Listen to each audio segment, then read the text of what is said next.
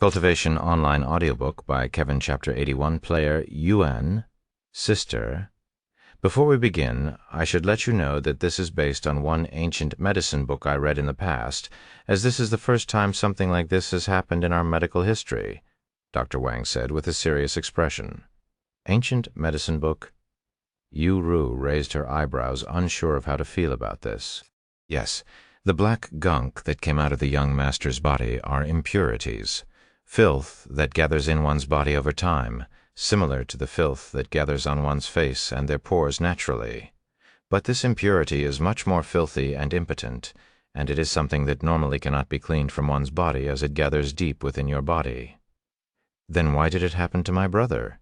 Yu Ru asked afterward. Honestly, I don't know.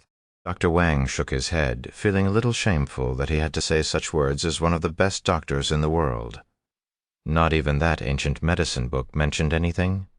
Unfortunately, Yu Ru looked at her brother before continuing, Then why do you say it's a good thing? Because the impurities are harmful to one's body. Although it won't kill us, it is obviously better for our body to get rid of its impurities, Dr. Wang said. So everybody has these impurities, right? For more, visit licknubblepub.com. That's correct. You, me, and everyone in this world should have these impurities within our body, and there is nothing we can do to it unless what happened to the young master happens to us too. Dr. Wang nodded. Anyway, that's all I have for the results. However, I have another reason for coming here today. Young master, would you mind visiting my hospital tomorrow so I can scan your body to make sure there's nothing wrong with it? What do you think, Yu Ru? Yuan asked her. We'll lose some time playing together, but your well-being is more important to me, so we can go tomorrow, Yu Ru said. Then it's decided. Dr. Wang nodded his head. I will see you tomorrow. See you tomorrow, Dr. Wang. Once Dr. Wang left, Yu Ru helped Yuan brush his teeth before tucking him into her bed, even though his own room is already clean. The foul smell still lingered, and they will need to wait a few more days to let it disappear naturally. As Yuan slept on her bed, Yu Ru surfed the web. However, unlike previously, whenever she sees player Yuan being mentioned on the forums, a proud smile would appear on her face. Ha ha ha, now that I know my brother is actually player Yuan, seeing these people speculate and talk about him is 100 times more entertaining. Yu Ru laughed inwardly as she read everything about player Yuan even more intensively than before. This content is taken from Light Novel Pub. After spending many minutes looking at people talking about her brother, Yu Ru suddenly had the desire to post something herself, so she created a brand new account under the alias player Yuan's sister, and posted on the forum with the title, I am player Yuan's sister, ask me anything. Let's see what kind of questions I'll get. Yu Ru waited in anticipation, and not even a minute after she made her post. Someone has already commented on her post. If you are player Yuan's sister, then I am player Yuan's father. Ha ha ha. Well, it's not as though I didn't expect these kinds of comments, since I also wouldn't believe it if someone with a brand new account claimed to be player Yuan's sister. Yu Ru shook her head with a smile, and by the time Yu Ru finished reading the first comment, another comment was made on her post. Brand new account claiming to be player Yuan's sister, kinda sus, and then another. If you're really player Yuan's sister, prove it. Are you delusional? Who would believe you? What a bad troll. Yu Ru shook her head at these rightfully suspicious replies before closing her computer and going to sleep. Well, even if they asked legit questions, I wouldn't answer them seriously anyway. Yu Ru thought to herself as she laid beside Yuan, who was already deeply asleep. If the world learns about my brother's identity, they might take him away from me, and I cannot allow that to happen no matter what. Yu Ru thought to herself as she fell asleep. Nah. The following morning, after Yu Ru finished her piano lessons and fed Yuan breakfast, she prepared to go to the hospital with Yuan. Are you ready, brother? Yu Ru asked him, who was sitting in the wheelchair wearing formal clothes she specifically picked. Whenever you are, he said. Visit Light Novel Pub C Hum for a better experience. Then let's go. Yu Ru nodded as she began pushing the wheelchair. and by the time they left the house, there was already a black limousine waiting in the front with 4 guards wearing black uniforms standing around it. "Where will we be heading today, young lady?" one of the guards asked her. "Dr. Wang's hospital," she calmly responded. Another guard opened the door of the limousine for them. Once Yuro carried Yuan inside the limousine, the guard folded the wheelchair and stored it inside the trunk, before going sitting inside with them. A few moments later, the limousine began moving, quickly leaving the site of the mansion behind them. Inside the limousine, Yuan was laying on the long seat with his body strapped, so he doesn't fall and his head resting on Yuro's lap. "How are you feeling right now, brother?" Yuro asked him. For more, visit LitRPG.com. "It's been a few months since I left the house, so I'm a little bit excited," Yuan said with a smile on his face. "Excited, huh? I would be too if we weren't going to the hospital," Yuro said with a bittersweet smile on her beautiful face. The place turned silent, and Yuro continuously caressed Yuan's soft and silky long hair until they reached their destination half an hour later. "We're here, young lady," the guard said to her as he opened the door.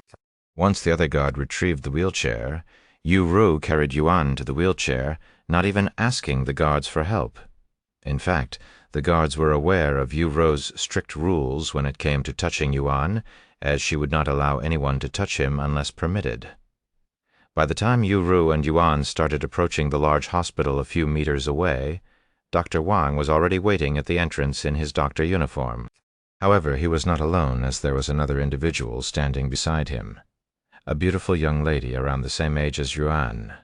"Young lady, young master, thank you for coming," Dr. Wang said to them with a smile on his face, and he continued, "My granddaughter heard you siblings were coming, so she decided to visit today. Hello, Lady Yu, young master. It's been a while since we last met." The beautiful young lady waved at them with a bright smile on her face.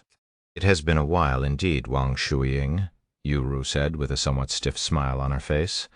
"Visit lignovelpu.com for the best novel reading experience."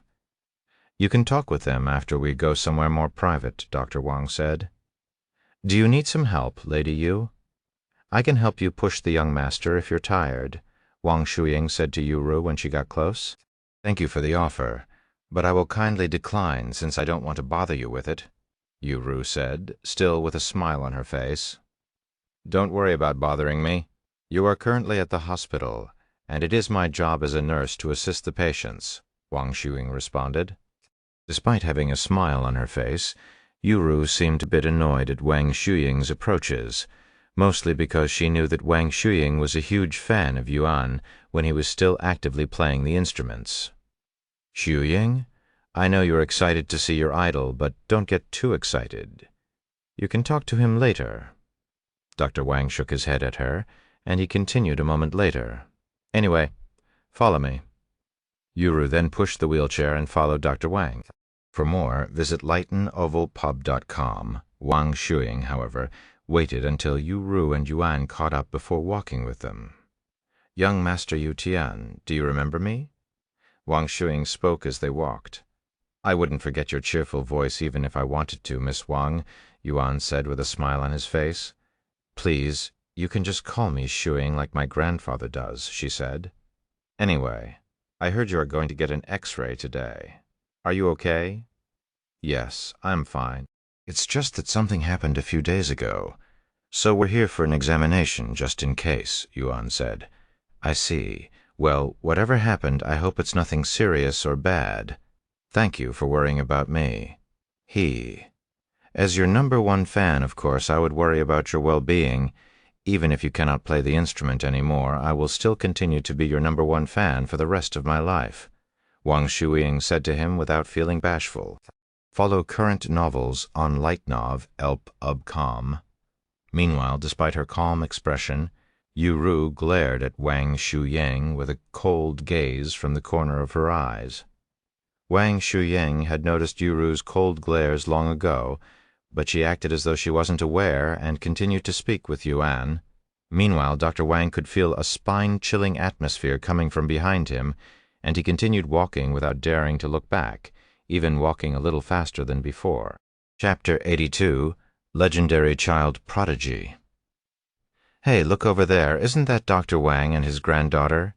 Who are those two youngsters following them? They must be really important people if they are getting treated by the divine doctor himself. When the other patients and even some workers in the hospital noticed Yu Ru and Yuan following Dr. Wang, they immediately began gossiping with each other, as it was incredibly rare to see Dr. Wang working personally in the hospital. Ah, you must be new here. That's the Yu family. They're one of the largest donors for our hospital, and Dr. Wang is currently taking care of one of their children who has this incurable illness. One of the more experienced workers there explained to the new nurse. Wait a second, did you just say the Yu family? That famous family with an immeasurable presence in the entertainment industry, especially the music industry? If I recall correctly, they have a genius musician in nearly every generation. That's right, they are that Yu family. Amazing, then, that beautiful young lady just now must be Yu Ru, the genius pianist who placed third in the national piano competition at only 16 years old. I knew she looked familiar. She looks even prettier in person than she does on television. What about that young man in the wheelchair? I don't recognize him. Since you know Yu Ru, you definitely know that young man. Although he looks completely different now due to the illness that devastated his body, he's Yu Tian, the child prodigy.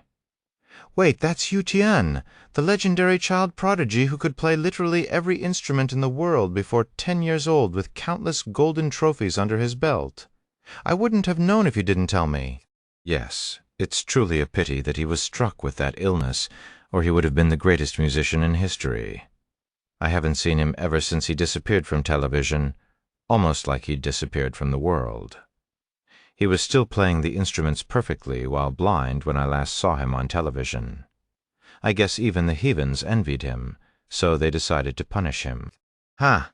I would be willing to do anything if I can see him on the stage once again. Me too. While the nurses talked about the Yu family's legacy, Yuan and the others just reached their destination.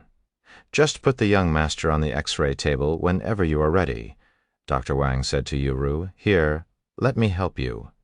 Wang Shuying said to Yu Ru, Thank you. Even though Yu Ru could have done it by herself, she didn't stop Wang Shuying from helping. After all, as much as she hated other women getting close to her brother, she simply couldn't deny someone as cheerful and kind as Wang Shuying, who is one of the few people in this world that still respected her brother despite his tragedy. Once Yuan was on the table, Yu Ru and Wang Shuying left the room and went to the other room where they could watch Yuan from behind a glass window. Visit Light No Vel Pak Ab Bub Kam for a better experience. I'm going to start now, young master. Dr. Wang spoke into the microphone that broadcasted his voice into Yuan's room before typing a few things into the computer beside him. The X-ray machine suddenly activated, and Yuan was sent into this egg-shaped capsule for scanning. And since the scanning process required some time, Wang Shuying decided to play some music on her phone. When Yu Ru heard the piano music that flowed flawlessly from her phone, she turned to look at Wang Shuying and asked, Is that all you ever listen to?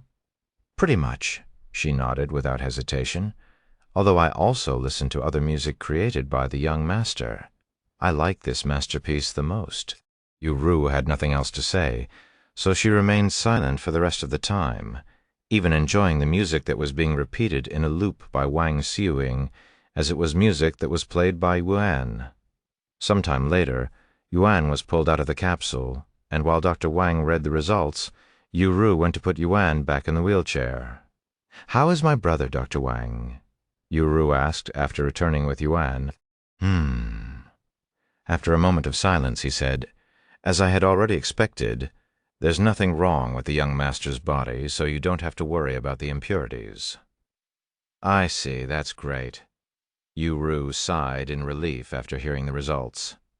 However, that is not all I have to say, Dr. Wang suddenly continued, and he said, According to the results, the young master's bones, they have gotten stronger, denser than before. Huh? My bones have gotten denser? Yuan spoke in a surprised voice. He wondered if this was also caused by the game.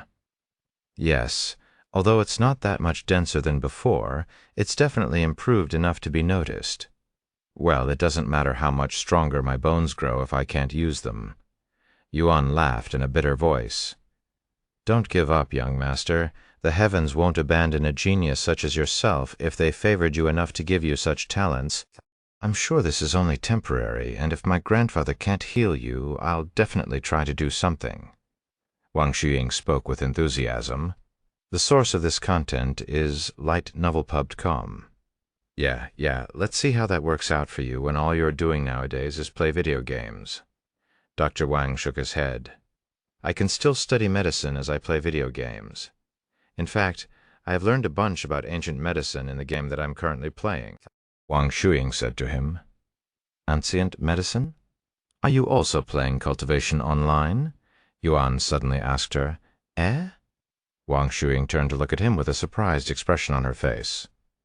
I am also playing the game with my sister right now, he said when he heard her surprised noise. Wait, I don't mean to be disrespectful, but you can play the game, young master, even in your condition, Wang Shuying said with a dazed look. Yes, although I don't know how it works. I can play the game perfectly fine, and I'm even perfectly healthy while inside the game, so I can use my limbs and see with my eyes, Yuan said. Both Dr. Wang and Wang Shuying stared at him with gawking expressions on their faces. And now that you mention it, I recall seeing on the news that mentioned something like that, how even blind people can play the game and somehow use their sights in the game. Wang Shuying spoke in a dazed voice afterward. Wait a minute. Does this mean I can watch you play the instrument again inside the game? Let's play together, young master. Wang Shuying said to him in a cheerful voice, I will be participating in the Dragon Essence Temple's disciple examination in a few days. If you want, we can meet there, Yuan said. Oh, I am already a disciple of another sect, one that focuses on medicine and alchemy. Wang Shuying sighed. However, I'll definitely try to meet with you one day. What is your sect called? If I am ever around the place, I can try to find you, Yuan said. It's called Pill Academy, located in the Northern Continent, she said. Northern Continent? That's quite far away since I am in the Eastern Continent, Yuan said. Oh, then it might be a while before we can play with each other. Wang Shuying sighed in a regretful voice. However, Yuro was trying her hardest to not smile at her misfortune. Who knows what she might try to do to my brother when I'm not there? She sighed inwardly. The most up-to-date novels are published on LitNovelPub.com, anyway. Is there anything else you need from us, Dr. Wang? Yuru asked him a moment later as she wanted to return to playing Cultivation Online with Yuan. No? I just wanted to see if there were any changes to the young master's body after that incident. Since we have done the X-ray and have the results, there is nothing else I need from you two. Then we'll go home now. Thank you again, Dr. Wang, for taking the time to do this, Yuru said. Haha, don't even mention it. Not only am I close with your parents, but I'm also a fan of the young lady and the young master. Dr. Wang laughed out loud. I'll walk them outside, Wang Shuying said as she followed Yuru and Yuan outside to their limousine. I'll see you later, young master. I hope we get to play with each other soon. Wang Shuying waved at them as they entered the car. Yes, I hope so too, Yuan said to her. Once the limousine drove off, Wang Shuying returned to Dr. Wang's side. It's been a long time since I last saw the young master so energetic. We have never spoken to each other so much before. I bet it's all because of Cultivation Online, where he's able to live as a healthy young man again. Wang Shuying said to Dr. Wang, updated from LitNovelPoo.com. However, Dr. Wang didn't respond to her, and he was silently staring at Yuan's X-ray results. What's the matter, Grandpa? Is there something wrong with the results? Wang Shuying asked him after noticing this. No, it's just that the young master's situation is extremely weird, to the point where it's not an exaggeration to call it a phenomenon, Dr. Wang said in a profound voice, and he continued, Looks like I will have to dig up and read some more ancient medical records. Perhaps I'll learn something new there. Chapter 83, Silver Ape Cave. After returning to their home, Yuru and Yuan quickly dived into the world of cultivation known as Cultivation Online. Welcome back, Brother Yuan. Xiaohua said to him after sensing that his presence had returned to the world. "Hello, Xiaohua," Yuan greeted her. "What are we going to do today? Do you still want to continue practicing Windblade?" Yuan asked Ru afterward. "Yes, but I don't want to slow down your progress with my boring training," she sighed. "What are you saying? It's called training for a reason. If you don't train, you won't get better," Yuan said to her. "Although it might be time-consuming, you'll have to do it eventually." "I guess so," Ru nodded. And since they last logged off while they were still in the wilderness, they didn't need to do any traveling and were able to continue hunting monsters instantly. A few hours later. "Congratulations, Ru. You can finally slay the monsters without making a mess," Yuan said to her as he looked at the cleanly separated monster corpse with a smile on his face.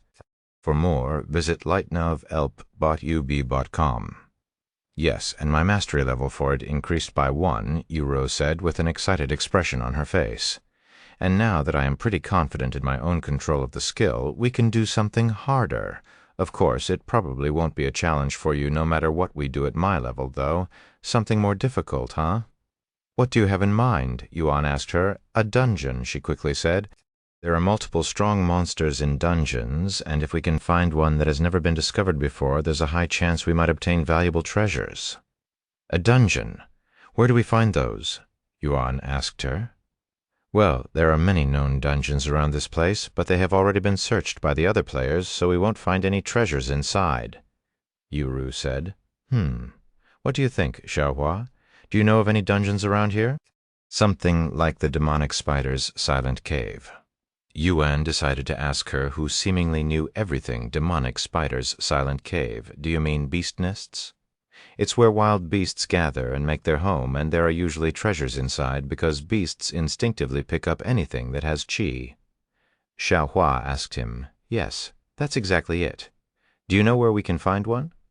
Ru asked her. For more, visit Light Novel Pub. Xiaohua should be able to find some with her divine sense. Xiaohua then closed her eyes, and a profound feeling expanded from her small body a moment later, sweeping many miles in an instant. Wow, what a powerful divine sense! I wonder how it feels to see so many things and so far at once. It's probably like having eyes in the sky. Yuan watched with slight envy, wondering how long it'll take before he can start doing the same thing. If I can also divine sense in the real world, that would be great too. Yuan sighed inwardly. About a minute later, Xiaohua opened her eyes again and said, "There is a beast nest a few kilometers from here, and there are about 30 beasts inside between the 2nd level and 6th level Spirit Apprentice realm." 6th level Spirit Apprentice. Do you think you can handle those, brother? "I will take care of the ones below the 4th level," Ru asked him. "Of course," Yuan nodded. "As for Xiaohua, you can just stay behind us until we need you, since it won't be challenging at all if someone as overpowered as you also fought the monsters alongside us," Ru said to her. "Well, although brother is also quite overpowered, at least, he can't snap the monsters out of existence with his cultivation base," Ru then added. "This content is taken from Lighten o Velpu B OK. Xiaohua nodded.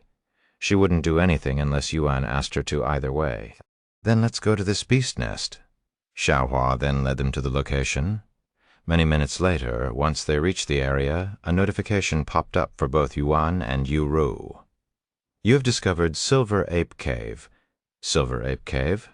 I don't recall seeing this name on the forums, so we should be the first ones to have discovered this dungeon," Ru said. "That's good. Then let's clear this place up real quick." However, before Yuan could even take a step towards the dark cave, Ru grabbed his arm and said, "Wait a second, brother. Have you forgotten? If we clear this dungeon together, our names will be announced to the entire world." "Oh, right. That would be disastrous for us. I don't want you getting caught up in my mess after all." Yuan nodded. "This content is taken from Litnov Elpub. If people see that player Yuan has a teammate, the other players would also begin looking out for Ru to find him, something he did not wish to see." "Then what should we do?" Yuan asked her. "How about this? Brother will go inside first and clear out the stronger monsters and then come back outside. Then I will go inside and clean out the rest of the weaker monsters," Yuru suggested. "That doesn't sound too bad, but I still don't want to leave you alone inside. Although they may be weak, accidents might happen," Yuan said to her, being extremely cautious when it came to Yuru's safety. "Then why don't Xiaohua come with me? Since she's an NPC, she won't appear on the announcements," Yuru said after a moment of pondering. "Oh, now that you mention it, that's true." Yuan nodded. "Okay, let's do that." A few moments later, Yuan retrieved his starry abyss and went inside the dark cave. However, once he was inside, the entire place was well lit, almost like there were lamps inside. Once he reached the end of the cave, there was a spacious area that resembled the demonic spider's silent cave boss area. However, in the middle of this spacious area were a dozen apes with silver fur and a massive glowing tree. This tree nearly reached the ceiling of the cave, which was over 30 meters in height, and most of the silver apes were deep asleep around this gigantic tree, with a few of them playing on the thick tree branches.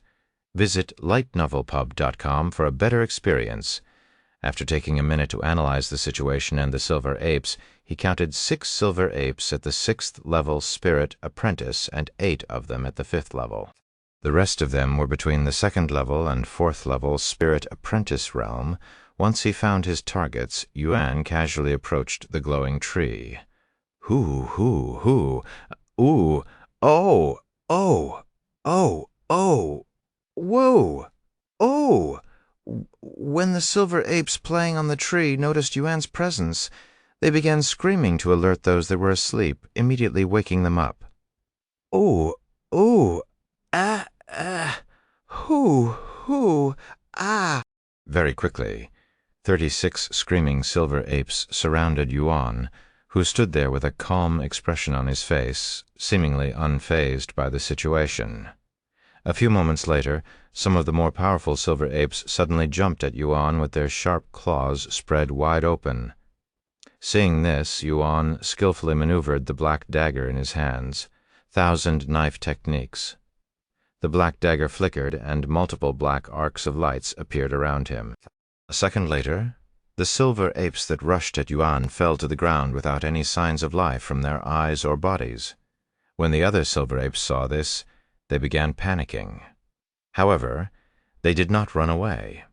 After killing a few of the silver apes, Yuan began his own assault, specifically aiming for the silver apes with a higher cultivation base. A few minutes later, all of the silver apes above the 4th level Spirit Apprentice were slain, leaving only the weaker ones. After witnessing their strongest members being slain by Yuan without any efforts, the silver apes no longer dared to surround him, and even began backing up to the massive tree. Visit lightnovelpub.com for a better experience. Yuan approached the tree, but he did not attack the silver apes, puzzling them. After looking around the tree and making sure there was nothing that Yuru couldn't handle, Yuan turned around and left the scene, dumbfounding the silver apes. "Brother, are you okay?" Yuru asked him after Yuan left the cave faster than she'd anticipated. "Yes, and I have dealt with all of the silver apes above the 4th level Spirit Apprentice realm, though I do feel a bit sinful after storming in there and killing them when they were minding their own business." Yuan sighed. "You shouldn't feel pity for beasts, brother Yuan. Although they may seem peaceful at glance, silver apes are vicious creatures that attack people in groups once they are hungry, and countless merchants and travelers have fallen to silver apes." Xiaohua said to him, "Is that so?" Yuan nodded. "Anyway, it's my turn to have some fun," Yuru said as she retrieved her spirit weaver. "Be careful in there, Yuru. Although Xiaohua is with you, don't get too ahead of yourself, as there are still over a dozen silver apes inside, and half of them are at the 3rd level and above." Yuan said to her. He then turned to look at Xiaohua and said to her, "And Xiaohua, make sure you protect my sister properly. Although she won't really die, it might affect her cultivation, and I cannot imagine seeing my sister's corpse, even if it's just a game." "Don't worry, brother Yuan. Xiaohua will protect your sister at all costs." Xiaohua nodded with a serious expression on her face. Yuan nodded, and Yu entered the Silver Ape Cave with Xiaohua by her side a moment later. Chapter 84, Spirit Frui. Wow. So these are silver apes, and what's the massive glowing tree in the middle? Yu mumbled in a low voice after seeing the silver apes. However, unlike previously, they were not sleeping around the tree. Instead, they were... Are they eating each other?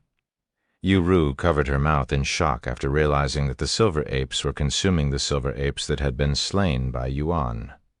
That's their nature. They eat anything as long as they're hungry, Xiaohua said. As for the glowing tree, that's a spirit tree. It can grow spirit fruits that benefit one's cultivation base. However, it takes many decades to grow even one, and the silver apes has already eaten all of them. What a pity. Yu sighed. Anyway, let's clear this beast nest. Xiaohua, don't do anything yet. Although you may not be a player, you're still Brother Tian's servant, so your contribution might still be counted toward my brother's contribution, and his name will show up on the announcements. Xiaohua silently nodded at Yu's words. Yu locked her eyes on a large group of silver apes gathered in a circle while consuming the dead silver apes. After taking a deep breath, she swung the Spirit Weaver. Visit lightnovelpub.com for a better experience. Wind Blade. An arc of powerful wind flew towards the silver apes horizontally, and before the silver apes could even react, the wind blade had sliced a dozen silver apes in halves. Oh, alerted. The silver apes immediately dropped their food and rushed at Yu. However, when they noticed the immense aura emitted by Xiaohua, they immediately stopped in their tracks and stood there as though they were stone statues. What the? Although Yu was dumbfounded by the situation, she didn't dare to stop and continue to throw wind blades at the silver apes. Whoosh! Whoosh! Whoosh! The silver apes dropped one at a time right in front of each other, yet none of them dared to move, almost as though they were rooted from fear. Visit lightnovelpub.com for a better experience. A few minutes later, all of the silver apes were slain by Yu, and an announcement appeared for the world to see. Congratulations. Player Yu has become the first player to have cleared Silver Ape Cave. When Yuan saw the announcement in the sky, a relieved smile appeared on his face. Once Yu came back outside, Yuan praised her. Wow, that was faster than I'd anticipated. Good job, Yu. However, Yu did not celebrate and merely sighed in a dejected voice. Something was wrong with those silver apes. It seemed like they were going to attack me at first, but they suddenly stopped moving and allowed me to kill them without any effort. It was ridiculous and not fun at all. Yuan was speechless and did not know how to respond to her complaints, as he only cared about whether she was hurt or not. Anyway, you managed to clear the dungeon and received an announcement. This makes you an ancestor, right? Yuan asked her. While that is the case, since it's only a dungeon clear, my title isn't worth as much as your skill and servant category firsts, Yu said. Then do you want to look for a few more dungeons to clear? Yuan asked her a moment later. Visit lightnovelpub.com for a better experience. No, it's fine. Then what would you like to do now? I would like to go on an epic journey that might take days, even weeks to complete. But I don't have the time for that now, so I want to spend my remaining time looking for a servant, Yu said. A servant, huh? What do you think, Xiaohua? Any way we can help my sister tame a beast? Yuan asked her. Xiaohua nodded and said, It's very easy to tame beasts. You just need to feed it some food, and if it likes you, you can try to tame it. Huh? It's that easy? Yu looked at her with wide eyes. Xiaohua nodded again and said, There are also techniques that allow you to tame and control beasts. Let's try the feeding method first. What kind of food should we be feeding them? Yu asked. It depends on what kind of beast you're trying to tame, but most of them like food that contains spiritual energy, especially spirit fruits. You're almost guaranteed to tame most beasts with a spirit fruit, Xiaohua said. Visit lightnovelpub.com for the best novel reading experience. Spirit fruits, huh? It's such a pity that the silver apes had taken all of them. Yuru sighed. You can buy spirit fruits in the market. They are worth about 500,000 gold coins each. 500,000 gold coins? Yuru exclaimed. That's a lot of money, but you can afford them without much trouble, right, brother? Yuan immediately began sweating after hearing her words, and he said a moment later, I only have around 200,000 gold coins left. Huh? How's that possible? You're still number 1 on the wealth leaderboards. Surely you have much more than 200,000 gold coins, Yuru said. Well, most of that wealth is actually in Xiaohua's possession, Yuan said. Yuru then looked at Xiaohua and said, But that wealth is still brother's right. Xiaohua nodded and said, Xiaohua is only holding it for brother Yuan. Then what's the problem? Yuru continued to ask. The source of this content is LitRPG. I didn't want to rely too much on Xiaohua and wanted to earn my own money, so I would rather not use the money we'd earned from selling her treasure unless it's an emergency. Yuan explained to her. Oh, I see, then I'll ask her. Yuru said, and she continued, Xiaohua, can I borrow 500,000 gold coins from you? I'll pay you back in the future. I also can't keep on relying on my brother forever. Xiaohua nodded her small head and retrieved 500,000 gold coins before handing it to Yuru without blinking an eye. In the eyes of a cultivator at her level, 500,000 gold coins is a neglectable amount of wealth. Are you sure, Yuru? It's only 500,000 gold coins. You don't have to pay us back, Yuan said to her. I borrowed it from Xiaohua. Not you, brother, and I am not shameless enough to accept money without paying it back. And like I'd said, I don't want to be too reliant on you. If you can't accept that money from Xiaohua, then you should know how I feel. Hearing her words, Yuan nodded. Anyway, where can we buy a spirit fruit? Yuru asked. Spirit fruits are pretty rare, so only luxurious stores would have them, Xiaohua said, and she continued. There's a very popular place in Phoenix City named Golden Phoenix Bazaar, and you can find most rare and valuable treasures there. Great. Where is this place? Yuru asked. New novel chapters are published on LitNovelPub.com, approximately 5,000 miles away. If we leave now, we should arrive there by tomorrow morning, Xiaohua said. Tomorrow morning, huh? What do you think, Yuru? It won't be my first time playing throughout the whole night, Yuan said to her. Let's do it. Since I only have one more day before I have to return to school, I would like to play with you for as long as possible. Yuru nodded. After retrieving his flying sword, Yuan picked up Yuru and jumped onto the sword before Xiaohua flew towards the sky with them. Although it's going to take some time, I cannot wait to be able to use the flying sword by myself, Yuru said. Me too. Yuan nodded. After flying for some time, they descended to take a quick break. After flying for a few more hours, the siblings logged off temporarily for dinner. Once they logged back into the game, they returned to their journey, and Yuru would fall asleep in Yuan's arms shortly later. Many hours later, by the time Yuru woke up, they had already traveled over 5,000 miles. For more, visit LitNovelPub.com. Good morning, Yuru. We should be there within an hour, Yuan said to her. Brother, oh no, I accidentally fell asleep since flying felt so good, Yuru exclaimed. I'm sorry, brother. Why are you apologizing?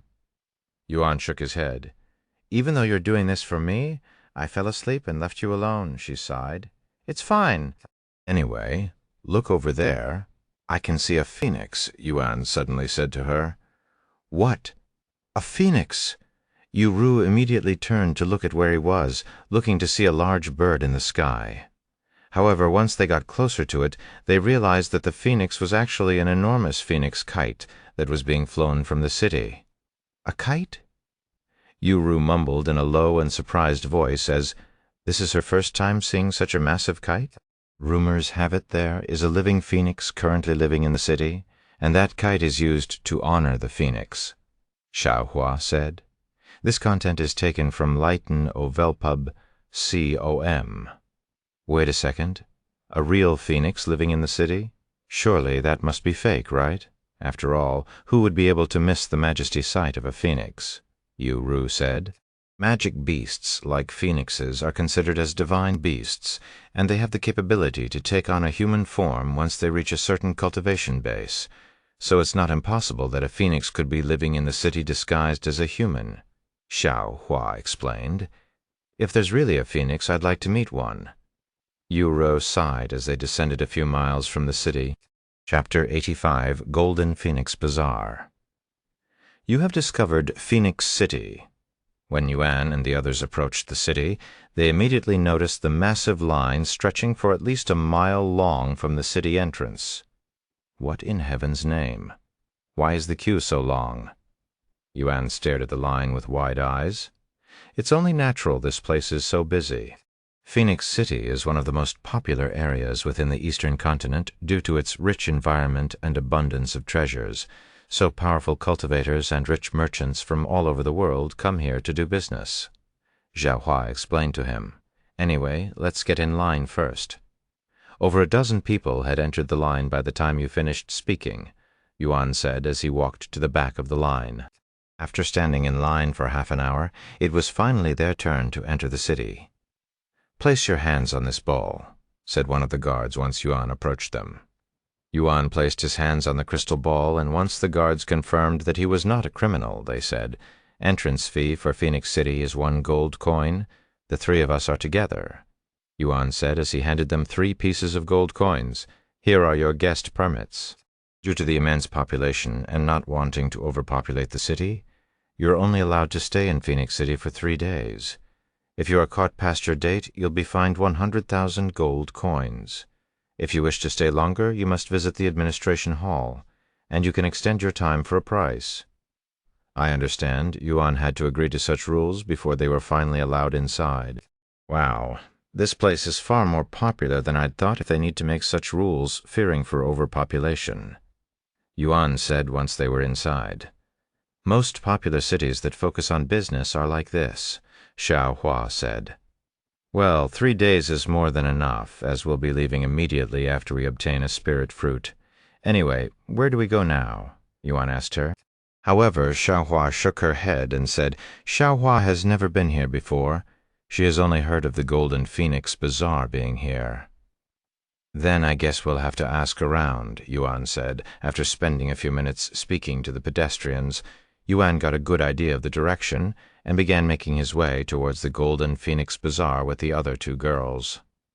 This place is really meant for business only. No matter where we go, the streets are filled with nothing but shops, Ru said as they walked, enjoying the scenery. Do people even live in this city? Because I haven't seen any houses yet. Only the wealthiest of people would live in a place like Phoenix City, and they are all within the center of the city. Do you see those tall buildings in the distance? They are houses, Xiaohua said as she pointed in that direction. What? Those pagodas are actually homes. That's like living in Cultivator's Haven, which has 21 floors, Ru exclaimed. After walking for many minutes, they reached this extremely wide street with a beautiful Golden Phoenix Bazaar kite flying in the sky. Wow, so this is the Golden Phoenix Bazaar, but why does it appear so empty compared to the other streets? Yuan raised his eyebrows. Xiaohua shrugged. I guess it doesn't really matter why there are so few people here. Anyway, we should just look at every store until we find one that's selling spirit fruits, right? Yuan said. They nodded. However, right as Yuan prepared to enter the street, they were immediately stopped by the guards standing not too far away. Wait a second. Do you have permission to enter this area? The guards asked them. Permission? We need permission to enter the Golden Phoenix Bazaar? Yuan asked them with a surprised look, as this is his first time hearing this. Naturally, the Golden Phoenix Bazaar is not your ordinary place where one can enter normally, and only those with a permit are allowed to do business here. Then where do we get a permit? I'd like to buy something in there, Yuan asked them. This must be your first time here. Even getting the permit to enter this place is not that simple. First and foremost, you must donate a generous amount of money to the city lord before you can even be considered for the permit. The guard said to him. Money? Yuan immediately began sweating. How much are we talking about? Most people donate at least 10 million gold coins, said the guard. 10 million gold coins? Yuan's jaw dropped to the ground. If one must pay 10 million to use the Golden Phoenix Bazaar, they might as well go somewhere else.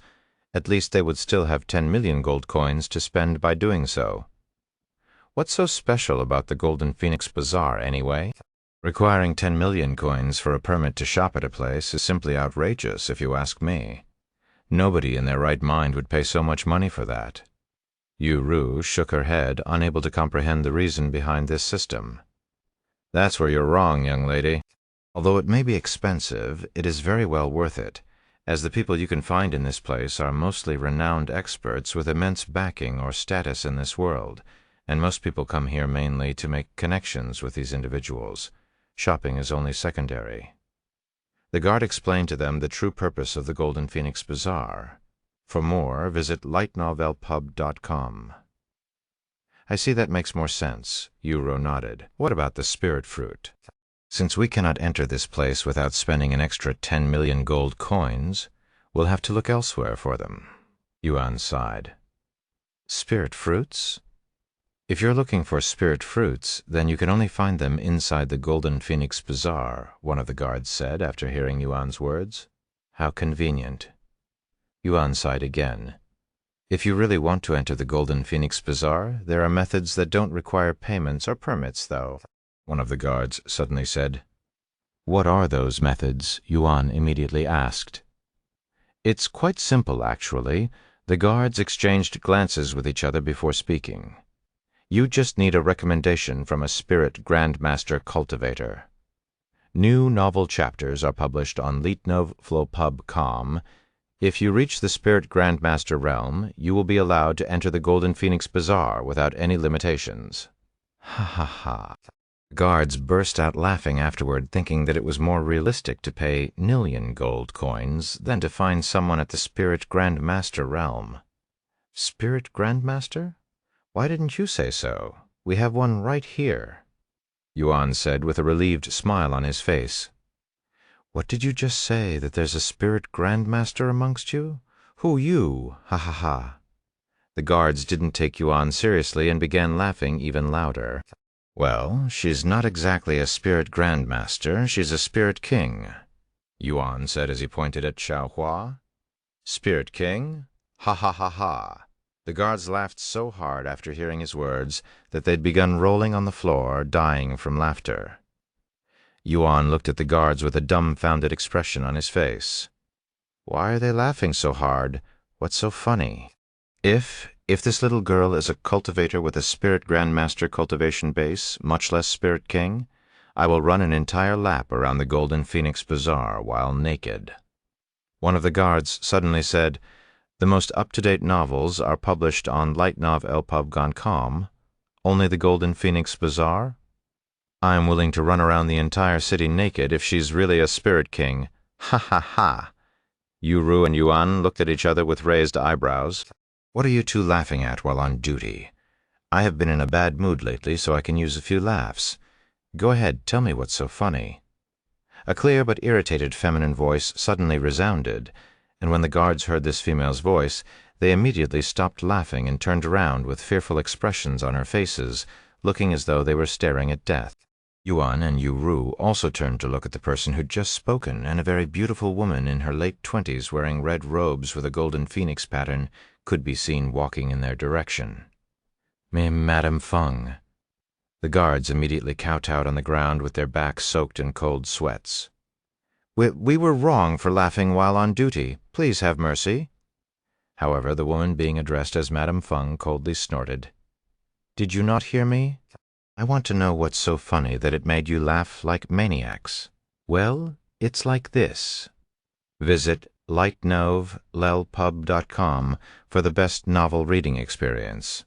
The guards proceeded to explain the situation to Madame Feng. A few moments later, Madame Feng turned her focus from the guards to Yuan and the two girls beside him. So you think it's funny to joke about being a spirit king, huh? Madame Feng narrowed her eyes at them, and suddenly, boom, the cultivation base of a spirit grandmaster suddenly erupted from Madame Feng's body, filling the area with a suffocating pressure, causing Yuan and Yuru to begin choking as though they were having trouble breathing. Do you still think it's funny too?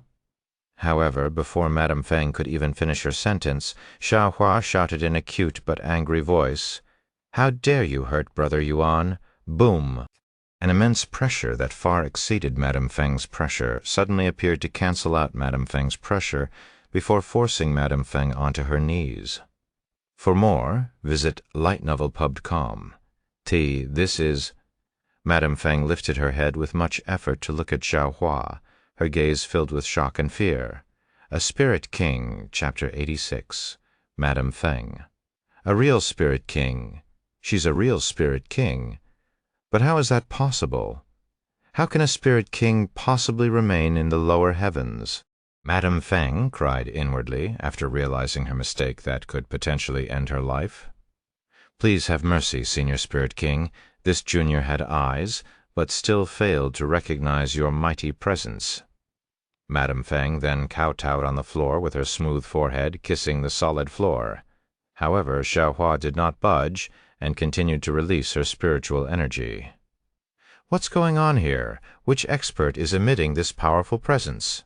This expert definitely surpasses the Spirit Grandmaster realm, the Spirit Lord realm.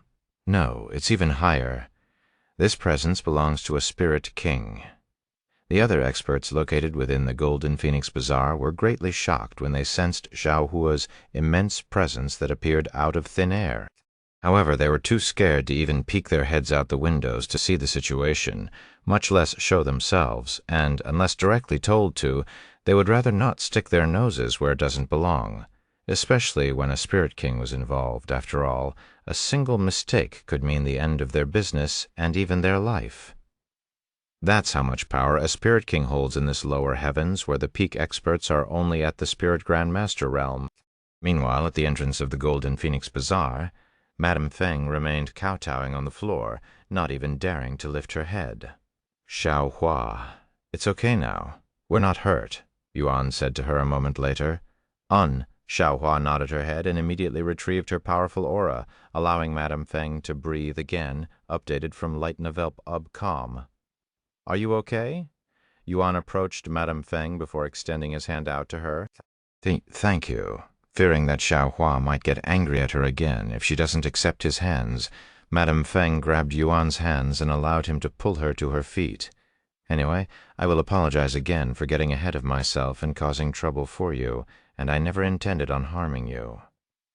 Madame Feng lowered her head and bowed to them in an apologetic manner after she was standing again. It was only a misunderstanding. You don't have to take it to the heart, Yuan said with a calm smile on his face. Anyway, since you have confirmed that Xiaohua is indeed at the Spirit King level, we should be able to shop in the Golden Phoenix Bazaar, right? Yuan then asked her. Yes, Madame Feng quickly nodded her head. Nobody would dare to stop them, even if they wanted to live in the Golden Phoenix Bazaar. And she continued, if you don't mind, I can help you with whatever you're looking for. I am the owner of the Phoenix Heaven in the Golden Phoenix Bazaar, one of the most renowned stores in the city. No matter what kind of treasure you're looking for, we will have it. If we don't, we'll know where you can find it. That'd be great, Yuan said, and he continued, we're looking to buy a spirit fruit. This content is taken from lightnovelpub.com, Spirit Fruit.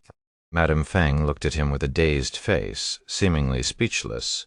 Yuan immediately began feeling nervous after seeing Madame Feng's reaction, worried that it might not be available because of its rarity. However, Madame Feng was thinking the complete opposite, as spirit fruits are pretty worthless in the Golden Phoenix Bazaar, where the treasures are usually worth 100 times more than spirit fruits. If it's only spirit fruits, I can offer some to you for free, Madame Feng said to him a moment later. Really? Isn't it very expensive, though? Yuan looked at her with wide eyes. Yes, it's my way of saying sorry for the trouble I've caused you three today, Madame Feng said. And if I have to be honest, spirit fruits aren't that valuable in my eyes, as my shop sells things that are worth way more. Since you don't mind, I won't be humble. Yuan nodded his head. Please follow me, Madame Feng said as she turned around and began walking away. Isn't this great, Yuro?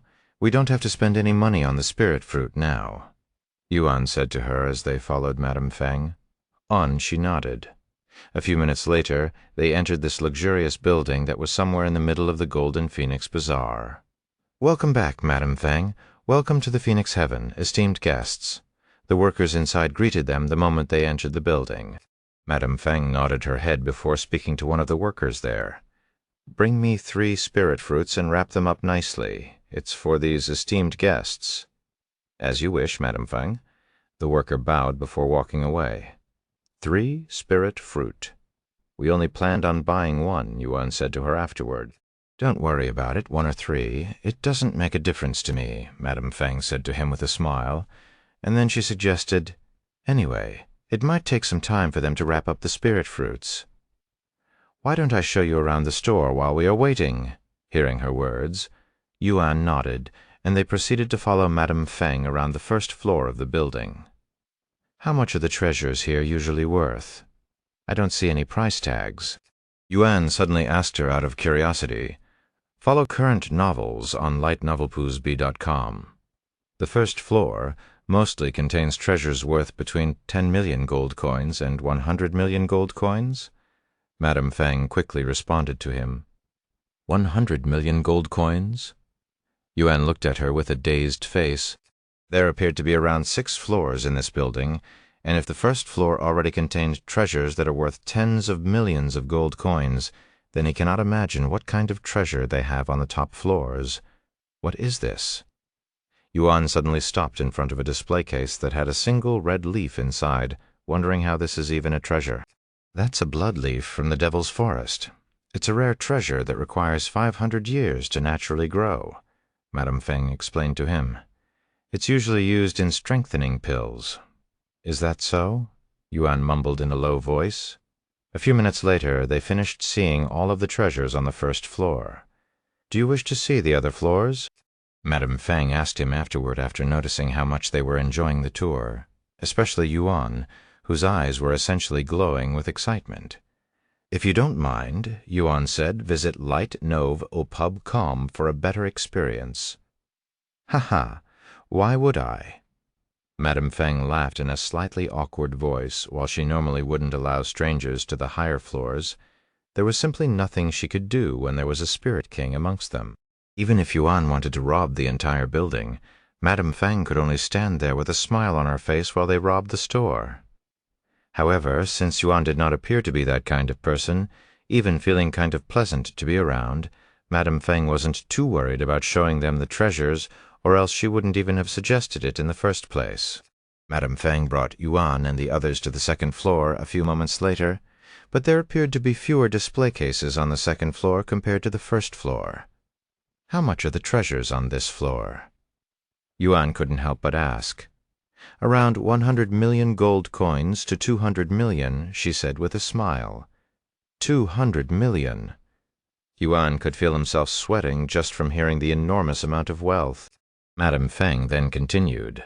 "The treasures on the 3rd and 4th floor are worth around 200 million to 700 million on the 5th floor. The treasures are all worth over 1 billion gold coins, but since the amount is so high, we normally accept only spirit crystal from that point forth. As for the 6th floor, most of the treasures there are priceless, so we only accept trades with a similar value for it." After seeing every treasure on the 2nd floor, they continued on to the 3rd floor. "This is a divine grade sword." Yuan gazed at the beautiful and sharp sword in the display case with admiration in his eyes. That sword is called 1,000 Lords, and although it is only of low quality, it is immensely powerful to the point where even a mortal would be able to cleave an entire mountain in half if they could wield it. "Xiaohua, at what cultivation level do I need to be in order to wield something like this?" Yuan decided to ask her. Brother Yuan should be able to wield Earth-grade treasures now, perhaps even low-quality Heaven-grade treasures. However, you'll need to reach Spirit Grandmaster before you can even consider wielding a Divine-grade treasure. Spirit Grandmaster? That's quite far away, Yuan sighed. After spending a few minutes on the 3rd floor, right as they prepared to head onto the 4th floor, one of the workers there approached them with 3 luxurious-looking square boxes. "Madame Feng, here are the spirit fruits you have requested. For more, visit lightenovelpub.com. Madame Feng accepted the spirit fruits before handing them to Yuan. Here you go, esteemed guests. It's not much, but please accept this small token from me. Thank you. Yuan accepted the boxes with a humble expression on his face. Although you now have what you came for, do you still wish to see the other floors? I can see that you have a fascination for swords. Since that's the case, you'll definitely love what I have on the top floor. Madame Feng said to him afterward. While she could just let Yuan leave now, she didn't want them to leave before she could create some sort of connection with them, especially with Xiaohua, a spirit king. Okay. Yuan immediately nodded, as he was also curious about the treasures on the higher floors, Chapter 87 Empyrean Overlord. After putting away the spirit fruits into his spatial ring, Yuan and the others followed Madame Feng to the 4th floor, where even fewer display cases were available. What kind of pill is this? Yuru suddenly asked after seeing the reddish pill in the display case, as she cannot imagine how a single pill could possibly cost hundreds of millions of gold coins. That's the Spirit Advancement Pill. It can boost the cultivation base of any cultivator before the Spirit Master realm by an entire realm, so 9 levels, Madame Feng explained to her. An entire realm? So I can reach the Spirit Warrior realm right now if I swallowed it? Yuru asked, her voice filled with shock. Correct. However, you can only consume one of these in your lifetime, so most people would consume it at the 1st level Spirit Warrior realm so they can become a Spirit Master instantly. Wow, how much would one of these cost? Yuan asked afterward. 650 million gold coins, Madame Feng responded with a smile on her face. 650 million? Yuan's jaw dropped. It didn't take him much effort or money to reach the 5th level Spirit Warrior realm, so the ridiculous price seemed unjustified in his eyes. However, to the majority of cultivators in this world that require months and even years of effort for a single breakthrough, if they could potentially save many years of their life with a single pill, the Spirit Advancement Pill was worth every penny if they could afford it. After walking a circle around the 4th floor, Madame Feng brought them onto the 5th floor, where only 7 items were being sold. Everything in here is worth over 1 billion gold coins? I wonder what you can do with that amount of money in this world, Yuru mumbled. Although 1 billion gold coins may seem like a lot, it's actually not as much as you're thinking. An average sect will earn and spend tens of millions of gold coins a month, whilst the bigger ones spend hundreds of millions of gold coins every month. Madame Feng said, but that's for an entire sect with thousands of people, right? I cannot imagine someone spending so much money on a single individual, Yuru shook her head. If you are talented enough, people will be willing to spend as much resource as needed. You will be surprised by how much resources wealthy families spend on their most talented children, Madame Feng said with a smile on her face. Let's take this golden spirit silk, for example. This golden spirit silk is a very important ingredient for an extremely rare and powerful pill that will permanently increase an individual's cultivation speed. If you have a very talented individual in your family and enough money, would you be willing to spend it on this person who will surely become a great figure in the future and earn much more than what you'd spent? There's really not much difference between investing in business hoping for a good return and investing in an individual hoping to maximize their growth. Investing into a person's future, huh? Yuru turned to look at Yuan, who was considered to be one of the most talented child prodigies in history, and how much their family had invested into him before he became a cripple. Do you know of a herb called the 7-colored herb? How much do you think one of those would cost? Yuan suddenly asked her, who appeared very experienced in prices for treasures. The 7-colored herb. Now that's a treasure everyone with a store in the Golden Phoenix Bazaar would covet, even though they probably won't try to sell it. If I had one right now, it would be placed on the 6th floor, as they are extremely rare and priceless. Priceless, huh? Yuan nodded. For more, visit lightenovelpub.com. Seeing his reaction, Madame Feng narrowed her eyes at him, wondering if he had in his possession a 7-colored herb. Anyway, let's continue the tour, Madame Feng said a moment later, and they returned to looking at the display cases, whilst Madame Feng explained to them the history and value for each of these treasures that are worth over 1 billion gold coins. Some time later, Madame Feng brought Yuan and the others onto the top floor in the building. "There are only 3 items on this floor?" Yuan mumbled after seeing 3 thick display cases perfectly distanced from each other. However, unlike the previous transparent display cases, these display cases were completely black, resembling glasses that were tinted to the extreme. These display cases are protected by a powerful formation that can block even attacks from a spirit grandmaster such as myself, Madame Feng said to them. Then she snapped her fingers, and one of the display cases suddenly became transparent again, allowing them to see the item inside. Is that a heart?" Yuan asked in a baffled voice after seeing the red pulsing object that resembled a beating heart. "It's still beating too?" Yu exclaimed. Updated from lightnovelpub.com. Although it looks like this and closely resembles a heart, it is actually a monster core that once belonged to an extremely fearsome magical beast at the Spirit Grandmaster realm, Madame Feng said. "A monster core? This beating thing?" Yuan's jaw dropped, as this is his first time seeing such a unique-looking monster core. Although he can eat normal monster cores without batting an eye, he will definitely have trouble putting something this disgusting into his mouth. The Spirit Grandmaster demonic beast was a special existence that had demonic blood flowing in its veins, hence why its monster core looks this way. Madame Feng said. "Demons? How do they differ from magical beasts?" Yuan asked. "Demons are extremely powerful and fearsome monsters that resemble humans but are neither human nor beasts. They are bloodthirsty entities with unknown origins, so we do not know how they came into existence. However, we do know that they are extremely powerful and feared by most people," she explained. "I see." Yuan nodded. "Well, you won't find any demons in the lower heavens, though, as they are usually too powerful to exist here," Madame Feng said a moment later. "Let's move on to the next item. I have a feeling that you'll really like it."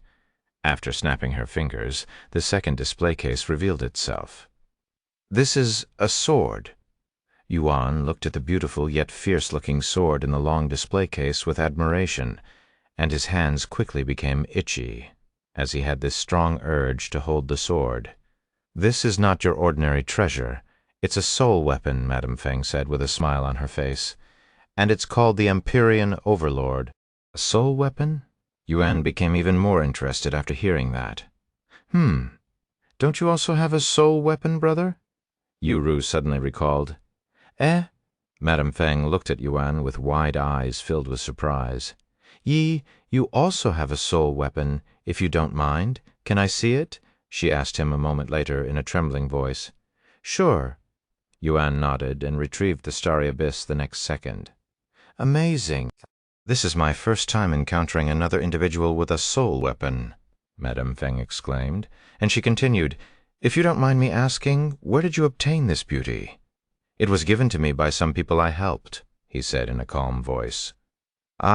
It was given to you, Madame Feng," mumbled in a trembling voice with a dazed expression on her beautiful face, wondering what kind of person would give away a soul weapon just because they had been helped by him. "What about you? Where did you obtain this sword?" Yuan then asked her. "I found this baby inside the legacy tomb of some powerful cultivator 500 years ago," Madame Feng said with a nostalgic feeling around her. "Legacy tomb? What's that?" Yuan tilted his head. "They are essentially a cultivator's graveyard, Brother Yuan. When a powerful cultivator is near death but they want to pass down their legacy, they will create these areas to challenge those who wish to attain their legacy, and whoever passes the challenges will obtain all of that cultivator's wealth." Xianxia explained to him, "I'm more interested in how long ago you found it. 500 years. Do cultivators really live that long?" Yu said to Madame Feng with a dazed look on her face, as she cannot even imagine living past 100. 50, much less 500. "Yes, most cultivators at the Spirit Grand Master realm can live up to 1,000 years, Madame Feng said to her. 1,000 years? Then what about a Spirit King?" Yu asked as she turned to look at Xianxia.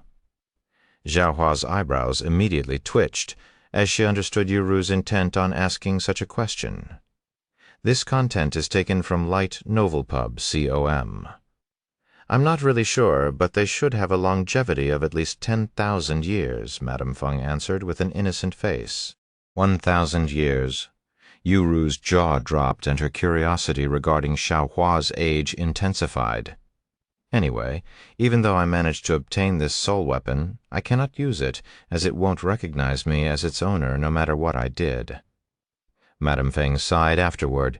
It won't recognize you? Yuan mumbled with a profound expression on his face. When Xiaohua saw this, she turned to look at Madame Feng before asking her, "Since the soul weapon is on display in this store, you are willing to sell it, right?" Hearing her question, Madame Feng immediately nodded. That's correct, though. I'm mostly looking to trade it for something of similar value, if you don't mind." Madame Feng spoke in a reserved voice, as her fear for Xiaohua still lingered within her heart. Meanwhile, Yuan stared at Xiaohua, whose intentions were clear as day, with a surprised face, clearly speechless. Chapter 88, Trading for the Soul Weapon. "Xiaohua, don't tell me you're going to." Yuan looked at her with his eyes wide open. Xiaohua nodded and said, "Brother Yuan looked like he wanted to hold the sword, and Xiaohua believes that she should invest in Brother Yuan's future, as there's no doubt that he'll become a great figure in the future. While it's true that I wanted to try holding the sword, it is an exaggeration to say that I want it," Yuan said with a perplexed expression on his face. However, Yuru said with a smile on her face, "There's no need to be humble, brother. You may be able to fool others, but you cannot fool me. I know you want that sword, and as Xiaohua said, you are worth the investment. Yuan shook his head at his little sister who'd betrayed him. The only reason why he refused the soul weapon was because he feared the enormous price that Xiaohua might have to pay in order to obtain it for him. Anyway, what do you want in exchange for the soul weapon? Are you looking for something in particular?" Xiaohua returned to Madame Feng. "Honestly, I have been hoping to exchange the Empyrean Overlord for another soul weapon, one that I can use. However, I have had the Empyrean Overlord for over 500 years now, and there have been countless individuals interested in it. But alas, I have not met another individual with a soul weapon until today, and I doubt you would be willing to part with your current soul weapon." Madame Feng sighed. "Weapons, huh? Although Xiaohua does not have any soul weapon, she has plenty of treasures." Xiaohua then opened her spatial ring and began pulling out weapons one after another until the floor was littered with at least a dozen weapons, each emitting its own powerful aura. Not just Madame Feng, but even Yuru and Yuan were staring at Xiaohua with gawking expressions on their faces. Just how many treasures does she have? The source of this content is Lightnov, so pub. These are all. Madame Feng's body trembled in excitement after feeling the auras coming from these treasures. They are all peak-quality divine-grade treasures. "Pick as many as you want for the soul weapon," Xiaohua said with a calm expression on her face. Since she'd already planned on giving these weapons to Yuan in the future, it wouldn't make a difference if she traded them for another weapon that he'll be using. Divine-grade treasures. Yuru's mouth salivated from the sight of so many endgame treasures. A single one of these treasures would shake the entire world and its entire player base, yet there were over a dozen of them laying before her on the floor. If she'd posted this on the forums online, nobody would believe her even if they were beaten to death. After a long moment of silence, Xiaohua spoke. "You're not satisfied? If you cannot pick, Xiaohua will exchange all of them for the soul weapon." "Wait a moment. Senior," Madame Feng suddenly said in a trembling voice. I am just speechless. A single one of these treasures could easily fetch over 500 million gold coins, and you're willing to exchange a dozen of them for the soul weapon? That'll make me look like I am trying to take advantage of you." "Then what do you want for the soul weapon?" Xiaohua asked her again, seemingly annoyed that she cannot make up her mind. "Then, if you don't mind, I will take these 3 divine-grade treasures." Madame Feng picked 3 of the divine-grade weapons off the floor and showed them to Xiaohua. "Okay." Xiaohua nodded her head without hesitation, as she wouldn't have minded even if Madame Feng wanted all of them, since soul weapons are truly priceless. New novel chapters are published on Light Novel Pub. Calm. Once Madame Feng accepted the divine-grade weapons, Xiaohua returned the rest into her spatial ring. Meanwhile, Madame Feng retrieved the Empyrean Overlord from the display case and handed it to Yuan. "Thank you for doing business with Phoenix Heaven, esteemed guests. This is the Empyrean Overlord." Yuan held the massive sword that was nearly his height with both of his hands, barely keeping it from falling due to its immense weight. "This is much heavier than I'd expected," Yuan exclaimed afterward. "Well, it weighs over 1,000 jins, not to mention the soul weapon hasn't recognized you as its master yet. If you can control it, it should become as light as a feather," Madame Feng said. And then she continued, "Oh, I forgot to ask you this, but have you been acknowledged by your other soul weapon?" And does that matter?" Yuan asked her. She nodded and continued, "Most people can only contract one soul weapon at a time unless they have a strong soul. However, even if one has the capability to control two soul weapons at once, there's a high chance that the soul weapons would reject each other, as most soul weapons do not like sharing their resources." "Sharing their resources?" Yuan raised an eyebrow. "For more, visit Light Novel Pub. Calm soul weapons grow with their owners, but if you have two soul weapons, it's only logical that they will have to share that experience, slowing down their growth by half." Madame Feng explained to him. "I had no idea it would be like that, and yes, I am already contracted with the Starry Abyss," Yuan said to her. "It would suck if I am unable to contract it because of the Starry Abyss, since I like them both equally." "Well, there's no harm in trying. If it doesn't work out, I don't mind giving you a refund," Madame Feng said. "Don't worry, Brother Yuan. With your talents, you'll have no trouble controlling two soul weapons at once," Xiaohua said to him. "That's right, brother. Don't underestimate yourself." Yu patted his back for encouragement. Yuan nodded and laid the sword on the floor. He then poked a hole in his finger with the Starry Abyss before squeezing a drop of his blood onto the sword. The moment his blood touched the Empyrean Overlord, it immediately began trembling. However, it was not just the Empyrean Overlord that had a reaction to Yuan's blood, as Madame Feng suddenly felt a shiver going down her spine. "This smell is?" Madame Feng unconsciously raised her eyebrows after smelling an indescribable fragrance that had suddenly appeared in the room and instantly attracted her attention. Meanwhile, the Empyrean Overlord on the floor suddenly began levitating off the floor. Visit Light Novel Calm for a better experience. Oh. Yuan became excited after seeing the Empyrean Overlord reacting the same way the Starry Abyss had when he contracted it. The Starry Abyss in his grasp also suddenly began trembling, almost as though it was trying to communicate with the Empyrean Overlord.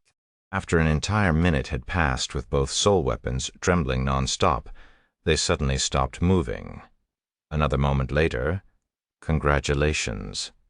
The Empyrean Overlord has recognized you as its owner. Empyrean Overlord. Level 0, rank, soul weapon, growth rate very slow. Visit lightnovelpub.com for a better experience. Requirement, description. A mythical sword once wielded by the Sword Emperor. It can be as light as a feather or as heavy as a star. It worked, the contract worked. It recognized me as its master." Yuan shouted in excitement after seeing the notification. "Congratulations, Brother Yuan," Xiaohua said to him without much surprise on her face. "See? There's nothing you cannot do, brother," Yu said with a smile on her face. However, as they were celebrating, Madame Feng suddenly moved and approached Yuan. "What's wrong, Madame Feng?" Yuan asked her when she got extremely close to him. "I'm sorry, but I cannot control myself right now." Madame Feng spoke as she suddenly grabbed Yuan's hand that was still bleeding slightly and lifted it towards her own face. Follow current novels on lightnovelpub.com."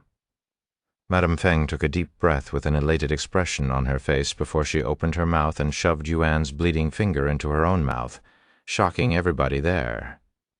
"Madame Feng?" Yuan exclaimed, yet he couldn't remove his arm when he tried, as he was being tightly held by a spirit Grand Master, and he could feel Madame Feng sucking on his finger, or more precisely, his blood. "What are you doing to my brother?" Ru also cried out loud, her eyes wide with shock. However, almost as though she was in a trance, Madame Feng ignored everything around her and continued sucking on Yuan's finger with an enchanted expression on her face, looking like she was charmed by the taste of his blood. "Get away from Brother Yuan." Xiaohua waved her sleeves with a frown on her small and round face, forcing Madame Feng off the terrified Yuan. "Thank God my finger is still here." Yuan sighed in relief after seeing that his finger, albeit wet with Madame Feng's saliva, was still intact. After a long moment of awkward silence, Madame Feng finally snapped out of her daze, and when she realized what she'd just done, she immediately kowtowed on the floor with her face flushed with redness. I'm so sorry. I don't know what happened to me just now. Something about your blood had attracted me, and I swear I didn't do it on purpose." "My blood?" Yuan looked at her wet finger with raised eyebrows. Why would his blood attract her?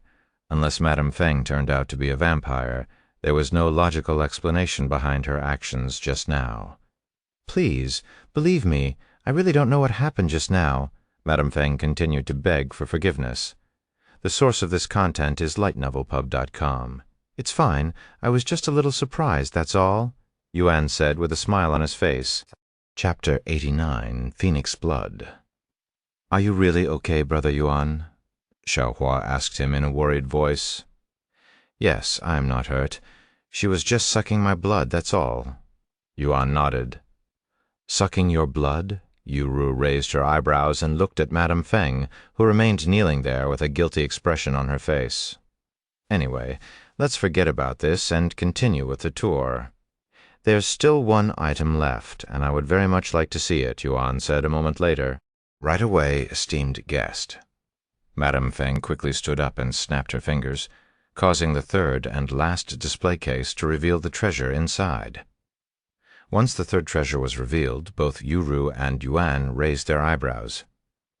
"This is a jade slip?" Yuan placed his head in front of the display case and narrowed his eyes, making sure he wasn't seeing things. This object has this indescribable feeling to it. Ru also looked at it with curiosity. "What is this thing?"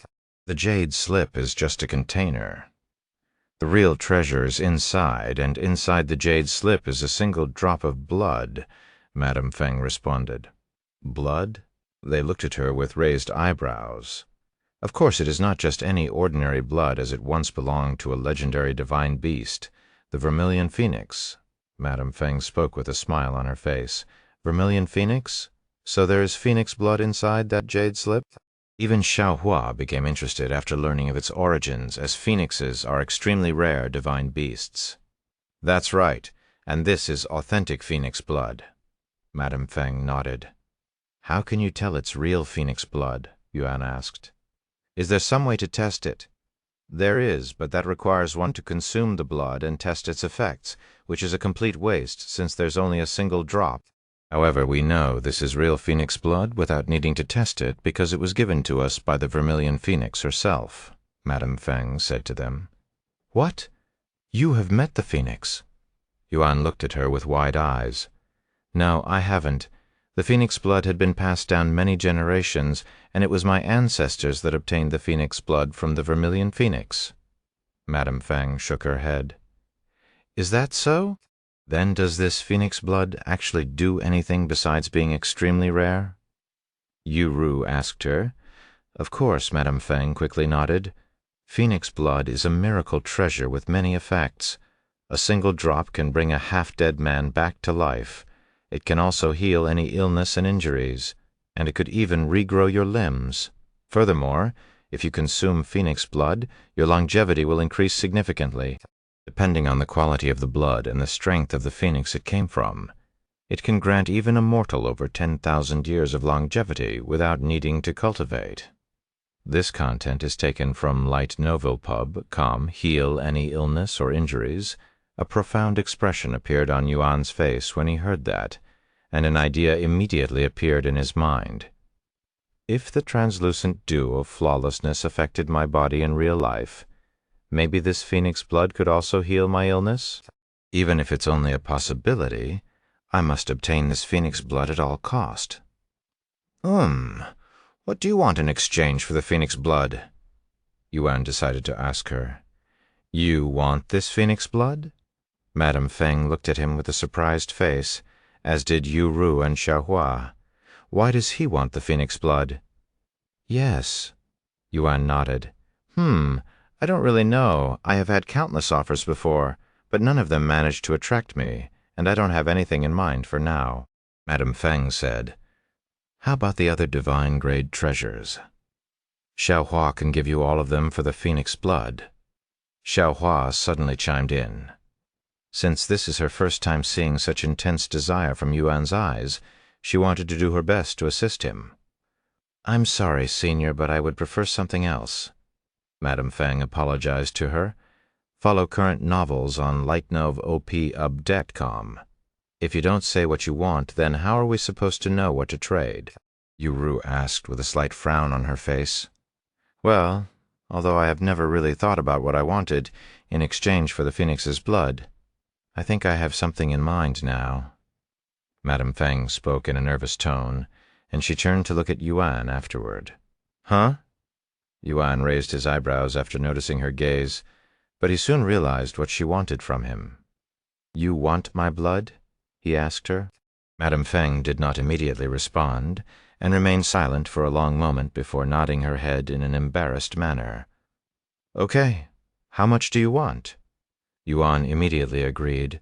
As long as it doesn't kill me, I'll give you however much blood you want. Really? Madame Feng's eyes flickered with excitement.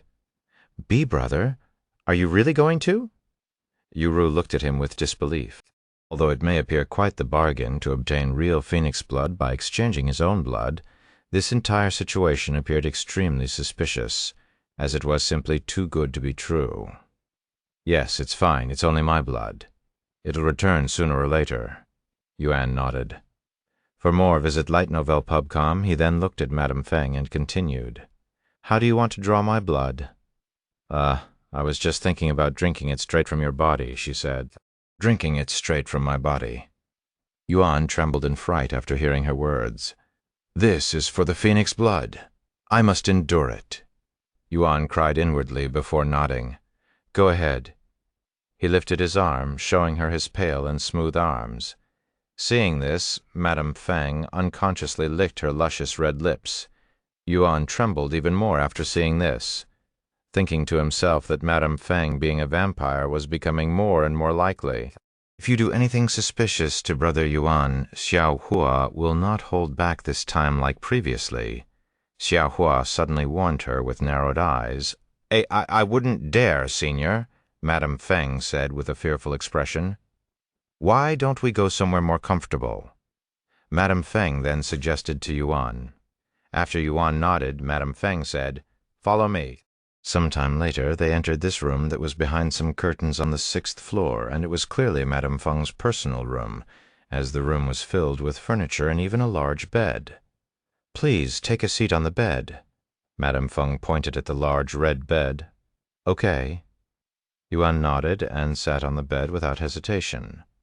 Madame Feng then sat beside him with Yu Ru and Xiaohua standing a few meters away. Whenever you're ready, Madame Feng said to him in a gentle voice. Yuan nodded before using the starry abyss to cut a small opening on the lower area of his palm, and blood immediately began flowing out. Madame Feng quickly grabbed his hand and kissed his wound with her soft lips, not letting even a single drop of his blood go to waste.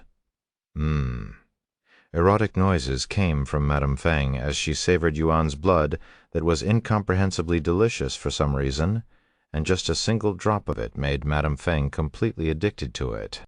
Meanwhile, Yuan tried his best to keep a poker expression on his face, but the feeling of Madame Feng's soft lips was simply too stimulating, especially her tongue that was gently licking his wound, almost like a dog. Why do you think she likes my brother's blood so much?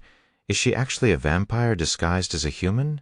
Yu Ru whispered to Xiaohua as they watched. Xiaohua shook her head and said, No, she's not a vampire. As for why she's consuming Brother Yuan's blood, Xiaohua can think of a few. Brother Yuan's blood may be special. Perhaps he has a unique bloodline that has the effect of making people addicted to it. Huh? Is that even possible? Ru looked at her with wide eyes.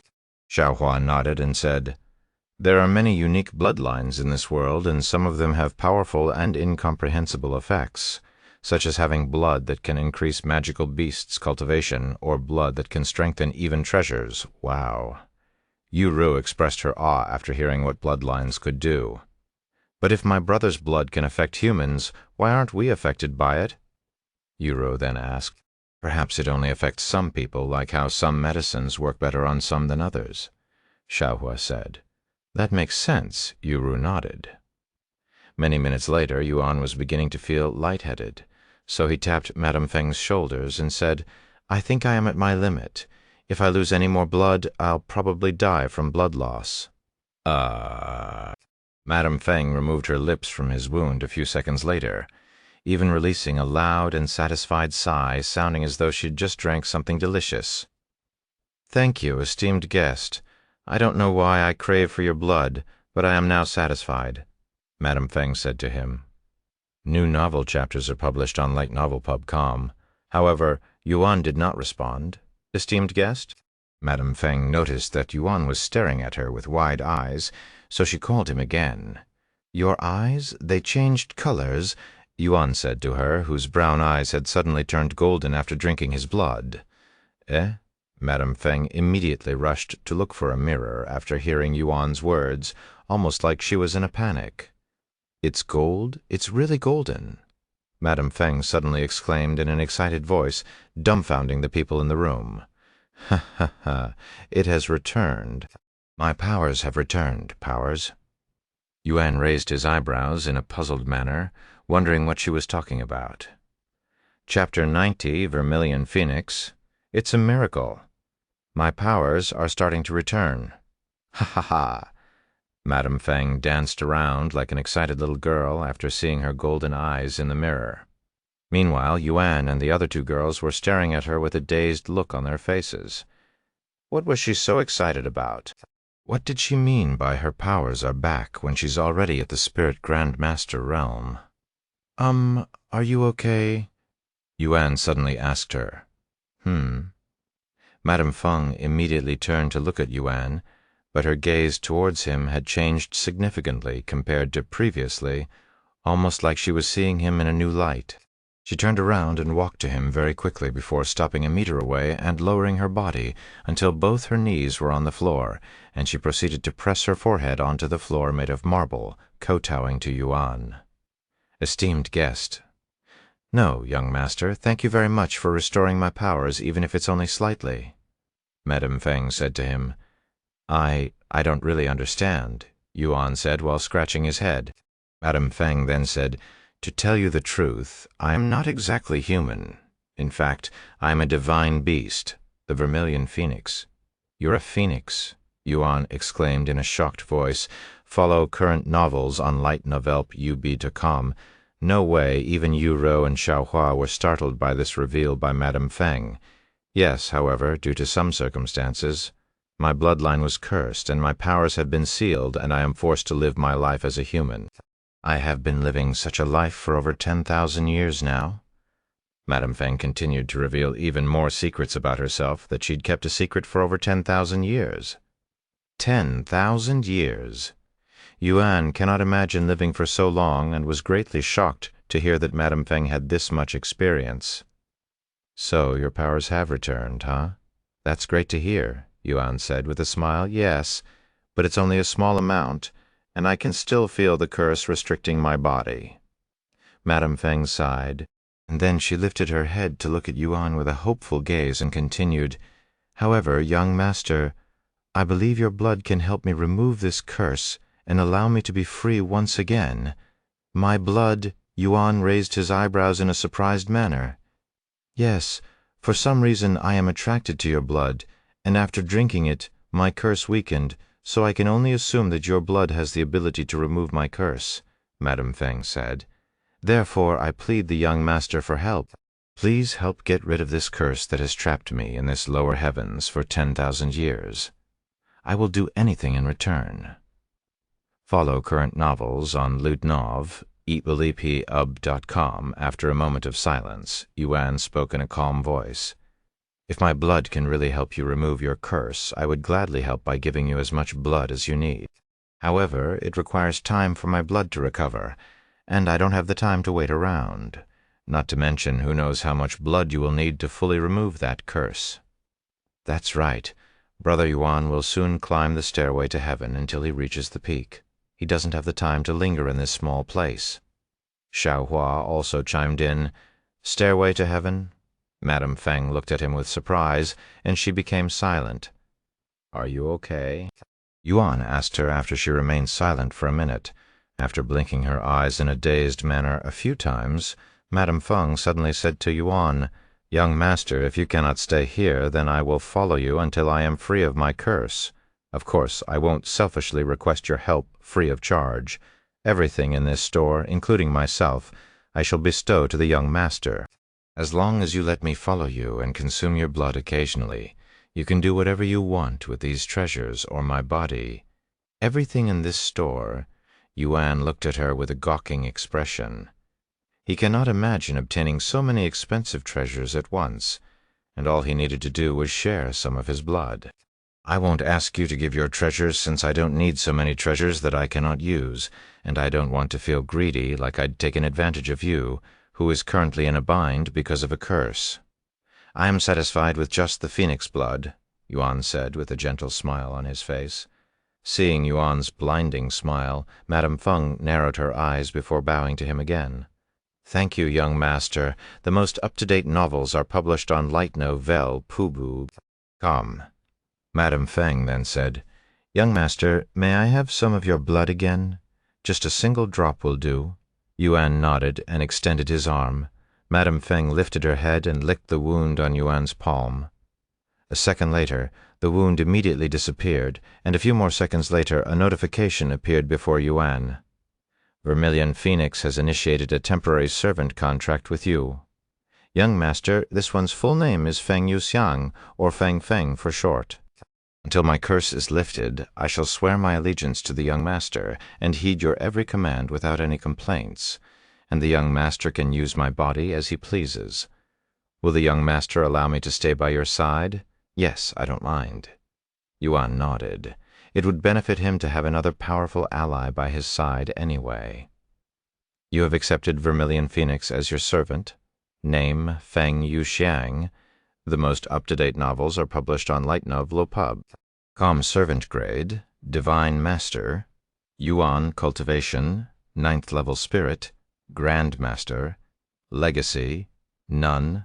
Bloodline, Ancient Phoenix Bloodline. Physique, Inextinguishable Immortal Fire. Phoenix, Fire. Rank, Heaven. New novel chapters are published on LitNovelPub.com. Mastery Level 5. Superior Sense, Rank, Heaven. Key Manifestation, Rank Earth. Fly, Rank Earth. Undying Flames, Rank Divine. Fire Immunity, Rank Divine. Cursed Bloodline. The source of this content is litnovelpub.com. Rank Congratulations, because you have obtained a divine beast as your servant. You have been awarded the unique title Divine Beast Tamer. After Yuan accepted Feng Yuxiang as his servant, an announcement appeared in the sky for every player to witness. Congratulations! Player Yuan has become the first player to obtain a divine beast servant.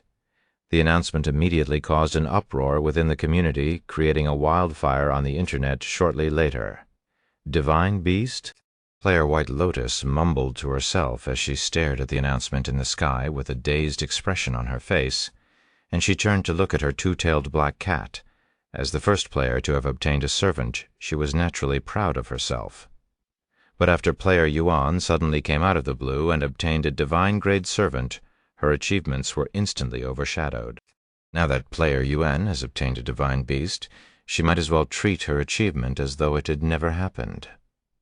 Meanwhile, back in Feng Yuxiang's room, Yu Ru and Xiaohua were staring at Feng Yuxiang with a shocked expression on their faces. "Brother just obtained a phoenix as his servant?" Yu Ru mumbled in a low voice. Although she couldn't help but be slightly envious of Yuan, she was also proud of him for yet another incredible achievement that will without doubt shake the entire world. Xiaohua, on the other hand, had an uncomfortable and indescribable feeling in her chest, almost like something important and special had been taken away from her. "Thank you, young master," Feng Yuxiang said as she suddenly stood up and kissed Yuan on the cheeks. "Ah!" Yu shouted loudly after seeing this, her eyes wide with shock. Some time later, Yuan asked Feng Yuxiang, "I can call you Feng Feng, right? What are you going to do with this place if you're going to follow me?" "Yes, the young master can address me as he pleases.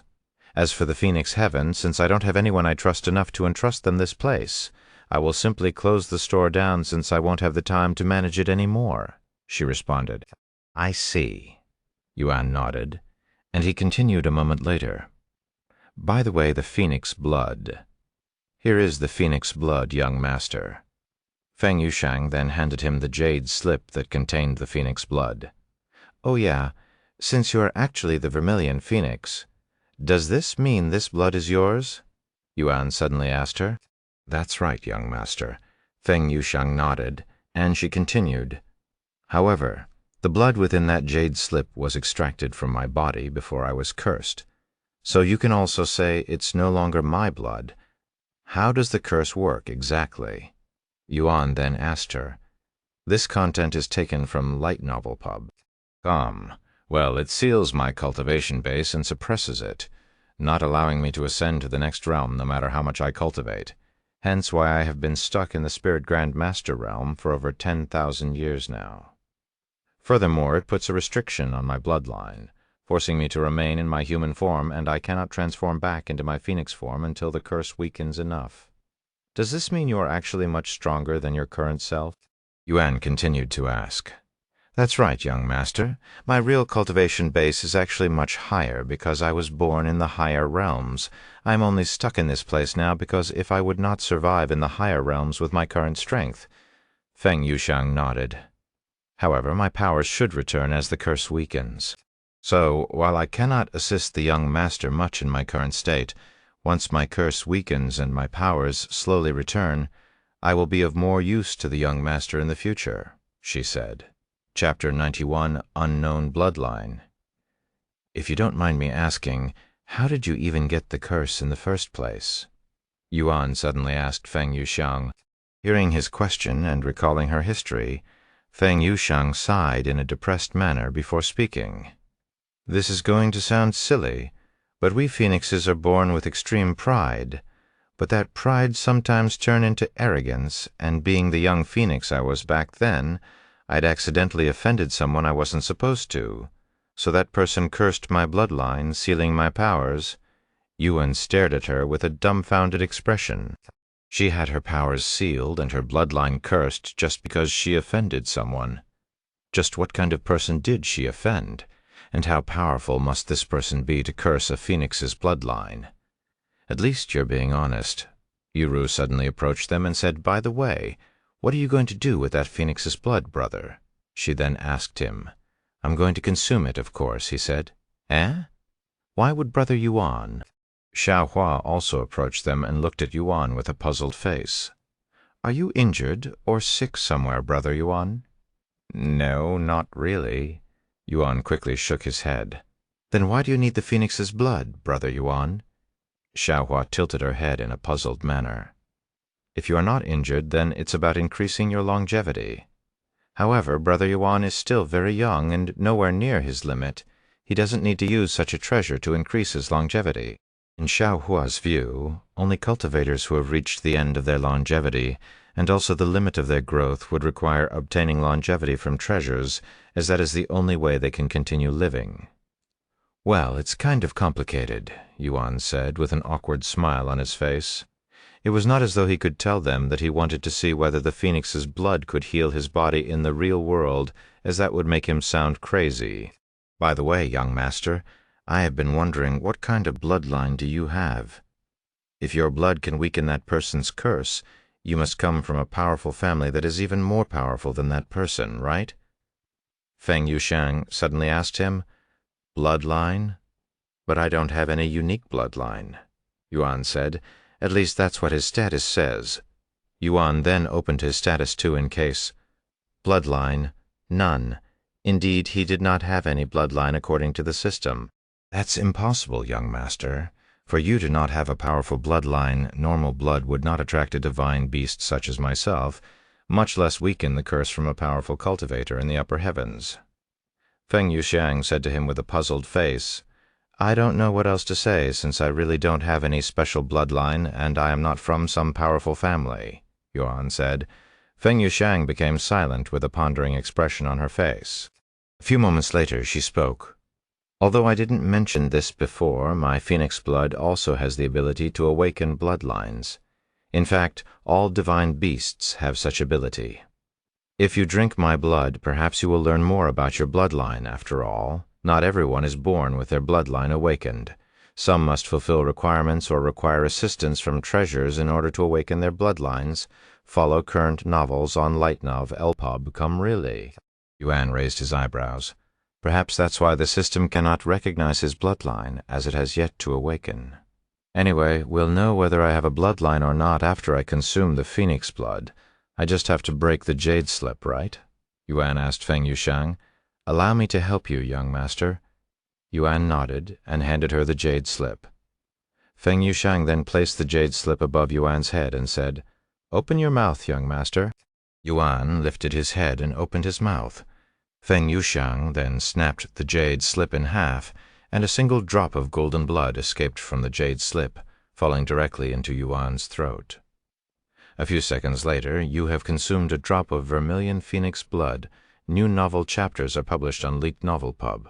Calm. You have gained 50,000 years of longevity from consuming vermilion phoenix blood. All of your injuries and illness has been cured. The vermilion phoenix blood is reacting to your bloodline, attempting to awaken bloodline again. Failed, attempting to awaken bloodline again. Failed. Final attempt to awaken bloodline again. Failed. Vermilion phoenix blood is too weak to awaken your bloodline.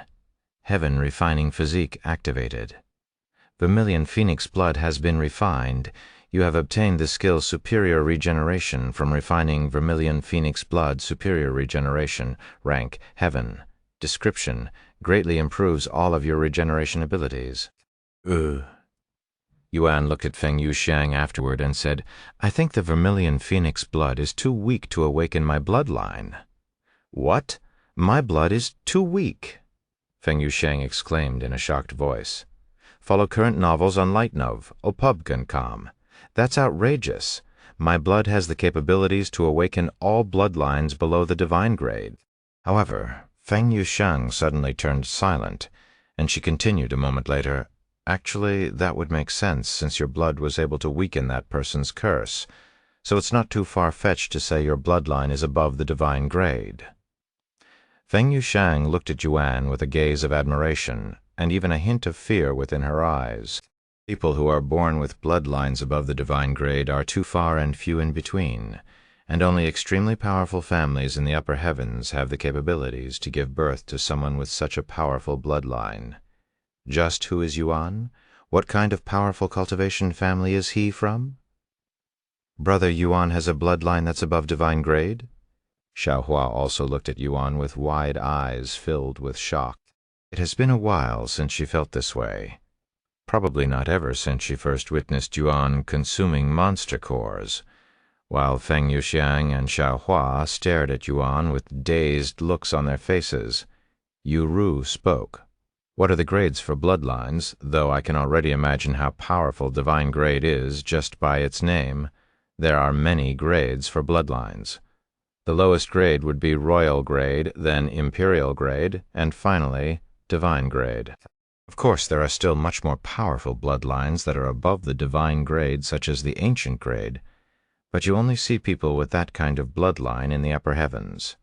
Not a small place such as the lower heavens, Feng Yuxiang explained, and since my vermilion phoenix blood could not awaken the young master's bloodline, it means that his bloodline is above the divine grade and too powerful for my blood to do anything. Then what could possibly awaken my bloodline? Yuan asked her out of curiosity.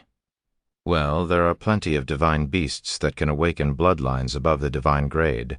such as the heavenly dragon and the star tortoise, but you won't find any of them in the lower heavens, as they only live in the upper heavens. Feng Yuxiang said, "This content is taken from LitNovelPub.com. The upper heavens, huh?" Yuan mumbled. "Are you sure you're not from some powerful cultivation family from the upper heavens, young master? After all, there's simply no way an ordinary cultivator would have such a powerful bloodline, not even if they are the luckiest people in the world." Feng Yuxiang asked him again. "Yes, I am sure." Yuan nodded. Feng Yuxiang narrowed her eyes at him. Of course, she didn't fully believe him. But since Yuan didn't want to tell her, she won't continue asking, as she was afraid that it might anger him. "Anyway, I still have to close down this store before I can leave this place. Can you spare me a few hours, young master?" Feng Yuxiang asked him afterward. "Go ahead, we'll be here," Yuan nodded. "Thank you, young master. Then I'll try to get this over with as soon as possible." Feng Yuxiang then left the room and began closing the store down. Meanwhile, Yuan said to Yuro, "Yuro, don't you have piano lessons to attend to today?" Yuro shook her head and said, "No, there are no lessons on Sundays. However, I still have to cook you breakfast, so I'll do that now. Follow current novels on Light Novelpoo, B.C. of, okay?" Yuan nodded. After Yuru logged off to prepare breakfast, Xiaohua suddenly spoke. "Brother Yuan, can we really trust that woman?" "Feng? I think so." He nodded with a calm expression. "Why do you not trust her?" "Well, she has done some unfavorable things," Xiaohua said. "I guess her first impression isn't exactly the best. However, I can feel that she's not a bad person at heart, just like you, Xiaohua," Yuan said with a smile on his face, causing her to blush. "Like Xiaohua?" she mumbled. "That's right. It's hard to explain it, but I can somehow tell whether someone is a good person or a bad person just by their aura. It's something that has been with me since I was young. While I haven't been around people for many years now, my ability still remains," Yuan said. After a moment of silence, Xiaohua nodded and said, "Since Brother Yuan trusts that bird, Xiaohua will also believe in her. As for Brother Yuan's bloodline, Xiaohua will think of something." "Thank you, Xiaohua," Yuan said to her, and he continued, "Anyway, I will also log off for now. If Feng returns before I do, just let her know that I will be back later."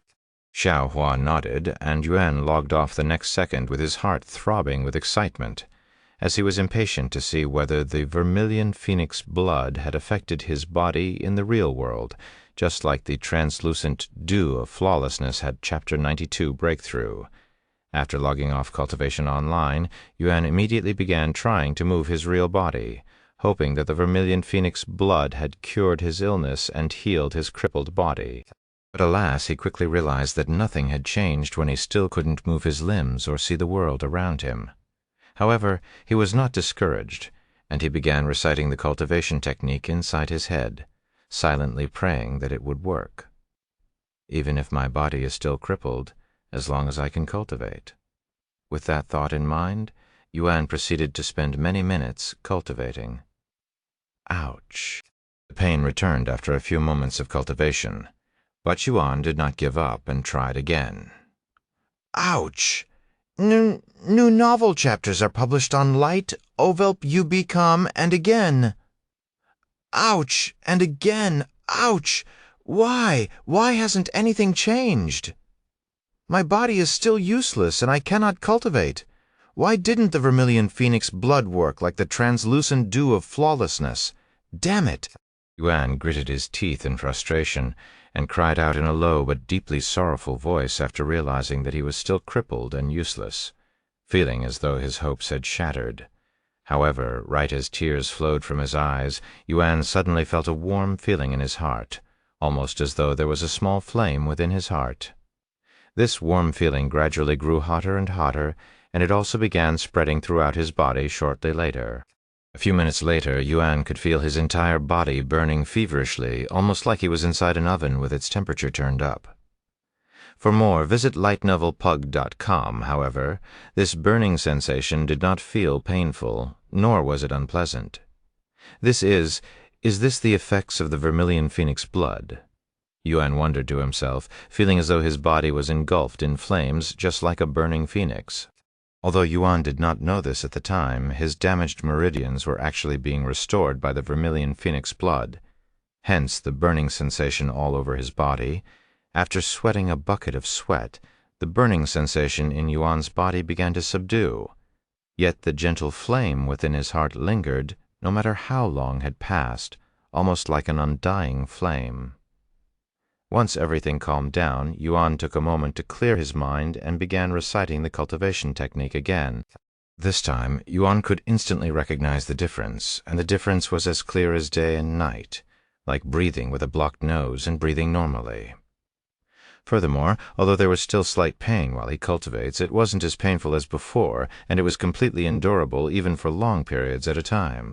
And many minutes later, Yuan suddenly felt a refreshing feeling spread throughout his body, starting from the center of his body until it reached the end of his limbs, making him recall the first time he'd become a cultivator.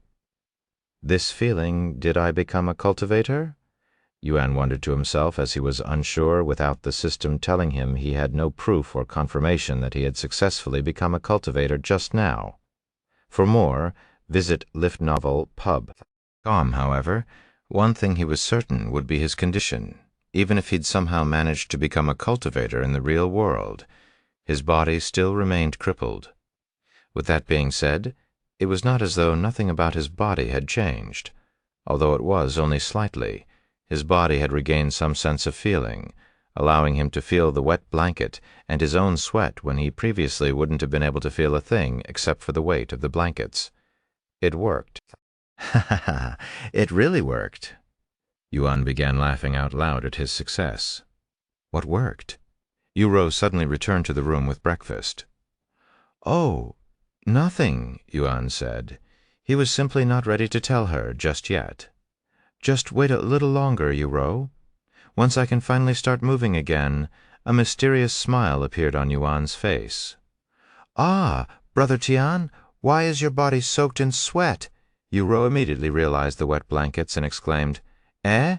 I guess it's a little hot in here, Yuan said with a weird smile on his face. Yuru immediately removed the wet blanket from his body and tossed it on the floor. Visit LitRPG.com for a better experience. Let's quickly finish breakfast before you catch a cold, Yuru said as she began feeding him soup for breakfast. A few minutes later, Yuru called the servants to change the blankets and clean the bed sheets, whilst she took Yuan to the bathroom to give him a quick shower. While being cleaned by Yuru, Yuan could faintly feel her hands rubbing his body, indicating that his senses were truly beginning to return. Ah, how long has it been since I last felt such sensations on my body? Yuan sighed inwardly, feeling like he was on cloud 9. However, a weird and unfamiliar sensation appeared in his body when Yuru began cleaning the area below his waist, especially the area between his legs. Although he couldn't understand why, it felt unfathomably awkward, and he could feel a chill going down his spine.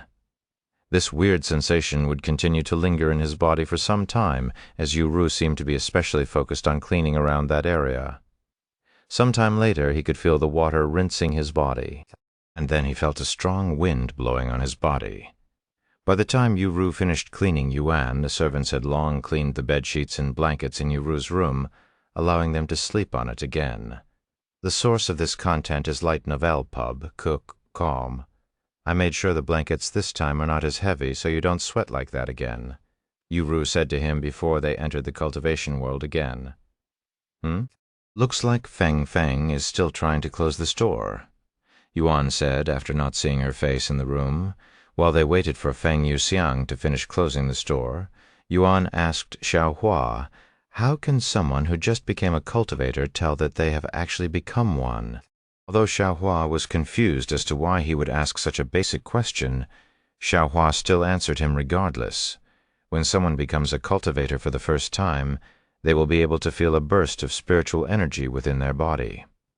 It's that refreshing feeling, right? Yuan asked. That's right. Xiaohua nodded. What else? Well, they will be able to sense the spiritual energy in the air. If one cannot feel spirit qi, then it means they are not a cultivator yet? Ah, That's right. Feeling the spiritual energy in the air. How could I forget such a basic thing? Yuan sighed inwardly. His excitement from cultivating successfully had messed with his ability to think properly. The source of this content is Light Novel Pub. After asking Xiaohua a few more basic questions about cultivators, Yuan sat on Feng Yuxiang's bed and cultivated while they waited for her to return. A little over 2 hours later, Feng Yuxiang returned to the room with her body slightly glistening from sweat. "I am sorry for making you wait so long for me, young master. I ran into some problems, but I have finally closed the store," Feng Yuxiang said to him. If not for some reluctant people begging her to stay in Phoenix City, she would have completed her errands much quicker. Though as one of the top figures and the owner of one of the most famous stores in Phoenix City, it was only a given that her sudden departure would shock a lot of people in the city, especially the powerful families and individuals. "Don't mind it," Yuan said, and then he continued, "By the way, I have another question regarding your vermilion phoenix blood. Does it have any effects besides healing injuries, increasing longevity, and awakening bloodlines?" Another effect, huh?" Feng Yuxiang immediately closed her eyes to ponder. After thinking for a good minute, she suddenly opened her eyes and said, "Oh, that's right. My blood can also heal one's meridians." "Restore meridians?" Xiaohua did mention something like that before. Perhaps that was the reason for my frustration. Now that her blood has restored my meridians, I can finally cultivate. After pondering for a moment, Yuan turned to look at Feng Yuxiang before approaching her with a wide smile on his face. "Thank you, Feng. Although you may not realize it, you have saved my life with your blood. In return, no matter how much blood you want from me or when you want it, I will gladly give it to you." "Yuan, master." Feng Yuxiang panicked when Yuan suddenly embraced her, as she could immediately feel Xiaohua glaring daggers at them. However, she also didn't dare to push Yuan away, as that could be regarded as being disrespectful. Furthermore, she has already told Yuan that he could do whatever he wanted to his body, and pushing him away would contradict her promise. Sometime later, once Yuan expressed all of his excitement through the embrace, he released Feng Yuxiang, who appeared to be sweating even more than a minute ago. "Anyways, are you ready to come with us?" Yuan asked Feng Yuxiang afterward. Feng Yuxiang nodded and said, "No matter where the young master goes, this one shall follow." A second later, Feng Yuxiang's body suddenly became engulfed in beautiful golden flames until her body could no longer be seen, and her figure began shrinking until it was a small ball of golden flames.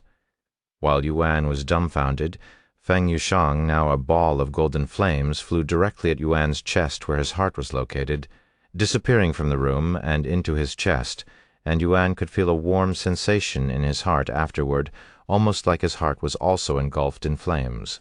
This sensation, the warm and pleasant feeling in his heart, was very familiar, and it quickly reminded him of a similar feeling that could be felt in his real body. Chapter 93, A Frenzied Crowd. "Are you okay, Brother Yuan? Are you feeling any pain?" Xiaohua asked him after Feng Yuxiang entered his body. Yuan patted his body and nodded a moment later. "Yes, everything's fine. I am not hurt, nor does it feel unpleasant." He then turned to look at Ru and handed her all 3 spirit fruits and said, "Here's the spirit fruits. You'll need them to tame the beasts." However, Ru only accepted 2 of them and said, "You can keep the last one, brother. I just need an extra one for insurance." Although Yuan didn't really need the spirit fruit, he nodded regardless. If Ru ever needed another one, he can offer it to her again at that time. After putting away the spirit fruit, Yuan said, "Then let's find you a servant now." However, Ru shook her head and said, "No, it's fine, brother. There are only a few hours left before I have to prepare for school again. I'd rather spend this time just enjoying the game casually with you." Yuan immediately began to ponder. A moment later, he spoke with a bright expression on his face. "I know. Why don't we go eat in some restaurant? I bet you still haven't experienced the amazing food in this world." "Food, huh? I heard you can taste the food as though it was real." Ru nodded with interest. This content is taken from ligtonovelpub.com. "That's right. And they are incredibly tasty," Yuan said in an excited voice. "Okay, let's go," Ru agreed a moment later. They left the room shortly later and began walking downstairs. When they reached the 5th floor, they realized that all of the display cases were empty and the treasures had been taken out. However, that was expected, as Feng Yuxiang had closed this store down. Once they reached the 1st floor, Yuan spoke out loud, Feng, what should we do about this place?" A moment later, Feng Yuxiang's voice resounded in his mind, almost like she was living inside his head. "You can just leave it as it is, young master. The next manager will take care of everything." "I understand," Yuan nodded. "Is she talking to you from inside? How come I can't hear her voice?" Yuru asked him with a fascinated gaze. "I am talking to the young master through divine sense." Feng Yuxiang's voice suddenly resounded in Yuru's head. "Wow, how amazing! Talking to people directly in their minds, that's just like telepathy," Yuru exclaimed. A few moments later, they stepped outside the store. However, to Yuan's surprise, an entire crowd had gathered outside the store, feeling almost like there was a protest of some sort going on. What is going on here? Why are there so many people here?" Yuan was startled by the gathering that surrounded the entire front store, blocking his view. Furthermore, all of these people had powerful auras or luxurious clothes around their bodies, indicating that they were all experts or from wealthy families. "Who are you? Where is Madame Feng?" The people outside immediately asked them after seeing them leave the store. Just as Yuan pondered how he should respond, Feng Yuxiang's voice resounded in his head.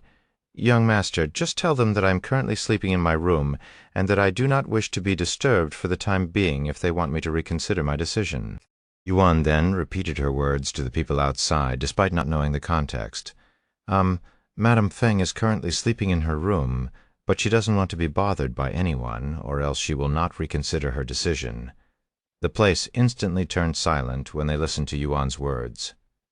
New novel chapters are published on leaknovelpub.com. Let's calm down for now and let Madame Feng rest. I'm afraid that if we continue to linger outside her store, she'll really leave the city. One of them suddenly said, "Yes, you're right. The city will take a huge hit if Madame Feng or her store suddenly disappears. We cannot take this matter lightly." "Well, what do you suggest we do then? We cannot just let her leave like this." "No idea.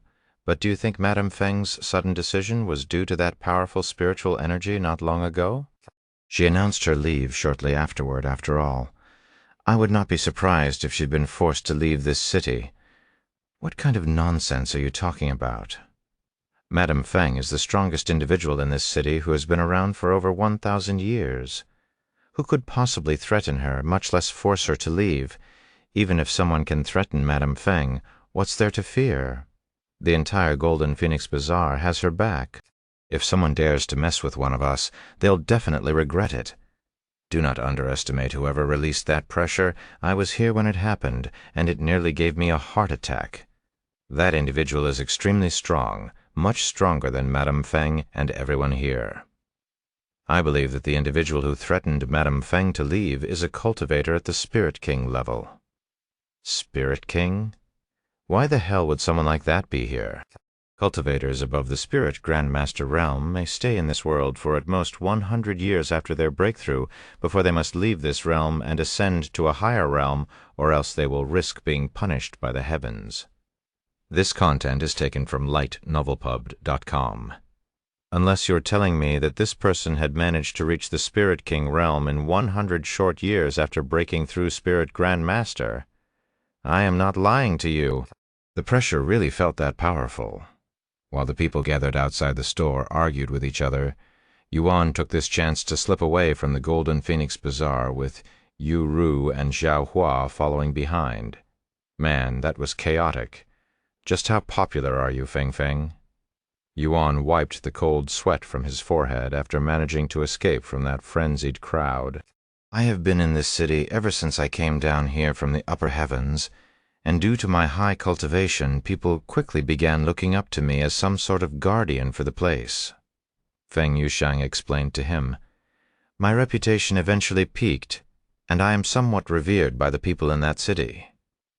After a moment of silence, she continued, "However, none of that matters now, as I have the young master. By the way, young master, I know you said that you don't want my treasures, but if you ever change your mind, just let me know. Although the treasures are valuable, it's nothing compared to the freedom you're giving me, young master." Yuan nodded. After leaving the Golden Phoenix Bazaar, Yuan asked Feng Yuxiang, "Do you know any good place to eat, Feng? Since you've been here forever, you should know every building in this city, right?" "I'm sorry, young master, but I rarely leave the Golden Phoenix Bazaar. However, there is this place that I have heard numerous times from others throughout the years. It's a restaurant called Phoenix's Nest." "Phoenix's Nest? People really like using the name Phoenix in this city, huh?" Yu said. "Well, I kind of did save this city from a very powerful beast before, when I still had some of my Phoenix powers left. The city used to be called something else before," Feng Yuxiang said. "Oh, you saved an entire city? Then you're just like my brother." Yu smiled. Sometime later, after asking around, Yuan and the others finally reached the restaurant named Phoenix's Nest. "How many will be dining today, esteemed guests?" The waiter by the door greeted them when they approached the restaurant's entrance. "3," Yuan said. "3, right? Please follow me." The waiter then brought them to a small table and said, "That is the menu. Just raise your hand when you're ready to order and someone will be with you." "Thank you," Yuan said as he grabbed the menu and began flipping through the pages, updated from litnovelpub.com. "Just order whatever you want," Yuan said to Yu. However, Yu sat there with a dazed expression on her face, seemingly in deep thoughts. "What's the matter, Yu? Is something bothering you?" Yuan asked her after noticing her strange behavior. Hearing his question, Yu quickly snapped out of her daze and shook her head before speaking. "That's no it, brother. It's just that I never thought the day would come where the two of us would be sitting in a restaurant and eating food like a normal family. Even though this is just a game, it feels too real to ignore." Yuan looked at her with a soft gaze, and he nodded. "You're right. While this world may not be real, our experience and feeling in this world certainly are, and I cannot wait to explore more of it with you." "Me too, brother," Yu nodded with a bright smile on her beautiful face. Sometime later, Yuan raised his hands and someone approached them to take their order.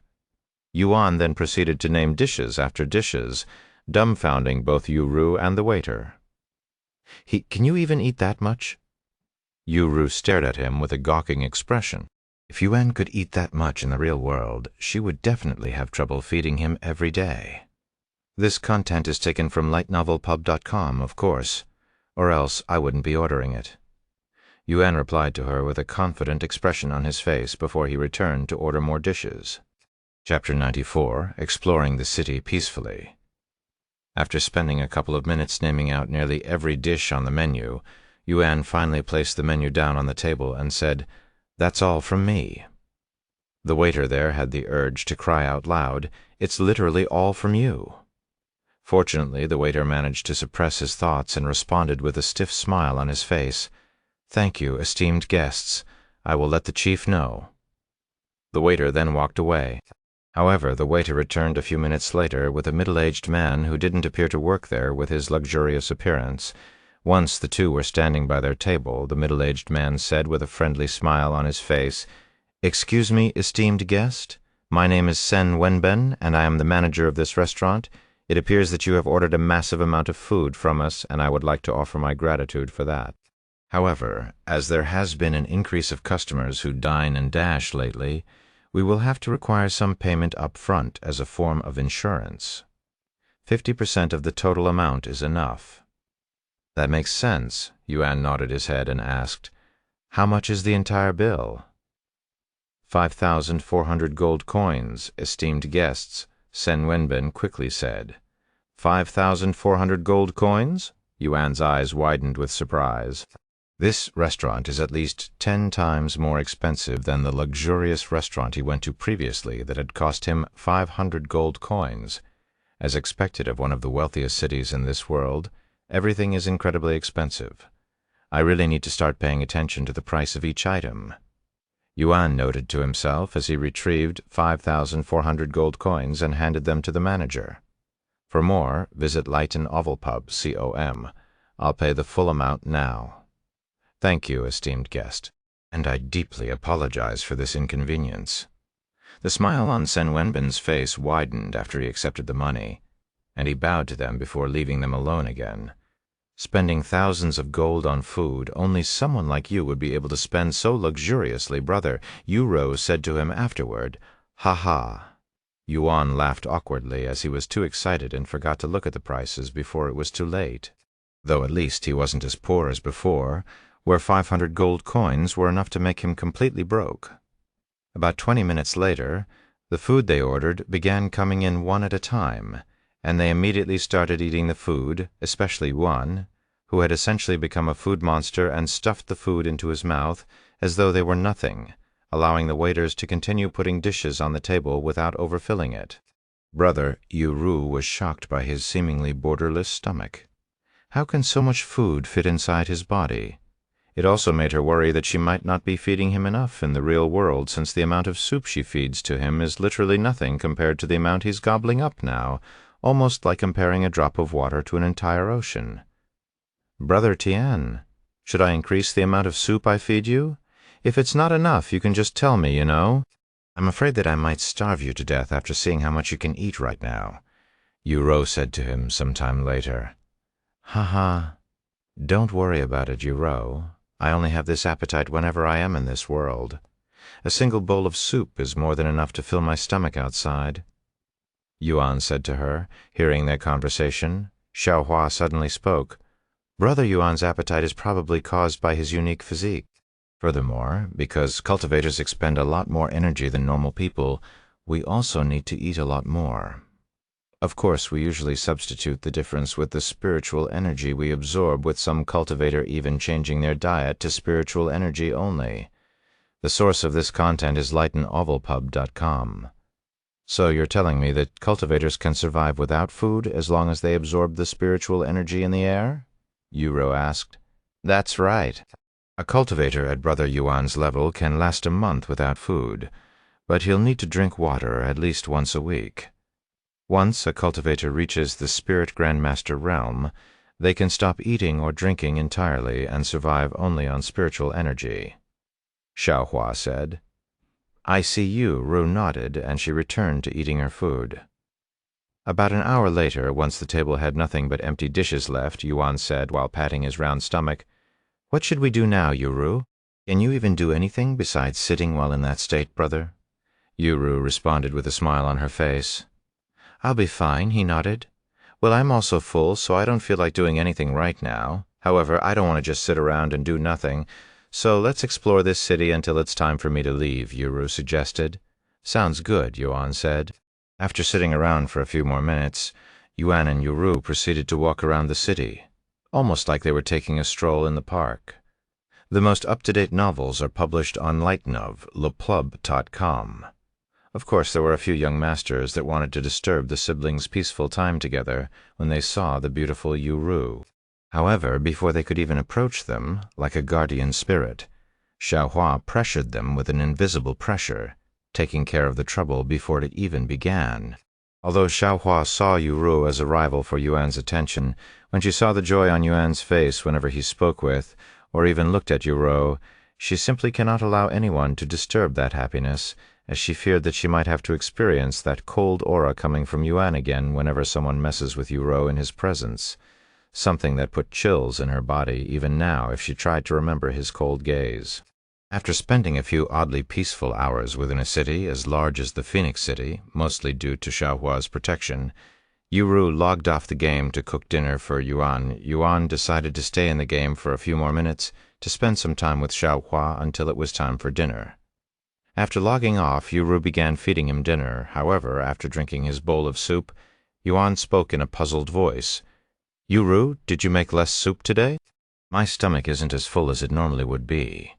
It was an odd feeling to not be full after drinking a whole bowl of soup, as he would usually feel quite full afterward. Huh, that's not possible. I didn't change the amount, Yuru responded in a surprised voice. However, if you're still hungry, I can go ahead and make another bowl of soup for you. For more, visit lightnovelpub.com. No, it's fine, I'm not hungry, but I am also not full. It's that kind of feeling, Yuan said to her.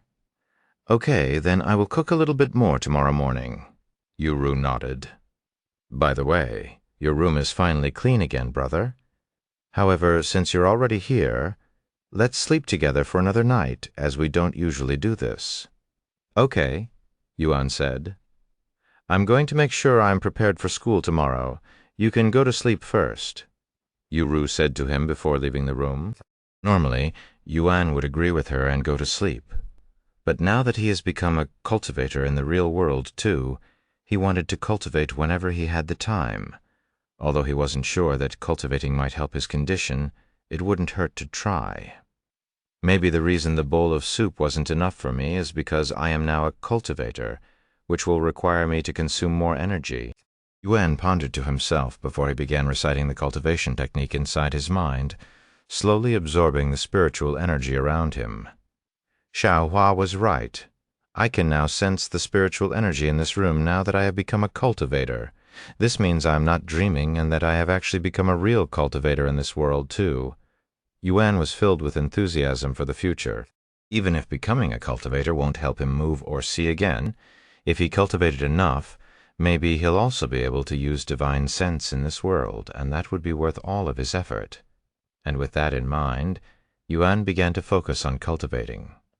Half an hour later, Yu returned to the room, and she mistook Yuan's cultivation as sleeping, since his breathing pattern was completely relaxed and seemingly rhythmic. "Since I was in the store at that time, I didn't see any announcements, but one should make the announcement if they made a divine beast their servant, right? Oh well, I'll see once I go online," Yu thought to herself as she began to surf the internet. And as she'd expected, when she opened the forums, all she could see was player Yuan being mentioned in the titles, and his presence filled pretty much the entire page. Player Yuan makes the headlines again, and this time he's obtained a divine beast as a servant. Incredible! Player Yuan has obtained another servant, a divine beast. What grade could this divine beast possibly be?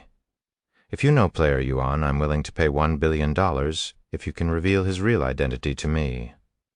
$1 billion, huh? That's quite the tempting offer. But alas, I wouldn't betray Brother Tian even if you offered me the world. Yu shook her head, and she began reading through all of the posts that mentioned Yuan. The source of this content is LitNovelPoo.com Chapter 95, Increased Appetite. While Yu lost track of time as she was engrossed with the internet talking about her brother, Yuan was silently cultivating on the bed, slowly absorbing the spiritual energy in the room. His cultivation speed compared to the game was incredibly slow, and it had taken him nearly 2 hours to enter the next level, whilst it only took less than half an hour to reach second-level Spirit Apprentice in the game. What are the cultivation stages in the real world anyway? I doubt it's the same as the game. However, since I have no other references, I'll just follow the cultivation stages in Cultivation Online, Yuan thought to himself as he continued to cultivate, even when Yu entered the bed and went to sleep. 1 hour, 2 hours, 3 hours, Yuan spent the entire night cultivating, and by the time morning came, he had managed to break through only 2 times, reaching 3rd level Spirit Apprentice. "Good morning, Yu." Yuan greeted her the moment she woke up and rubbed her eyes. "Brother, you're awake early today," she said to him in a drowsy voice. Yuan merely smiled at her words, as he obviously didn't sleep the entire night. However, despite not getting any sleep, he was as energetic as ever, even feeling better than he normally would after a good night's sleep. After spending a few minutes resolving herself to wake up, Yu eventually left the bed and went to prepare for the day.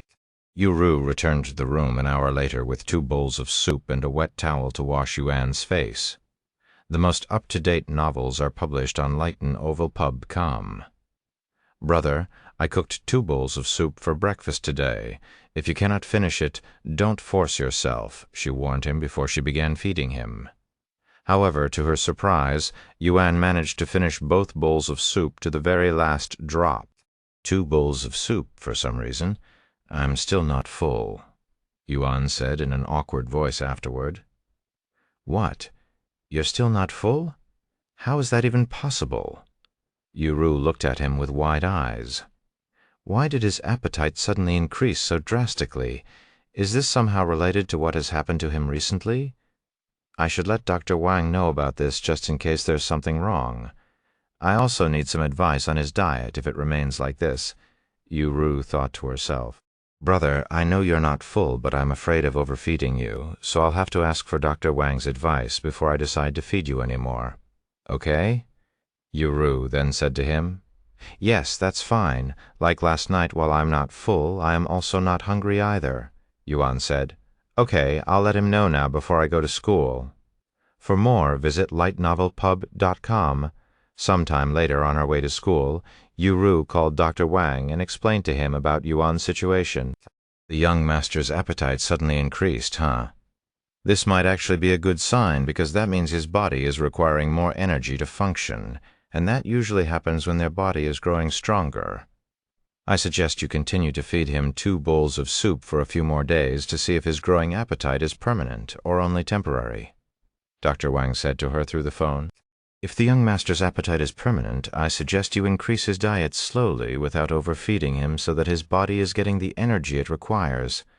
I will come to check on him once a week to monitor his body's condition just in case.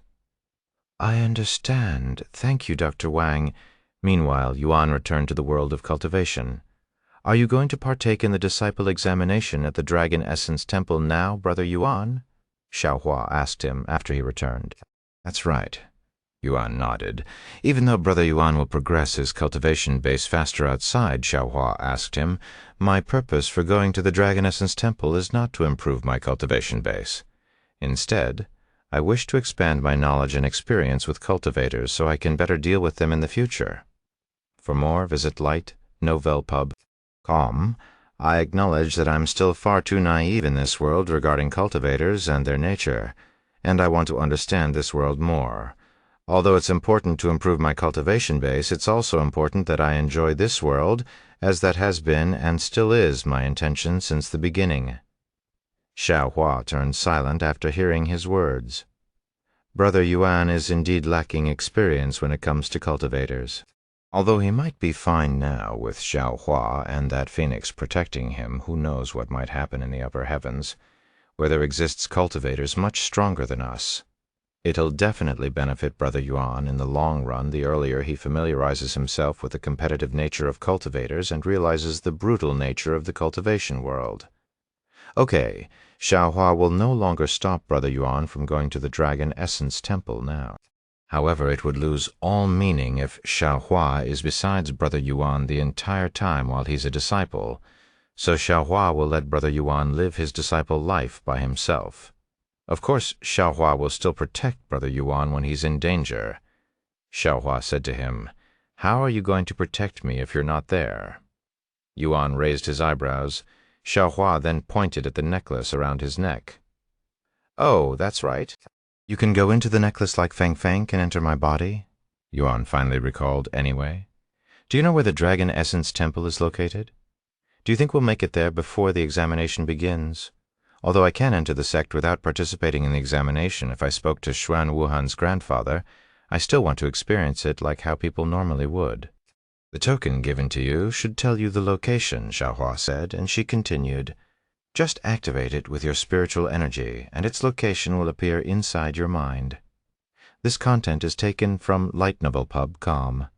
Yuan followed her instructions and retrieved the Dragon Essence Temple exam token before activating it with his spiritual energy. A few seconds later, an image of the Dragon Essence Temple and its location appeared inside his head like some sort of map. However, Yuan immediately frowned when he realized just how far away this place was. It's over 100,000 miles away from our current location. Even the flying sword won't be fast enough. Unless we take the teleportation device again, I don't think we'll make it in time for the examination, he sighed. Allow me to help, young master. Feng Yushang's voice suddenly resounded, and a small ball of golden flames emerged from his chest a second later. Feng? Yuan looked at her with raised eyebrows. I can carry the young master to the Dragon Essence Temple. It's only 100,000 miles, and I can fly much faster than a flying sword. Feng Yushang suggested to him, You'll carry me? Yuan looked at her with wide eyes, updated from lightnovelpub.com, unless the senior wants to carry you, but with a difference in your sizes.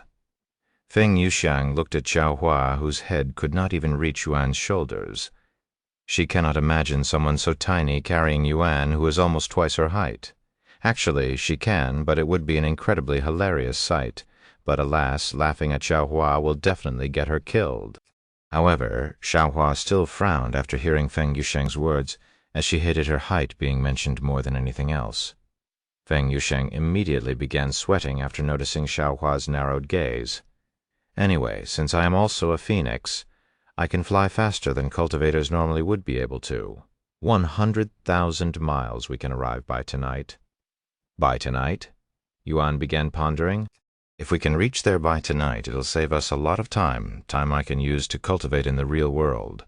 After pondering for a moment, Yuan nodded his head and said, "Okay, I'll have to trouble you for this one, Feng Feng." "Don't even mention it, young master. My body is already yours. There's no need to thank me every time you use it," Feng Yuxiang said with a shameless smile on her face. This content is taken from LitRPG. "Calm. Are you ready to leave now, young master?" Feng Yuxiang asked him a moment later. "Yes?" "Then, if you'll excuse me," Feng Yuxiang suddenly lowered her body and picked up Yuan, carrying him like a princess. And before Yuan could even react, two massive fiery wings suddenly blossomed from Feng Yuxiang's back. When the people around them saw this, they were immediately shocked. "That's Madame Feng. What's she doing here? And who's that young man she's carrying?" Feng Yuxiang ignored the uproar she caused and immediately flew towards the sky with Yuan screaming out loud like Ru did when she first experienced flying with the flying sword. "Which direction should I go, young master?" Feng Yuxiang asked him after they were above the entire city and nearly touching the clouds. This content is taken from light novel Pub.com. That direction, Yuan pointed to the east according to the map in his head. Feng Yuxiang nodded, and her fiery wings flapped once before they began soaring towards the east, leaving a trail of golden fire in the sky. Meanwhile, Xiaohua followed them from behind. However, even with her Spirit King cultivation base, she had to put a lot of effort in order to keep up with their speed. Though that was to be expected, as phoenixes are known to dominate the heavens with their flying techniques. Chapter 96 per million, Phoenix dominating the heavens. This is amazing. We're flying at a speed 10 times more than what the flying sword can achieve. Yuan was filled with excitement as they soared through the air faster than even what most fighter jets in his world could achieve. If the young master thinks this is fast, just wait until I recover my phoenix form and powers. It'll be like comparing a slow walk to a sprint, 100,000 miles. I can even travel 1,000,000 miles in the blink of an eye. Feng Yuxiang noticed Yuan's excitement and took this chance to brag a little to improve his impression of her. 1,000,000 miles in the blink of an eye? How could anything possibly travel that fast? Yuan mumbled in a dazed voice, as he cannot even begin to imagine traveling at such a ridiculous speed. "It all depends on your movement techniques, young master. There are extremely profound movement techniques out there that can allow cultivators to travel from star to star with a single step. It's not something even I can comprehend." Movement techniques, huh? Speaking of them, I don't have any movement techniques, only martial techniques. Yuan just realized this. What? The young master doesn't have a movement technique? That's outrageous, Feng Yuxiang exclaimed in a shocked voice. Huh? Are movement techniques that important? Yuan raised his eyebrows after seeing her surprised expression. Of course, young master movement techniques are as important as martial techniques, if not even more important. When you fight with an enemy, how you move to strike and how you move to dodge or defend is extremely important, or you will be no different than a sitting duck on the battlefield. Feng Yuxiang said to him, and she continued, "If the young master does not have a movement technique, I can provide you with my movement technique. Although it's meant for phoenixes, it can still be used in the human form." "Really?" Yuan looked at her with flickering eyes, clearly excited for this movement technique. For more, visit lightnovflopub.com, of course. Feng Yuxiang then turned to look at Xiaohua and spoke to her. "Senior, you won't mind me giving the young master a movement technique, right?" Because Feng Yuxiang didn't want to be disrespectful to Xiaohua, who might be teaching Yuan as a teacher, She must ask for permission before teaching Yuan anything, as that is proper equities in the cultivation world, and trying to steal disciples from another is greatly frowned upon. After a moment of silence, Xiaohua nodded. The more Brother Yuan learns, the better. Xiaohua does not have a good movement technique that is befitting of Brother Yuan's talent, so you can give one to him since she was not Yuan's master. She didn't mind other people teaching Yuan as long as what they are teaching is not complete trash and worthless. "Thank you, Senior. I will try my best teaching the young master," Feng Yuxiang said to her. Sometime later, after spending a few hours in the air, Feng Yuxiang suddenly stopped. She then pointed in front of them with her head and said, "This place must be the Dragon Essence Temple. I can sense a profound presence coming from that place." The most up-to-date novels are published on LitRPG.com. Yuan turned to look in the direction Feng Yuxiang was looking at to see a massive place that looked like a city, but with a lot more buildings. "So that's the Dragon Essence Temple, huh? It's so much larger compared to the Flying Sword Sect." "I don't know a Flying Sword Sect, but the Dragon Essence Temple is one of the most powerful factions in the lower heavens, only beaten by a few places, and the Heaven and Earth Palace," Feng Yuxiang said. Yuan nodded and said, "Anyway, the examination won't start for a few more days, so let's spend some time practicing this movement technique. Okay, let me find a suitable place." Feng Yuxiang proceeded to fly around the area until they found this empty land and descended there. "This looks like the perfect place to practice my movement technique," Feng Yuxiang said as she placed Yuan back down. Sometime later, Feng Yuxiang said, "Since this is something I learned naturally as the Vermilion Phoenix, I don't have it written on a scroll, so the young master will have to try and learn it from watching my movements. Although it might take you much longer to understand the technique this way than to read the technique straight from a book or scroll, at least you get to witness it being executed before your eyes. Of course, it could also benefit you if you're someone who learns better from watching than reading. Also, because this movement technique is not really meant for humans, it might take the young master longer to learn it. However, I believe in the young master. If you work hard enough, you should be able to use this technique in a few years." "A few years?" Yuan looked at her with wide eyes. Feng Yuxiang misunderstood Yuan's type of surprise and said with a smile on her face, "I know a few years might sound a little too fast for a movement technique, but trust me, young master, I will do my best to teach you." However, Xiaohua opened her mouth to speak afterward. "Your logic does not apply to Brother Yuan, Vermilion Phoenix. If you underestimate Brother Yuan, you'll be in a world of surprise." "Huh?" Feng Yuxiang could not comprehend Xiaohua's words and tilted her head in a puzzled manner. However, that was to be expected, since Feng Yuxiang is unaware of Yuan's heaven-defying comprehension abilities that allow him to learn even divine-grade abilities in a few hours. And before Xiaohua could even explain, Yuan opened his mouth to speak. Feng, can you show me the movement technique?" "Right away, young master." Feng Yuxiang nodded, and she walked until she was many meters away from them. "Watch closely, young master. I will try to do this as slowly as possible, but it might still be a bit fast." Feng Yuxiang took a deep breath, and then she began moving her legs and feet in a unique but rhythmic manner. "This is a movement technique?" Yuan raised his eyebrows when he saw Feng Yuxiang's movement techniques, as it made no sense to him. New novel chapters are published on LitNovelPub.com. A few minutes later, Feng Yuxiang stopped and asked him, "What do you think, young master?" I don't think I understand it," Yuan responded, and he continued, "How is that going to help you dodge your opponents during a battle? You are just moving around in a small area." Feng Yuxiang pondered for a moment before speaking. "Young master, why don't you try attacking me?" "Huh?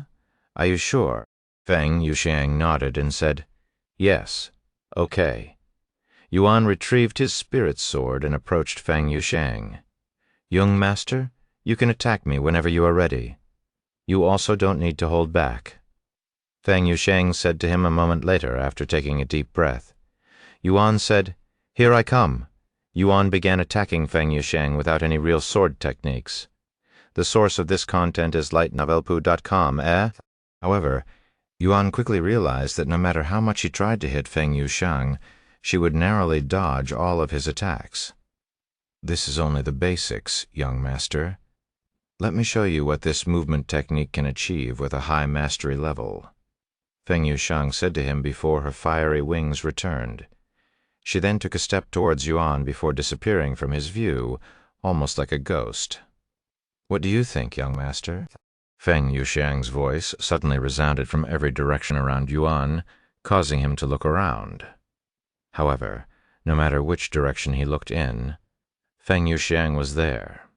In fact, there were over a dozen Feng Yuxiang casually standing around him right now, almost like her body had multiplied. "What? This is a movement technique? Are you sure you didn't clone your body instead?" Yuan said with a dumbfounded expression. Feng Yuxiang suddenly stopped moving, and a second later her clones disappeared. "I'm just moving so fast that you are seeing a dozen of me," Feng Yuxiang said.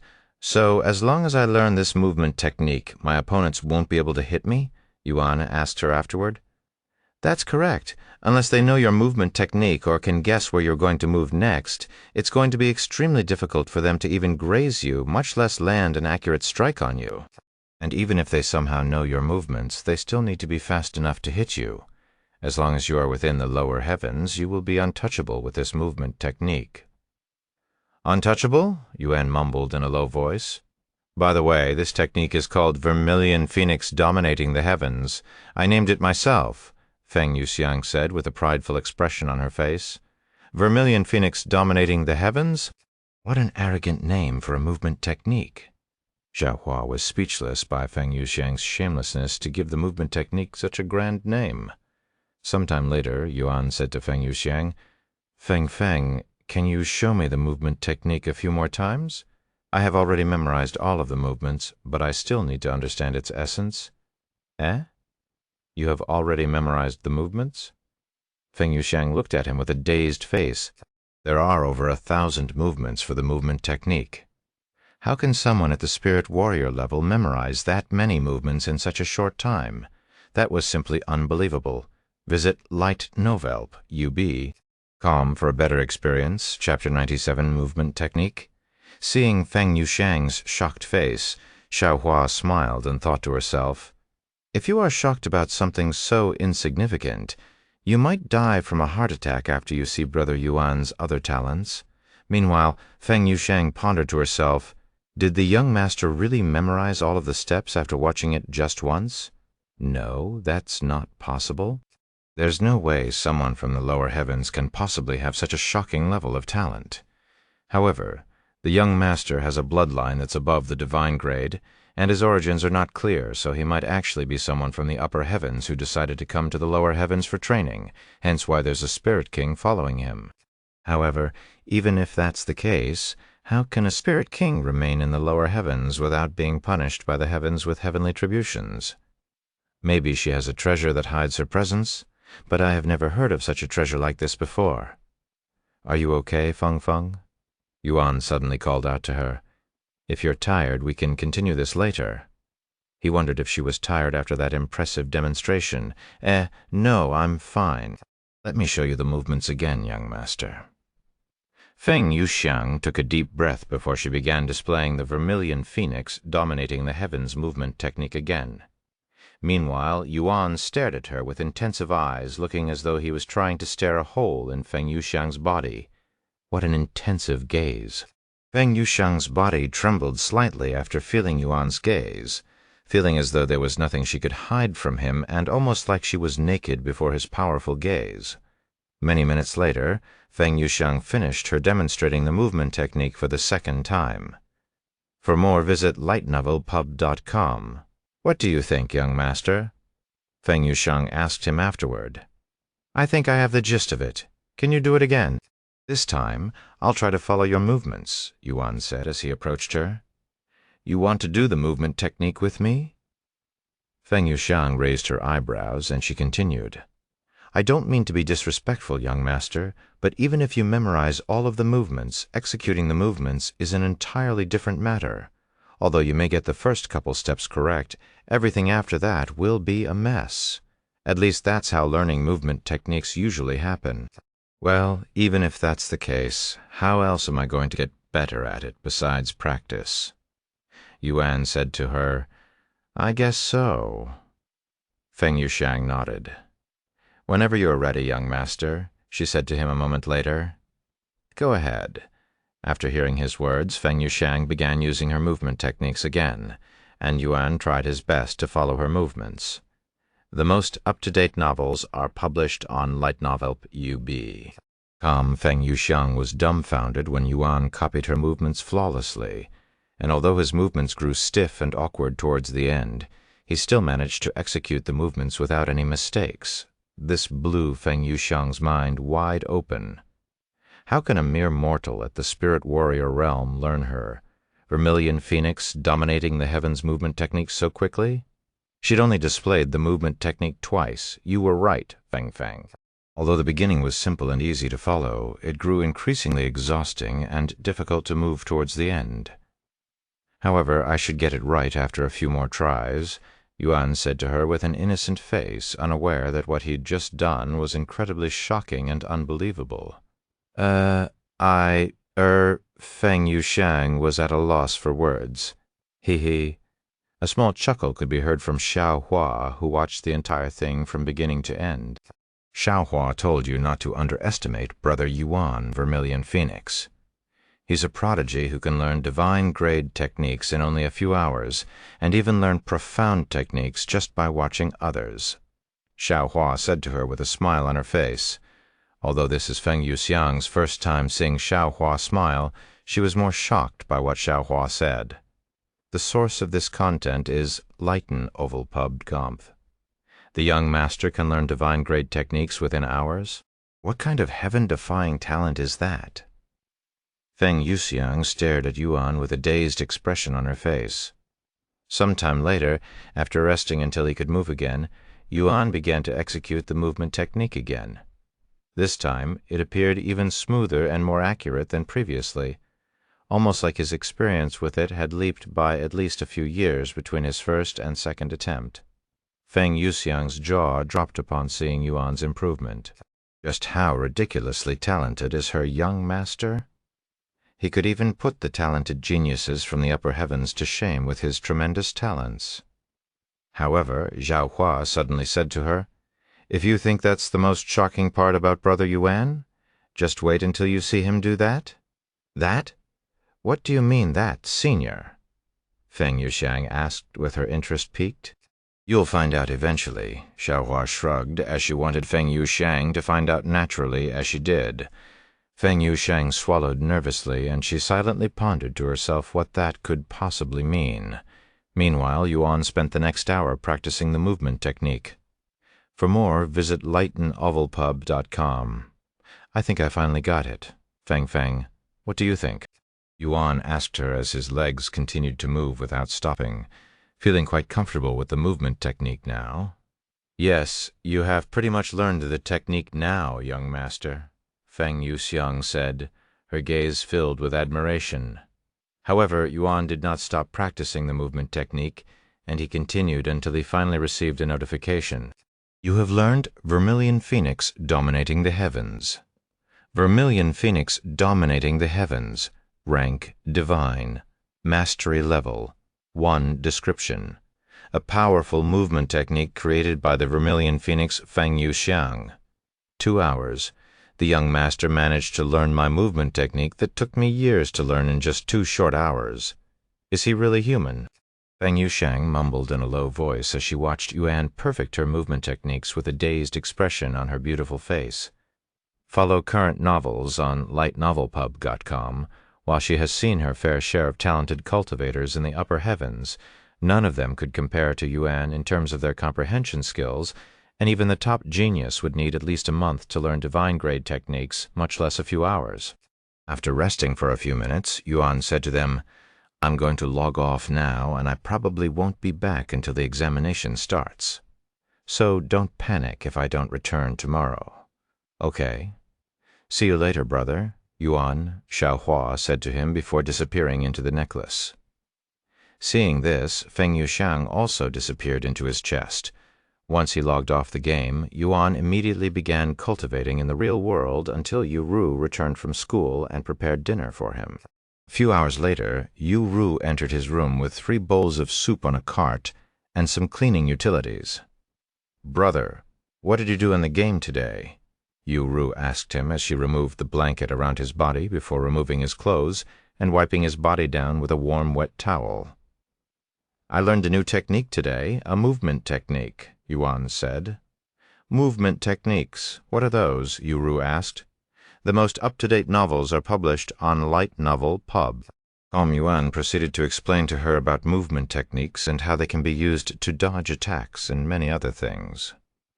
"Wow, so you learned another divine-grade technique as expected of you, brother?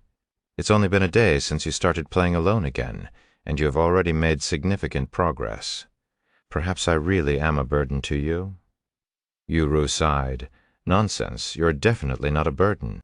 If not for you, we would have never gone to Phoenix City or met with Feng, not to mention the myriad of techniques, so you have definitely contributed to my progress," Yuan said. "If you say so," Yu nodded. Some time later, after cleaning Yuan's body, Yu said, "Brother, since 2 bowls of soup was not enough yesterday, I have cooked 3 bowls of soup for tonight." "Thank you, Yu." After feeding Yuan the 2nd bowl of soup, Yu asked him, "What do you think, brother? Can you eat another bowl?" "Yes, I can," Yuan said. "Okay." Yu nodded and proceeded to spoon-feed him the 3rd bowl of soup. For more, visit lightnovel.pub.com. "What about now? Are you full now?" Yu asked him afterward. Yuan hesitated to respond.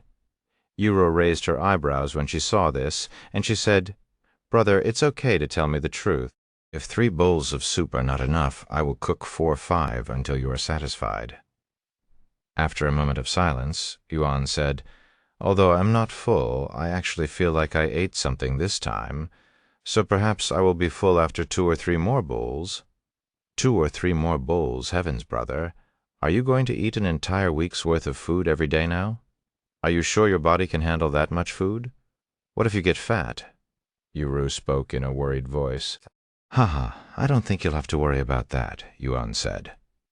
"After all, everything he eats will naturally turn into energy that will aid him in his cultivation." And he continued, "However, I don't think I need to have a full stomach every meal. Just 3 bowls are good enough for now. Okay, then I will continue feeding you 3 bowls of soup every meal until Dr. Wang gives his advice." Yu nodded. Follow current novels on Light Novel Pub. Chapter 98, Dragon Essence Temple Disciple Examination. After Yu finished feeding Yuan, she said to him, "Okay, brother, now that your own room has been cleaned, I'm going to let you sleep by yourself again." A few moments later, Yu carried Yuan to the wheelchair before pushing him back to his own room. "Do you want to play tonight, brother?" Yu asked him. Now that she knows his real identity as player Yuan, she was more willing to let him play more so that he can continue progressing as much as possible. "No, it's okay. In fact, I'm going to take a break from Cultivation Online for a few days until the Dragon Essence Temple examination begins," Yuan said to her. "Huh, you're taking a break already? Why?" Yu asked him with a dumbfounded expression on her face. Although missing a few days of progress might not matter when Yuan's already months, even years ahead of other players, it still doesn't make any sense why he would want to take a break so suddenly. "Did something happen today? Is that why you're taking a break?" Yu asked him. "It's okay to speak to me, brother. No, it has nothing to do with the game, honestly. I just want to take a break and prepare myself before I partake in the examination." Preparations for the examination in the real world? Yu could not understand his intentions, but since Yuan insisted on taking a break, there was nothing she could do. After all, it was not as if she could force him to play the game. "Okay, then, I'll leave you alone now. Good night, brother." Yu closed the lights in the room before leaving Yuan alone. Once he was alone, Yuan immediately began cultivating, and he would not stop for the rest of the night. By the following morning, Yuan had managed to break through, once again reaching 4th level Spirit Apprentice. Ha! This is taking much longer than the game. If only there were monster cores in this world or things equivalent that would allow me to increase my cultivation faster. Yuan sighed. Sometime later, Yu entered his room to clean his face and brush his teeth before feeding him breakfast. After Yuan consumed all 3 bowls of soup, Yu wiped his lips with a wet towel before leaving for school. Once he was alone again, Yuan returned to cultivating. Even though the progress might be slow, at least he can make some progress. Yuan repeated this process for the next 2 days, and besides eating and cultivating, he was doing nothing else, not even sleeping. By the time the Dragon Essence Temple began their disciple examination, Yuan had reached the 5th level Spirit Apprentice realm. The source of this content is light novel Bub Si Aom Yu. I'm going back to Cultivation Online today. The Dragon Essence Temple should begin their disciple examination today, too, Yuan said to her after breakfast. Okay. Good luck, brother. Of course, I'm sure you'll pass the exam without any effort. Yu chuckled. And then she said, Oh, I know you're already going to be in the spotlight. So try not to reveal your identity as player Yuan, okay? You have no idea how many players are looking for you right now.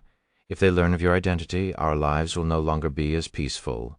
I understand, Yuan responded in a nervous voice. Sometime later, Yuan returned to the world of cultivation. Welcome back, brother. Yuan. Xiaohua was the first to appear before him. I'm back. The Dragon Essence Temple Disciple Examination should be today, right? Yuan asked. That's right. Xiaohua nodded, and then she turned to look towards the direction of the Dragon Essence Temple. There's already a lot of people gathered. Then let's get going. Follow current novels on lightnovelpub.com. However, Xiaohua shook her head and said, Brother Yuan, Xiaohua will remain inside the necklace until you decide to leave the sect or need help. This way, Brother Yuan can experience the cultivation world the way it's meant to. If you ever need advice, Xiaohua will speak to you using divine sense like the vermilion phoenix. Yuan nodded and said, It's going to feel lonely without having you by my side all the time, but I understand why you are doing this. After Xiaohua returned to the necklace, Yuan began running towards the Dragon Essence Temple. Oh, right.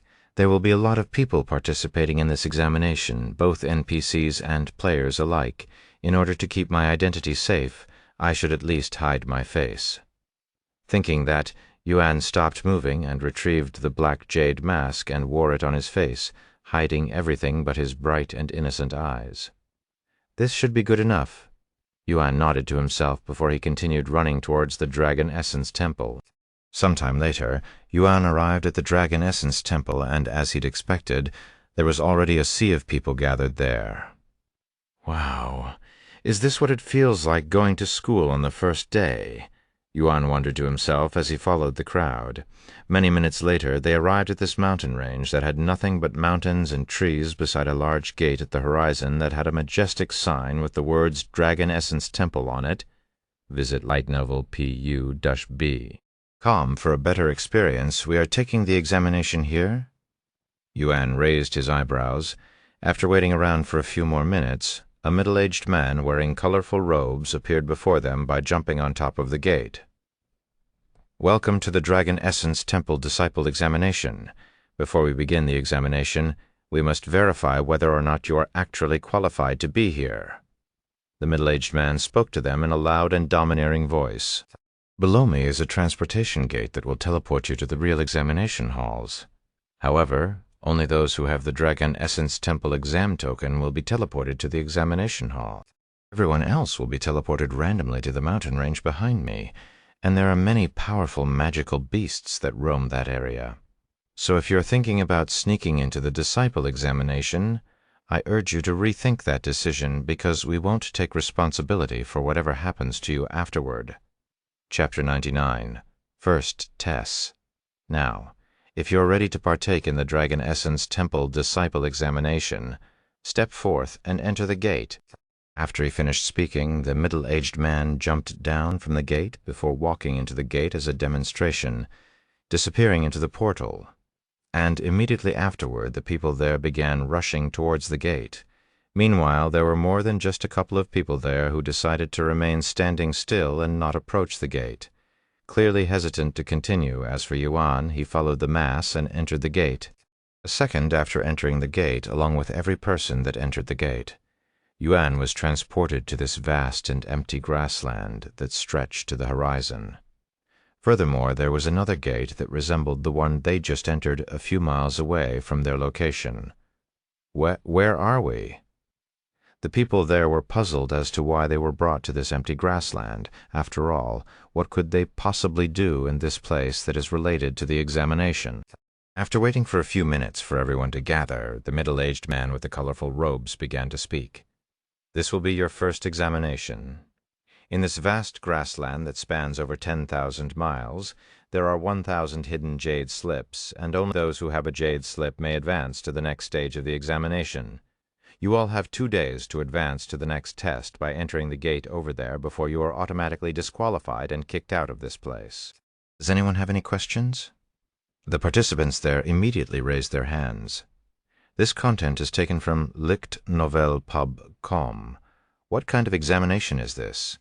I don't see how finding a needle in a haystack has anything to do with becoming a disciple of the Dragon Essence Temple. The middle-aged man turned to whoever just spoke and said, "This is an examination based on your luck. We are simply testing your fate, whether you are fated to become a disciple or not. Although you may not understand it, one's fortune and destiny play a huge role in the cultivation world, and without either of these you will never achieve anything great in the cultivation world, and our Dragon Essence Temple has no use for someone like that." Senior, what exactly do you mean by hidden? Are they buried underground, or are they just placed around this grassland? Another participant asked a few moments later. The middle-aged man smiled at the participant's question and said, "There are 997 jade slips resting above the ground, normally with 3 special jade slips buried within the ground. If any of you manages to find the jade slip buried within the ground, you will receive a very special reward at the end of the examination if you pass the examination, or you can exchange the jade slip to automatically become a disciple. However, if you do that, you will forfeit the reward. The choice is up to you." After answering a few more questions, the middle-aged man said, "The first examination begins." Immediately after the middle-aged man ended his sentence, the thousands of people gathered there began spreading out in every direction and running around with their heads looking left and right without stopping. Meanwhile, Yuan stood there with a calm expression on his face. "This is not much different from when I had to pick spirit grass with Yu Ru. I should be able to find it with my divine sense," Yuan thought to himself. Why is this young lad just standing there? The middle-aged man turned to look at Yuan after noticing his odd behavior. However, when he saw the powerful aura subtly emitting from Yuan's body, he immediately gasped in shock. Updated from LitNovelPub.com, 5th level Spirit Warrior. Why the hell is someone like that participating in our disciple examination? He could instantly qualify to become an inner disciple if he spoke to a sect elder. It was not just the middle-aged man who had noticed Yuan's powerful presence, as a few figures within the participants had also taken notice of him. Furthermore, the sect elders that were watching the disciple examination from somewhere within the Dragon Essence Temple with a treasure were all pondering to themselves why someone at his level would go through the trouble to participate in the examination meant for beginners or those without backgrounds. In fact, there were even a few of them who thought Yuan could be a spy sent by another place. After taking a deep breath, Yuan closed his eyes and began using his divine sense to search for the jade slips. Divine sense? Impossible. He's only a spirit warrior. How can he possibly use divine sense? But that aura, this feeling, he's definitely using divine sense. The middle-aged man became even more surprised after realizing what Yuan was doing, nearly falling on his butt from shock. Meanwhile, somewhere in the Dragon Essence Temple, a dozen sect elders gathered and watched the situation from a large bucket of water that projected whatever was happening in the examination hall. What the heck? Who is this person? He can even use divine sense as a spirit warrior. Whoever he is, his background must be immensely powerful. That's probably why he's hiding his identity. This content is taken from LitNovelPoo.com. What should we do? Should we just let him participate in the examination? Let's continue watching to see what he's up to. While many pairs of eyes watched Yuan's every movement, Yuan himself had already found 6 pieces of jade slip with his divine sense. It's too easy if I look for the normal jade slips. Let's try finding the ones buried in the ground for that special reward. I have 2 whole days anyway. With that in mind, Yuan walked around the vast grassland with his divine sense activated. After walking around for 3 hours with his divine sense constantly looking around, Yuan suddenly stopped moving. Oh, is this it? Yuan retrieved his starry abyss and used it to dig a hole in the ground. A few moments later, he grabbed the red-colored jade slip from the ground. Meanwhile, the people watching him were speechless, as they didn't expect someone with divine sense to participate in their disciple examination. So much for luck and fate. The middle-aged man sighed after seeing the red jade slip in Yuan's hands, chapter 102nd Tez. After obtaining one of the 3 special jade slips, Yuan proceeded to walk towards the gate. However, the middle-aged man overseeing that examination suddenly approached Yuan and blocked his path. Congratulations on finding the first special jade slip, young man. I am Elder Long, an outer court sect elder for the Dragon Essence Temple. May I have your name? The middle-aged man spoke to Yuan in a polite voice. Yuan? He responded. Taoist Yuan, huh? Anyway, since you have the special jade slip, allow me to explain a few more things to you. You can obtain a special jade slip in every test, and the more you gather, the better your reward will be towards the end. Furthermore, if you manage to obtain a special jade slip for every test, you'll get to enter the Dragon Temple for 24 hours. Dragon Temple? What is that? Yuan asked. The Dragon Temple is a very special place that can only be accessed by the sect master of the Dragon Essence Temple. And once inside, you will have a limited time to search for and obtain as many treasures as you can in the given time. As for what kinds of treasures you can find inside, you will learn more about it if you actually manage to obtain access to that place. Yuan nodded and said, Okay, I will try my best. Good luck, Taoist Yuan. Elder Long said to him before leaving him alone and returning to overseeing the other participants. This content is taken from lightnovelpub.com. After Elder Long left, Yuan continued moving forward and entered the gate a few moments later, disappearing from the grassland. Once Yuan left, Elder Long turned to look at the sky and said, His name is Yuan. A prodigy who can use divine sense as a spirit warrior can't be a nobody. Meanwhile, a few of the sect elders watching the exam left the spectators' room and began trying to uncover Yuan's real background. This is the second examination. Yuan looked around the area that resembled the wilderness. Congratulations on passing the first test. In order to pass the second exam, you must hunt magical beasts. A young woman suddenly approached Yuan and said to him, Hunting magical beasts? Perfect, Yuan said. The young woman raised her eyebrows after seeing Yuan's enthusiasm. Normally, one would not react with excitement when they're told to hunt magical beasts, but nervousness instead. The young woman then said with a frown on her face, Although there are sect elders scattered around this place to make sure there are as few incidents as possible, we cannot guarantee your safety, and there have been plenty of participants who died here. Visit Lighten Ovalpub. See for the best novel reading experience. I see. Yuan nodded, yet his voice did not sound worried at all. The young woman was speechless, however. When she used her spiritual sense to look at Yuan's cultivation base, her eyes widened with shock. 5th level spirit warrior? She exclaimed in a loud voice. Eh? Yes, I am at the 5th level spirit warrior. Is there something wrong with that? Yuan asked her in an innocent voice. Yes, I mean, no? The young woman did not know how to respond to Yuan's question.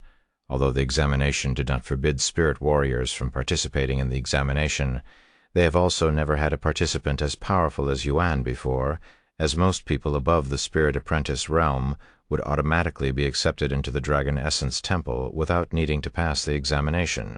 Furthermore, most of the magical beasts in this examination were only at the spirit apprentice level, with only a few at the spirit warrior level. There was simply no way someone at the 5th level spirit warrior level would have trouble in this place. After a moment of silence, the young woman cleared her throat before speaking. Ahem, Anyway, in order to pass this test, you must hunt magical beasts to obtain points, 100 points to be exact. Depending on the level of the magical beast you defeat, you will gain a certain amount of points. For example, magical beasts at the first level Spirit Apprentice level will give you 1 point, and a third level Spirit Apprentice magical beast will give you 3 points. As for the magical beasts above the Spirit Apprentice level, they will all give you 25 points. There will be a time limit of 3 days for this exam.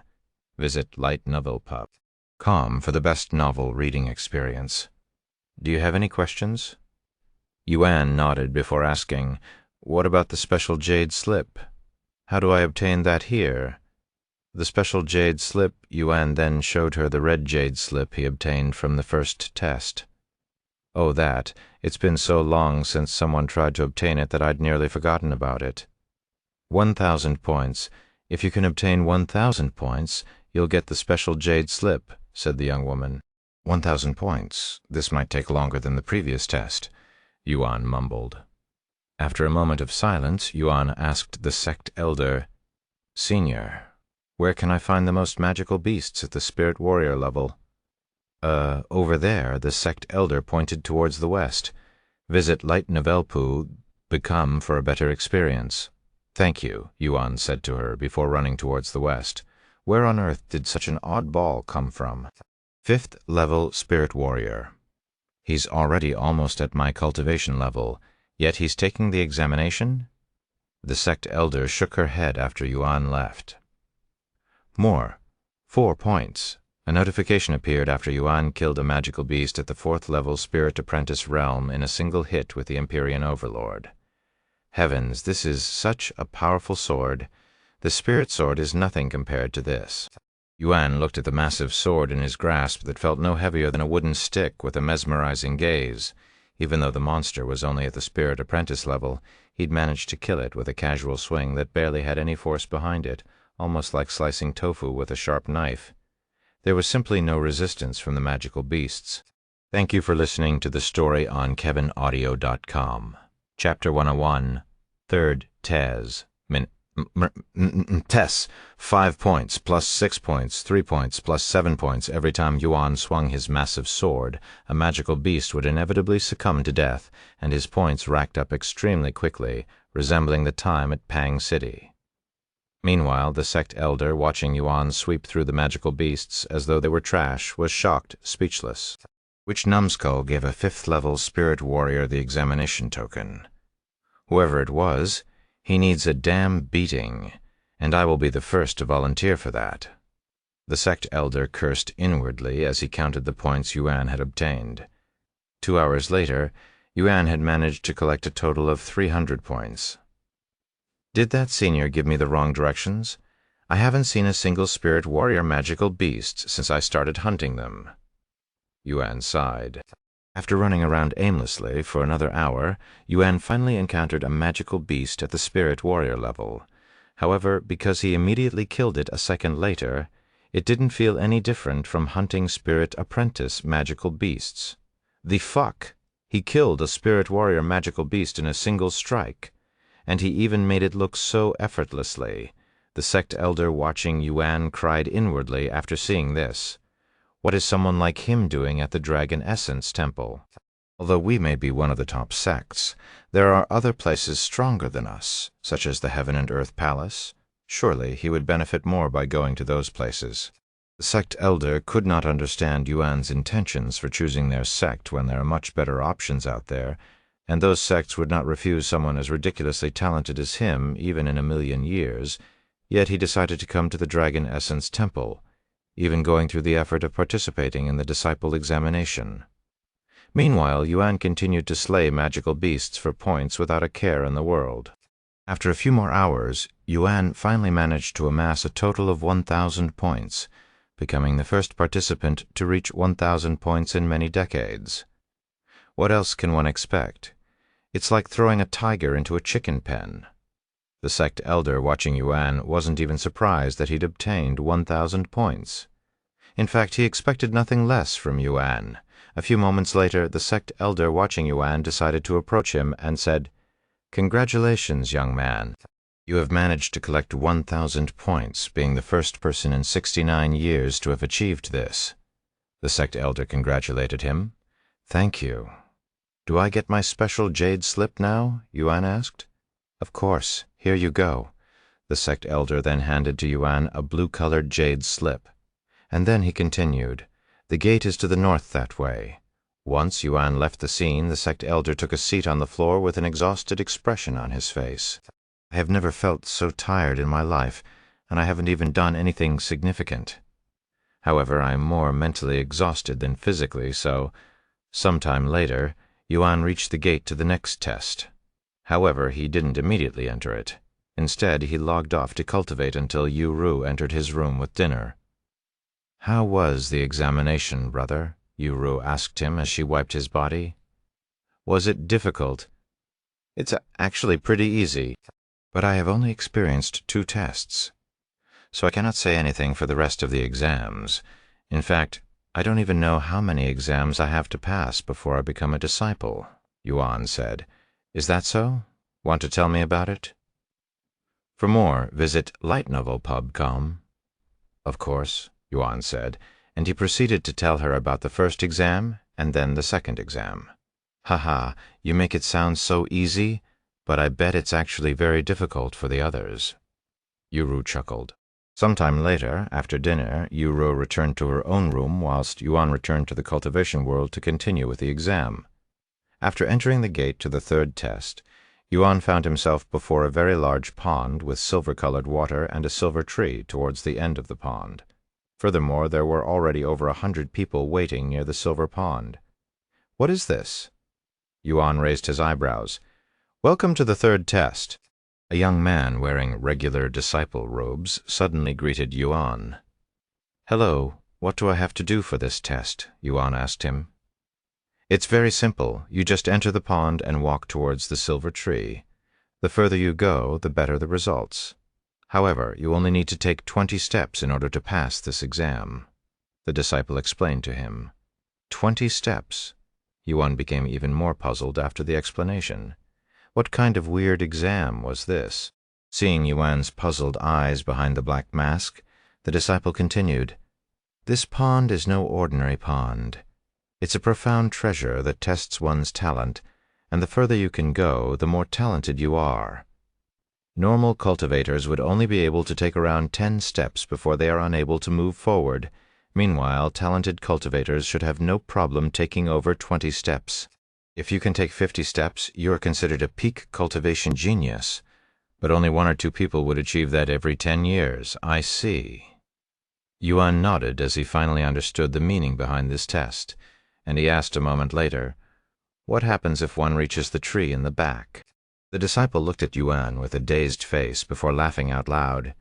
It takes 100 steps to reach the silver tree, but there has only been 1 person in our sect's history that has managed to reach the silver tree, and that person is the Dragon Essence Temple's founder, who had passed away over 100,000 years ago. 100,000 years ago? Yuan mumbled in a dazed voice. Oh, I have 1 more question. How many steps do I need to take to obtain the special jade slip from this test? Yuan then asked. The special jade slip. That requires you to take 75 steps, if I recall correctly, the disciple said. Okay, thank you, Yuan said before joining the other participants. Chapter 102, 50 Steps. After joining the other participants near the silver pond, Yuan watched as the participants walked on the silver water 1 by 1. The person currently taking this test was a young man who just took his 13th step towards the silver tree. However, this young man's face was soaked in sweat, looking as though he had just run a marathon or had been splashed in the face with a bucket of water. Ah! The young man suddenly began shouting while lifting his leg slowly, looking as though he was really struggling to take another step. Splash! The young man fell a few seconds later, falling directly on top of the silver water without submerging into the water like one would have expected. 13 steps failed. The sect elder standing next to the silver pond said after the young man fell down. The sect elder then waved his sleeves, using his spiritual energy to pull the participant back to where the other participants were gathered before speaking out loud. Next? A moment later, a young lady stepped forward and bowed to the sect elder before turning to stare at the silver pond in the tree. After taking a deep breath, she took her first step into the silver liquid and towards the silver tree. Visit LitNovelp.com for the best novel reading experience. Tap, tap, tap. The silver water rippled with every step the young lady took. A few moments later, the young lady took her 19th step. On her 20th step, although she struggled a little bit, she still managed to take the 20th step, passing the exam. However, the young lady did not stop despite already passing the exam and continued to push herself for a few more steps. In the end, the young lady managed to achieve 23 steps for the exam. You have passed. You may enter the gate now and proceed to your final test, the sect elder said to the young lady, who bowed to him before leaving the test area. So there's only one more test after this one, huh? I wonder what kind of test it is. Yuan pondered to himself as he continued to watch the participants challenge the test one by one. About half an hour later, a young lady with long black hair and a pair of sharp eyes stepped forward to challenge the silver water. However, unlike the previous participants, this young lady attracted the attention of every individual there with her beauty and the domineering aura around her. It's finally Fairy Min's turn. I wonder how many steps the genius of the Min family is going to take. Follow current novels on lightnovelpu.com. Of course she's going to take 50 steps easily. Good luck, Fairy Min. The participants there spoke and cheered for her as though they were very familiar with this beautiful lady's identity, and even the sect elder, foreseeing the test, gave her an approving nod. A few moments later, once the atmosphere calmed down and the participants were quiet, the young lady known as Fairy Min took her first step into the silver pond. 1 step, 2 steps, 3 steps. Fairy Min easily traveled over 10 steps without any effort, and with her every movement filled with confidence and arrogance. 11 steps, 12 steps, 13 steps. Fairy Min took her 20th step as effortlessly as she did the previous 10 without breaking a single sweat on her body. As expected of Fairy Min, she might even reach 75 steps at this rate. Follow current novels on lightnovelpub.com. The other participants were incredibly excited for Fairy Min, feeling as though they were in her shoes. A few more moments later, Fairy Min took her 30th step, surpassing every participant that had taken this test thus far. A few more moments later, she took her 40th step. However, after taking her 40th step, Fairy Min did not immediately take her next step, and instead stood still for a minute to catch her breath. Almost a minute later, Fairy Min finally challenged the silver pond with her 41st step. Splash! A powerful ripple appeared in the pond as Fairy Min took her 41st step. After her 41st step, Fairy Min stopped for another minute before taking the next step, and she would continue this until she took her 47th step. Ha ha ha! Fairy Min panted heavily with sweat dripping down her face as she took her 48th step. The most up-to-date novels are published on lightnovelpub.com. Splash. Another ripple appeared in the silver pond after she took her 48th step. After resting for a minute, Fairy Min attempted her 49th step. Ha ha! Fairy Min suddenly shouted out loud as she took her 49th step, and without taking another break, she went straight for the 50th step. Boom! The entire silver pond trembled after Fairy Min took her 50th step. Fairy Min wanted to take another step, but alas, she knew that her body would not be able to endure another step, so she turned around and returned to the sect elder. Congratulations, Min Li from the Min family. You are the first person in the last 7 years to have walked 50 steps for this test. The sect elder congratulated her upon her return. This content is taken from lightnovelpub.com. Thank you, Senior. Min Li nodded her head, yet she appeared to be disappointed by her results. You may proceed on to the final test. The sect elder then said to her. Min Li nodded, and she walked to the gate. However, she stopped walking after she reached the front of the gate and turned around to stare in the direction of the other participants with a profound gaze, or more specifically, she was staring at the figure wearing a black jade mask who was emitting a profound and mysterious aura. After staring at Yuan for a moment, she turned around and stepped into the gate, disappearing from the test area. Once Min Li left the scene, The other participants returned to being silent, and the test continued as usual. Many minutes later, it was finally Yuan's turn, and he stepped forward. Why is he wearing a mask? What an odd fellow. The participants mumbled to themselves after seeing Yuan's appearance. However, when the sect elder saw Yuan, his eyes widened in shock like the other sect elder's 5th-level spirit warrior. He cried inwardly, "Follow current novels on LitRPG VRMMO. Chapter 103, The Final Step. What the hell is a cultivator at the 5th-level spirit warrior realm doing here? Even Min Li from the Min family was only at the peak of the spirit apprentice realm. The sect elder was greatly baffled by Yuan's unusual and overwhelming presence in the exam, and since most of the other participants there were between the 3rd-level and 7th-level spirit apprentice realm, they weren't even able to see Yuan's real cultivation base. Just to confirm, I just have to walk to that silver tree, correct? Yuan asked the sect elder, snapping him out of his daze. That's correct. As long as you can take 20 steps, you will pass this exam. Yuan nodded his head, and he proceeded to take his first step into the silver pond. What kind of results will he have?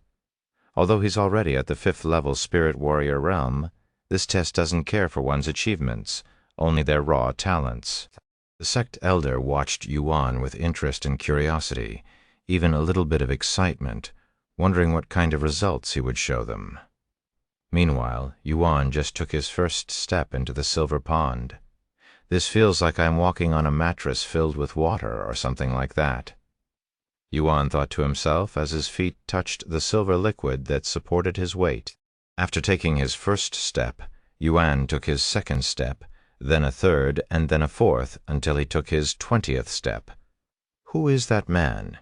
He managed to take 20 steps effortlessly like Fairy Min. He's blocking his face so we can't tell. The participants were surprised to see a nobody casually taking 20 steps as though he was taking a stroll in the park. Meanwhile, Yuan continued walking towards the silver tree with a calm expression on his face behind the mask. 21, 22, 23, 28, 29, 30. After taking his 30th step, Yuan did not stop and continued approaching the silver tree. Heavens, he's already taking his 35th step, and he did it without taking a single break. Could this man be another genius at Fairy Min's level? Ha ha! I doubt it. Fairy Min is a real cultivation genius. Although 15 steps may appear very little, the gap is actually immense, like heaven and earth. The most up-to-date novels are published on LitRPG. I'm willing to bet that he'll stop before 40 steps. I bet that he'll reach 45 steps at most. While the participants began betting with each other for the results, Yuan continued walking towards the silver tree. A few moments later, Yuan reached 45 steps without feeling any resistance or breaking a sweat. After taking a few more steps, Yuan achieved 50 steps, rivaling Fairy Min's results. Good Lord. First, we have Fairy Min, who became the first person to achieve 50 steps in the last 7 years. Now we have this mysterious man who also achieved 50 steps on the same day.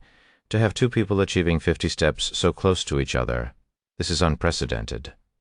However, as the participants there trembled in excitement, Yuan continued to move forward.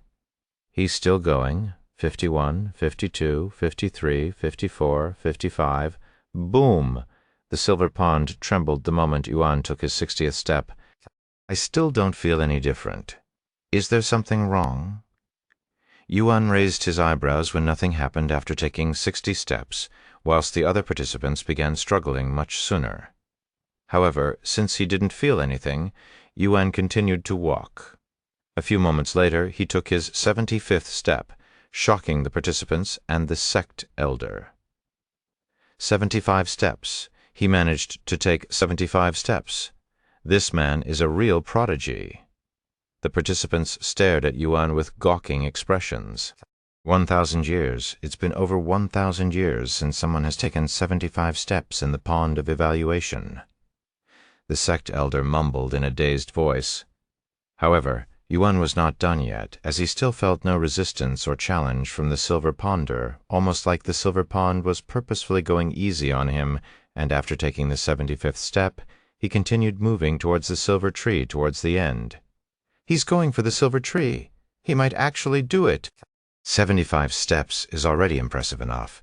Does he really think he can take 100 steps and reach the silver tree that has only been achieved by one person in history, the founder of the Dragon Essence Temple? He only has 25 steps left to reach the silver tree, but every single step will feel as though he's trying to leap over an entire sea, and it will only grow increasingly more difficult as he gets closer to the tree. I am willing to bet that he won't make it past 90 steps. I bet 100 gold he'll stop at 80 steps. 50 gold he'll make it past 90 steps. I will bet 10 gold he'll actually make it to the silver tree. While the participants began another gambling session on whether the results, Yuan continued to approach the silver tree with slow but calm steps, still feeling no pressure whatsoever. This is probably the easiest test in this exam, Yuan thought to himself as he took his 90th step. This content is taken from late Novelpool. Calm. 90 steps.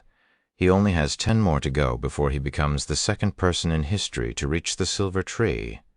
Everybody there watched with a nervous feeling in their guts, feeling as though they were in Yuan's shoes. 91 steps, 92 steps, 93 steps. Every single step Yuan took after the 90th step would cause the entire place to tremble, and on his 95th step, the silver tree at the end of the pond began glowing brightly. What is happening? The sect elder took a few steps back from shock, his gaze filled with disbelief. However, Yuan ignored the glowing tree and continued to walk 96, 97, 98 steps. On Yuan's 98th step, the silver tree began cracking with a subtle golden light coming from within the cracks. After Yuan took his 99th step, the cracks grew even larger, and the entire tree was filled with these cracks updated from light oval pub. Calm. The final step, Yuan mumbled as he took his 100th step, leaving the silver water and stepping onto the land that hosted the silver tree. Boom! The moment Yuan finished all 100 steps, the silver tree suddenly exploded, transforming into a golden tree, baffling everyone in the test room. Chapter 104, Talent That Rivals Their Founder. He really did it. He really managed to take 100 steps and reach the silver tree. The sect elders, watching the examination from afar, were all shocked speechless by Yuan's flawless performance. What happened to the silver tree, though? Why did it turn golden? This didn't happen before, even when the founder achieved 100 steps. At least it was not recorded. Forget about the tree. We have another prodigy who rivals our founder in terms of talents. We must let the sect master and the grand elders know about this as soon as possible. We cannot let such a talent leave our grasp. The sect elders there then scrambled outside to look for the sect master and grand elders. Meanwhile, back at the examination hall, after crossing the silver pond and reaching the silver tree that had suddenly turned into a golden tree, Yuan calmly walked back to the other participants before approaching the sect elder. I only need to take 75 steps to receive this special jade slip, correct? Yuan asked the sect elder, not even caring about his achievement of 100 steps that put him on the same level as their founder. That's correct. The sect elder nearly forgot how to speak after experiencing this shocking event. After panicking for a few moments, the sect elder finally managed to retrieve a white-colored jade slip and handed it to Yuan with trembling hands. Here you go. The sect elder lowered his body and offered the special jade slip to Yuan, acting almost like a servant before his lord. The source of this content is lightnovelpub.com. Thank you. Yuan accepted the white-colored jade slip before tossing it into his spatial ring with the rest of the special jade slips. After storing away the white-colored jade slip, Yuan turned to the gate and began walking towards it. Wait a second! Where are you going? The sect elder suddenly stopped him. Huh? Didn't I pass this test? Yuan responded in a dumbfounded voice. Since he passed this test, he was obviously going to the next test. You're going to take the next test? That won't be necessary. The sect elder shook his head and continued. You are the only person besides the founder of the Dragon Essence Temple to have achieved 100 steps in this place, meaning your talents rival our founder. There's no longer any need for you to participate in the next test because you will be accepted into the sect regardless of the results. I don't need to take the next test. Yuan raised his eyebrows. How else is he going to obtain the final special jade slip and enter the Dragon Temple? After a moment of silence, Yuan spoke. Even if I pass now, I would still like to participate in the final test. After all, I have already come this far. It wouldn't feel good if I stopped here without finishing it. Furthermore, I'm doing this mostly for the experience, and I don't want to lose that feeling. Doing this for the experience? The sect elder looked at Yuan with a surprised expression on his face. However, after pondering for a moment, he found sense in Yuan's words. After all, nobody at the 5th level Spirit Warrior realm would willingly waste their time in this place unless they were doing it for another purpose. For more, visit LitRPG.com. Perhaps he's a young master from a very powerful family that's currently on a journey for training? That would make sense as to why he has to hide his identity and why he's participating in this disciple examination. The sect elder thought to himself, if you insist on continuing with the examination, go ahead. I won't stop you if that's what you really want. Just remember that, no matter the results, you'll still be qualified to become a disciple at our Dragon Essence Temple. The sect elder reminded Yuan before letting him go. Thank you.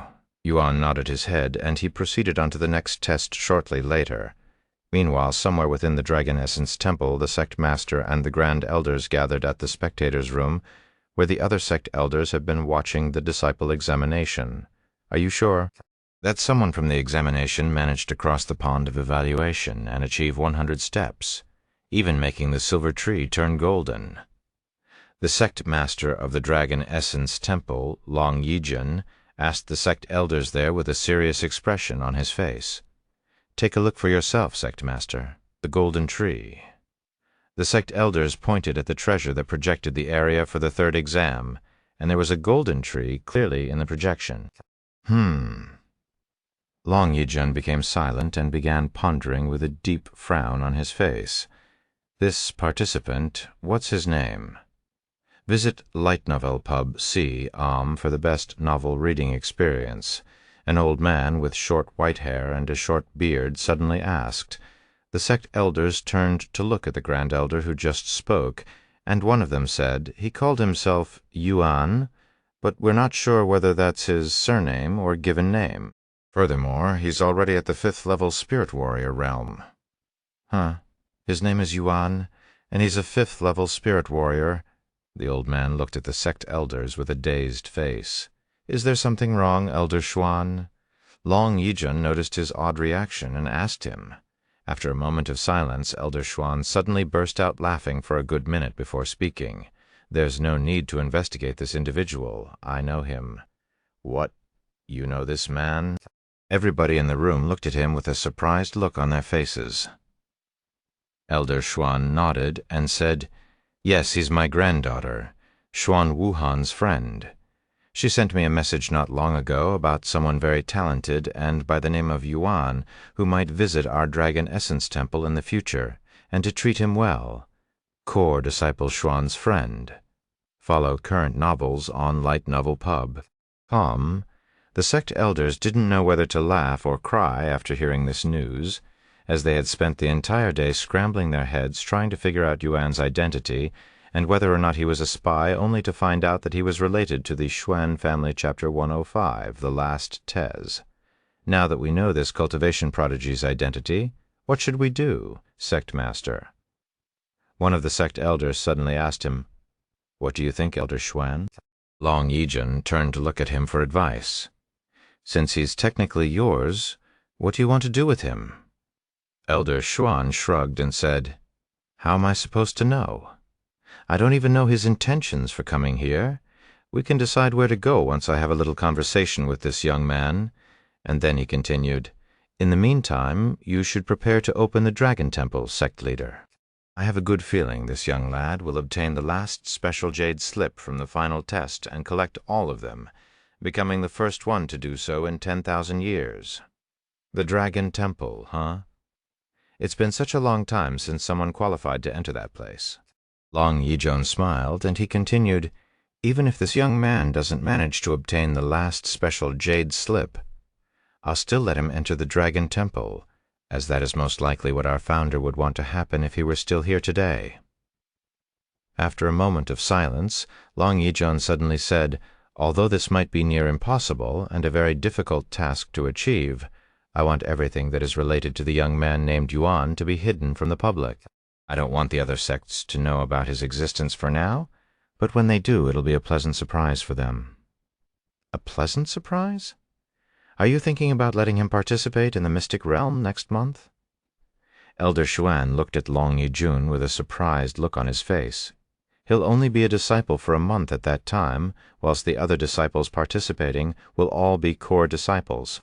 I cannot imagine the core disciples being very happy about a nobody who just joined the sect recently taking up one of their spots so suddenly when they are working themselves to the bone to obtain a spot, and there are very few spots available, which makes the situation even more sensitive. So, what if the core disciples will be unhappy? If they are unhappy, they can go ahead and try to achieve 100 steps in the pond of evaluation. Even if they complain, the cultivation world favors those with talent, so they have no right to complain unless they are more talented than him." Long Yijun spoke in a stern voice. The sect elders in the room exchanged looks with each other. While they do not reject having someone as talented as Yuan take up a slot for the mystic realm, they don't know whether they should or should not let their disciples know about this, as their disciples were also core disciples trying to obtain a slot for the mystic realm. Long Yijun noticed the perplexed expressions on the sect elders' faces, and he spoke.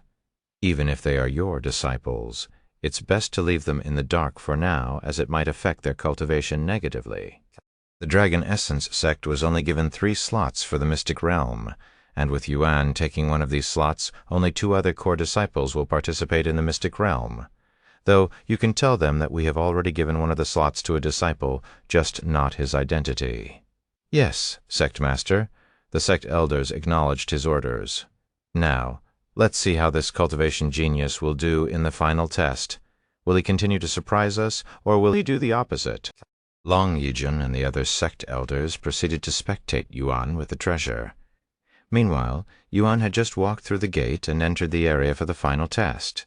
It was a large but empty room with a tall stone tablet located a few meters away in the center of the room.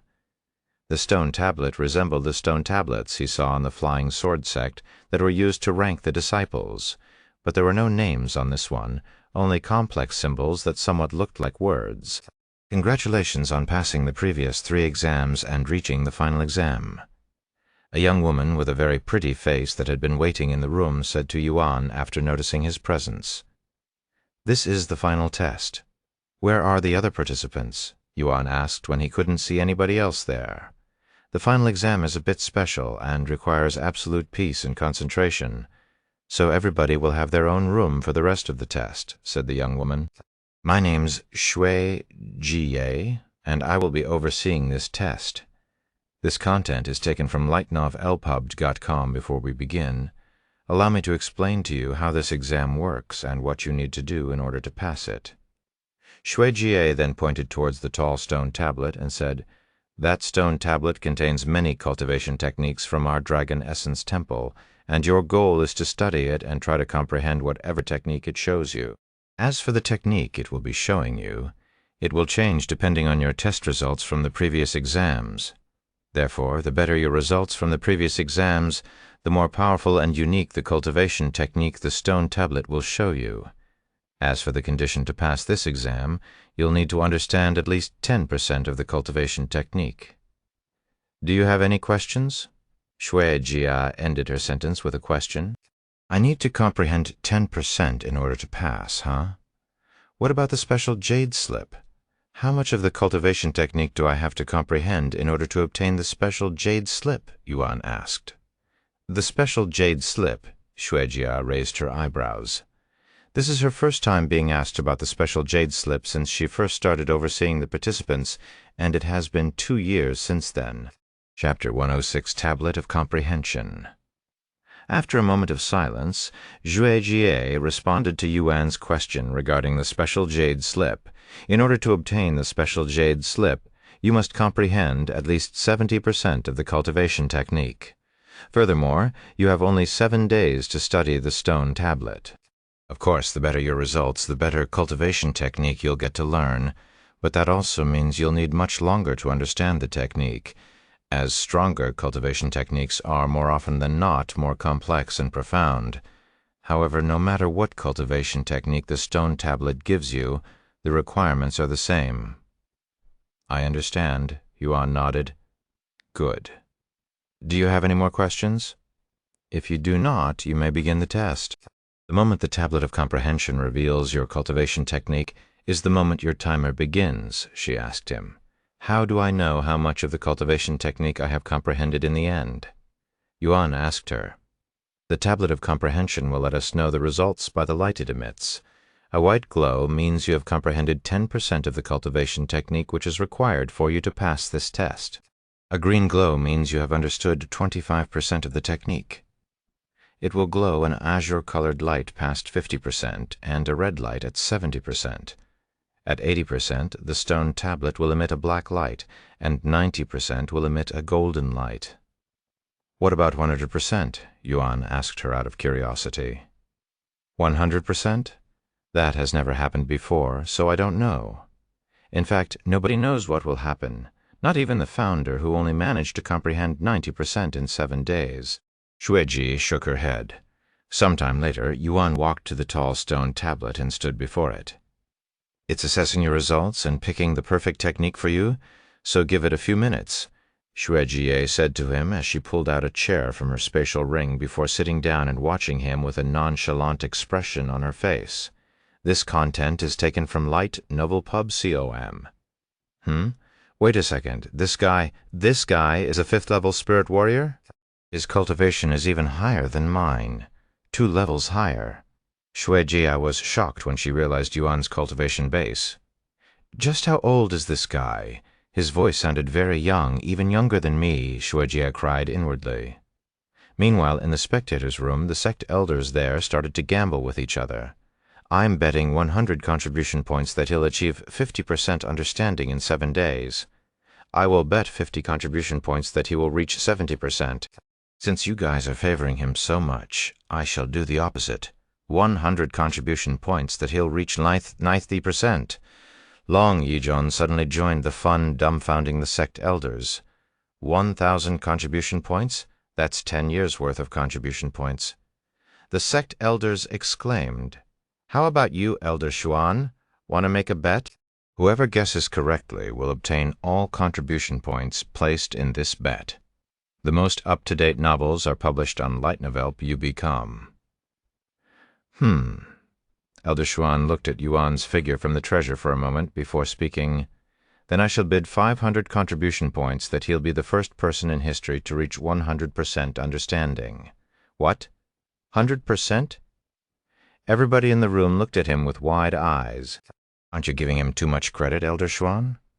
Although his talent is definitely on par with the founder's talent, even the founder could only reach 90% after 7 days. Furthermore, because of his excellent results from the previous tests, one can only imagine what kind of technique he'll get. But one thing is for sure, and that is the technique won't be a weak one. Long Yizhong also chimed in. I agree with Elder Xin. With his results, he'll get to learn at least an Earth grade, if not a Heaven grade cultivation technique from the Tablet of Comprehension. I don't know about you, but I have never seen or heard of anyone that can fully comprehend an Earth grade technique within 7 days, much less a Heaven grade. Well, it wouldn't be a gamble if I don't go against the odds, right? Elder Xuan laughed. Anyway, what is the most powerful cultivation technique the Tablet of Comprehension can reveal? The highest grade I have seen so far is at the Earth grade, which happened 300 years ago. Hearing Elder Xuan's question, Long Yizhong said, according to the Dragon Essence Temple's record, since the sect's founding, there have only been 3 people who received a cultivation technique above the Earth grade from the stone tablet, and they were all at the Heaven grade. However, as for the founder, although nobody knows what kind of technique he'd received, it was rumored to be a divine grade technique. The most up-to-date novels are published on LitNovelpub.com. A divine grade technique, huh?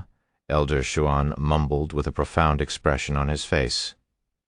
Meanwhile, Yuan stood before the tablet of comprehension without moving a muscle, patiently waiting for it to reveal his cultivation technique.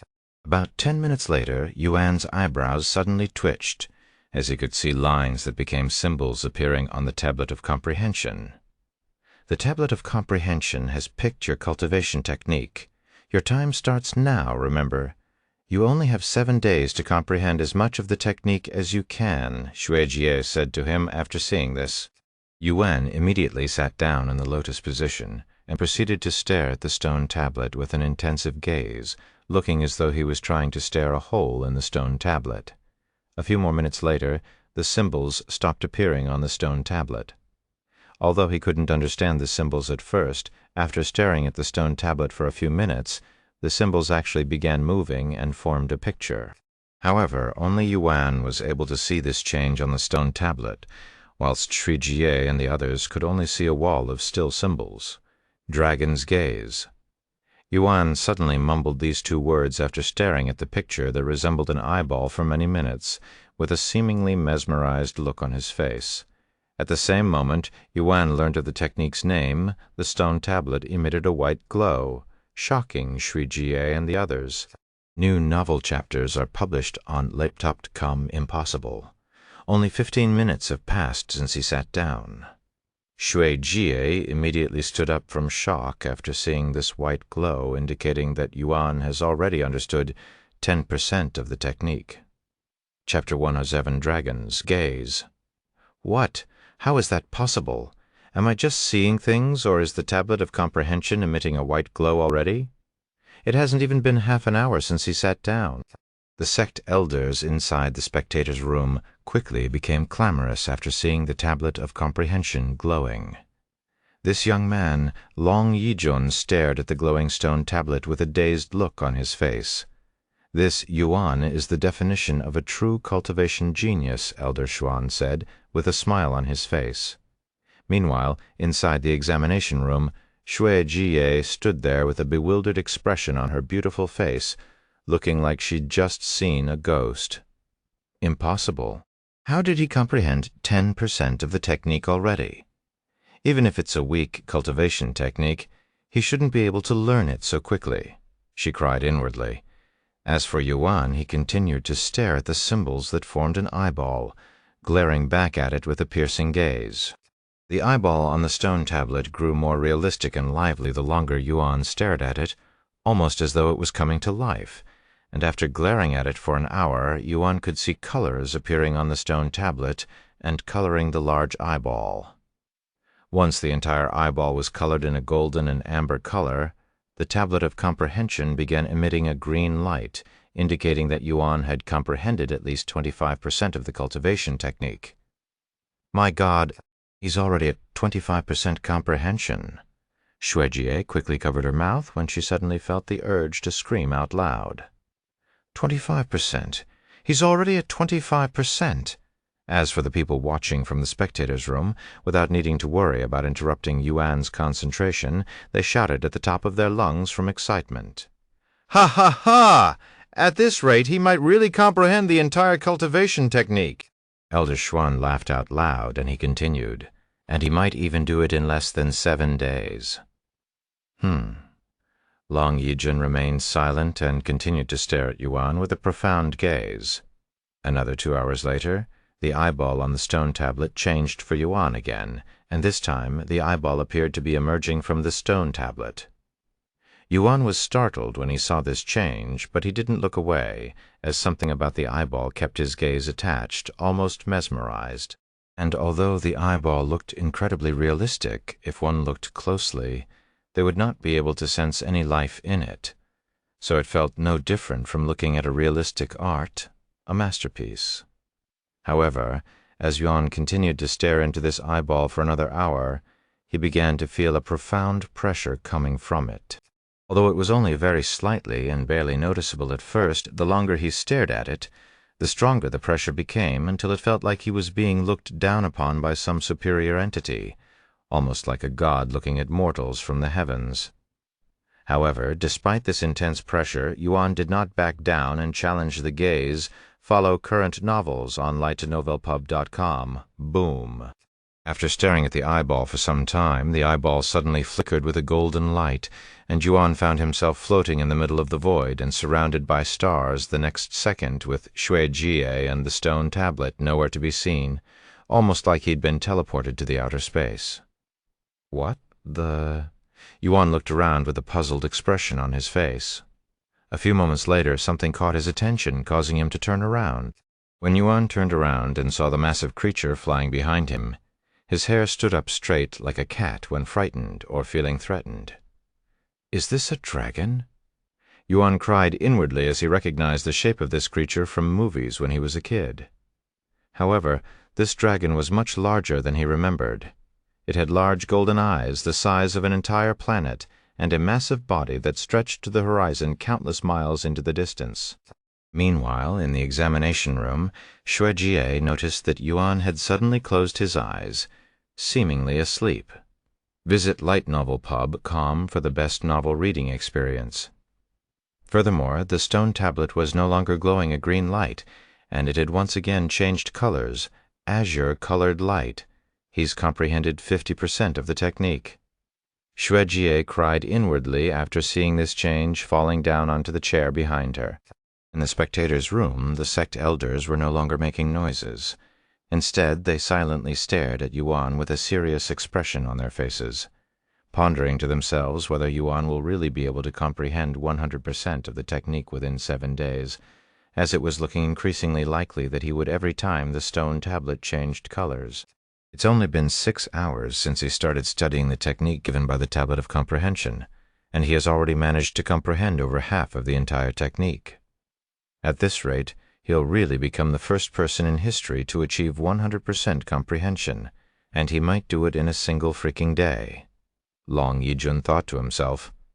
"Where on earth did you find such a monster, my dear granddaughter?" Elder Xuan showed a bittersweet smile on his face. Meanwhile, back in Yuan's mind where the dragon existed, even though he was like a speck of dust compared to the dragon.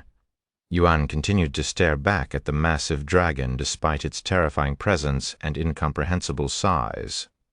"What is your name, human?" The dragon suddenly spoke to him. "Oh, you can speak?" Yuan was pleasantly surprised by this, and he continued, "My name is Yuan." "Yuan, you are the second person to have learned my dragon's gaze from the Tablet of Comprehension, with the first one being a man named Long Chen.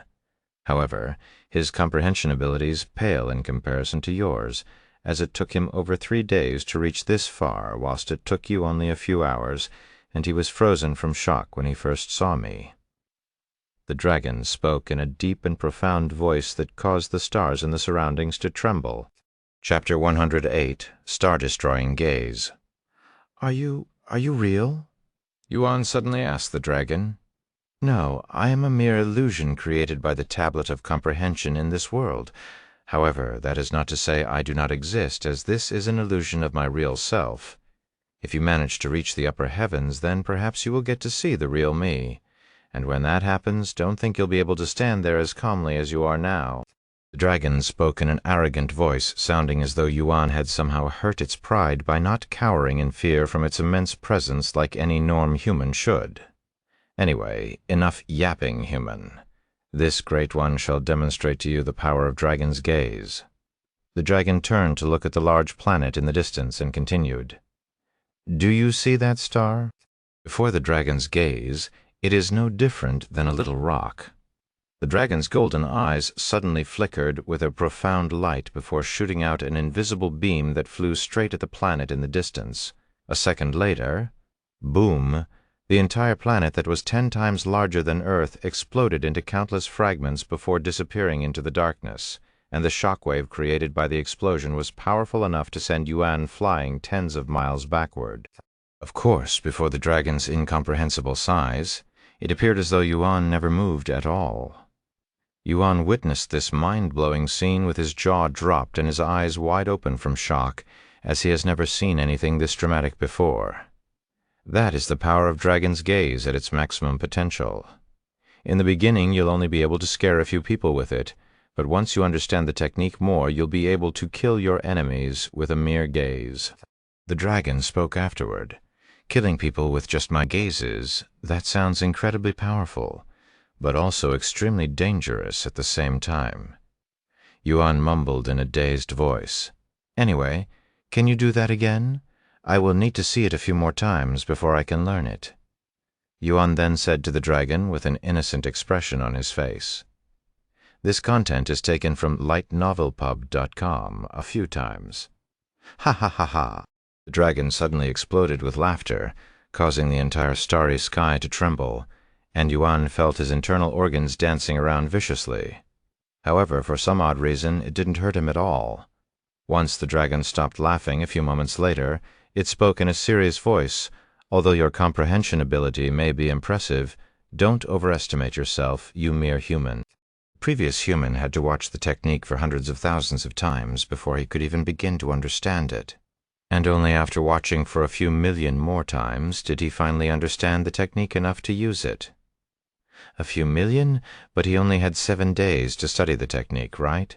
There's no way he could have watched the technique so many times in such a short time. Yuan expressed his doubts. We are currently inside your mind, so time flows differently in here. You can stay in here for a few years if you wish, and only a few hours will have passed in the outside world, the dragon said. What? I can study the technique for a few years while I am here? Yuan mumbled in a dazed voice. Yes. However, your spirit and soul must also be strong enough to endure it, because the longer you stay in here, the more exhausting it will be for your body and mind. And you are only a spirit warrior, whilst the previous human was already a spirit grandmaster when he came here. At your level, you will be able to remain inside this space for a few weeks at most, which is only enough to witness a few thousand dragons gaze. A few thousand, huh? That should be more than enough. Yuan nodded with a calm expression on his face. Updated from lightnovelpub.com. The dragon stared at Yuan with its massive eyes narrowed after hearing his words. After a moment of silence, it spoke. Since you are so confident that you can learn my dragon's gaze so easily, how about a little bet with me, human? A bet? But aren't you only an illusion? Yuan said. I may be an illusion, but I still have some powers in here. Although I may not be able to physically help you, there are other things I can do here, the dragon said. And it continued. As for the bet, if you can learn my dragon's gaze before I demonstrate it a total of 10,000 times, I will consider it your win, and I shall give you something very special. If you lose, well, there's really nothing you can do for me in here, so you won't lose anything for losing the bet. Therefore, you can only gain something from this bet. How about it? Since there was nothing to lose, Yuan nodded. Okay, let's do it. Good, then watch closely, because I will be demonstrating my dragon's gaze without stopping now. The dragon then turned to look at another planet in the distance that had suddenly appeared out of thin air before using the dragon's gaze once again, obliterating the planet almost instantly. Follow current novels on leechnovelpub.com. Whoosh! Yuan was pushed back a few miles again after the explosion. Yet he did not blink and stared with an intensive gaze as the dragon continued destroying planets one at a time. Boom, boom, boom.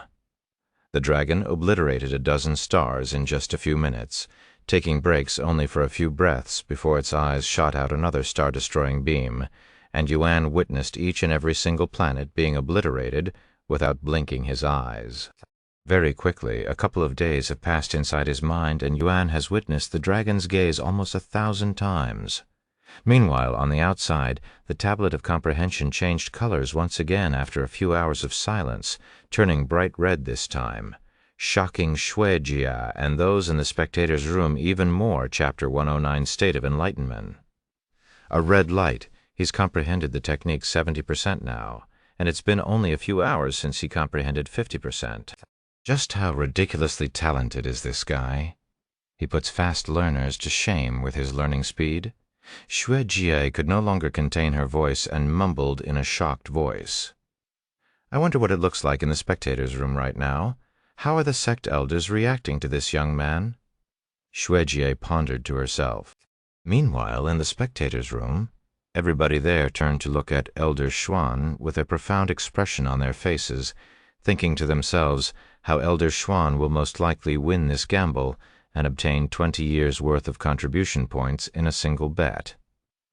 Back inside Yuan's mind, he continued watching the dragon obliterate stars every few breaths, until he could see the scene even if he closed his eyes and stopped watching. After spending a few more days inside this special space, Yuan's eyes suddenly turned golden, resembling that of the dragon's eyes.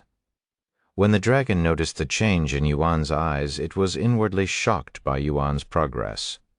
This human has already comprehended the dragon's gaze to such an extent. "It's only been a week since we started," the dragon cried inwardly. "At this rate, I will really lose the bet. To think I, the Great One, would lose to a mere human.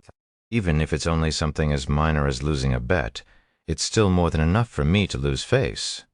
Luckily for me, we are alone here, and I am only an illusion, or the other divine beasts would surely turn me into a laughing stock." "Why did you stop? Are you tired?" Yuan asked the dragon when it suddenly stopped using the dragon's gaze to destroy planets, forcing him out of his trance and halting his progress briefly. "No, I am fine. I am only a mere illusion, so I cannot experience exhaustion. Let's continue." The dragon continued shooting invisible beams from its massive eyes that seemed larger than the planets it was destroying a moment later, and Yuan returned to staring at the scene with a dazed expression on his face. Visit LitNovelPoo for a better experience. After watching for a few more hours, Yuan suddenly closed his eyes, yet he could still somehow see the planets being destroyed by the dragon. Enlightenment. This human has entered the state of enlightenment. The dragon realized why Yuan suddenly closed his eyes, yet it did not stop destroying stars. Meanwhile, in the examination room, the tablet of comprehension began changing colors again. The red light grew darker and darker until it was no longer red and completely pitch black, resembling the void. 80%? He just reached 70% an hour ago. Why did his progress suddenly increase so exponentially? Shueji covered her mouth from shock. Even the sect elders in the spectators' room were puzzled by Yuan's results. Could this be enlightenment? One of the sect elders asked in a weird tone, sounding as though he was doubting himself. However, Yuan experiencing enlightenment was the only logical explanation for the sudden change. Of course, enlightenments are incredibly rare moments that most cultivators can live even their entire life without experiencing it a single time. Meanwhile, Yuan was already experiencing his second enlightenment. If the sect elders knew this, they would literally lose their minds, as none of them have experienced the state of enlightenment yet. The source of this content is novelful.com. A few more hours passed inside Yuan's mind, and he suddenly opened his eyes. The second Yuan opened his eyes, a profound ripple appeared around him and spread throughout the endless void, and his golden eyes were glowing brighter than ever before. A notification also appeared before him a moment later. "You have learned Dragon's Gaze, rank Ancient Mastery Level 1, description. A technique created by the Great One. A single gaze will cause immortals to bow and the heavens to tremble in fear." Ancient rank? Yuan raised an eyebrow at this unfamiliar rank. Meanwhile, in the outside world, an announcement appeared for all players to witness. Follow current novels on LitRPG.com. Player Yuan has become the world's first player to have learned an ancient rank skill. Congratulations! This announcement dumbfounded and shocked every player in every location across the world. The players were dumbfounded because they have never heard of an ancient rank skill before until today, and shocked because player Yuan made yet another appearance. Meanwhile, inside the Dragon Essence Temple, the sect elders within the spectators' room were shaking from excitement when the tablet of comprehension suddenly changed colors, turning into a beautiful and majestic golden light. He did it, 90% comprehension. He has reached the founder's results, and he did it in less than 1 day. The sect elders rejoiced as though they were watching their own child. Just 10% more and he'll make history.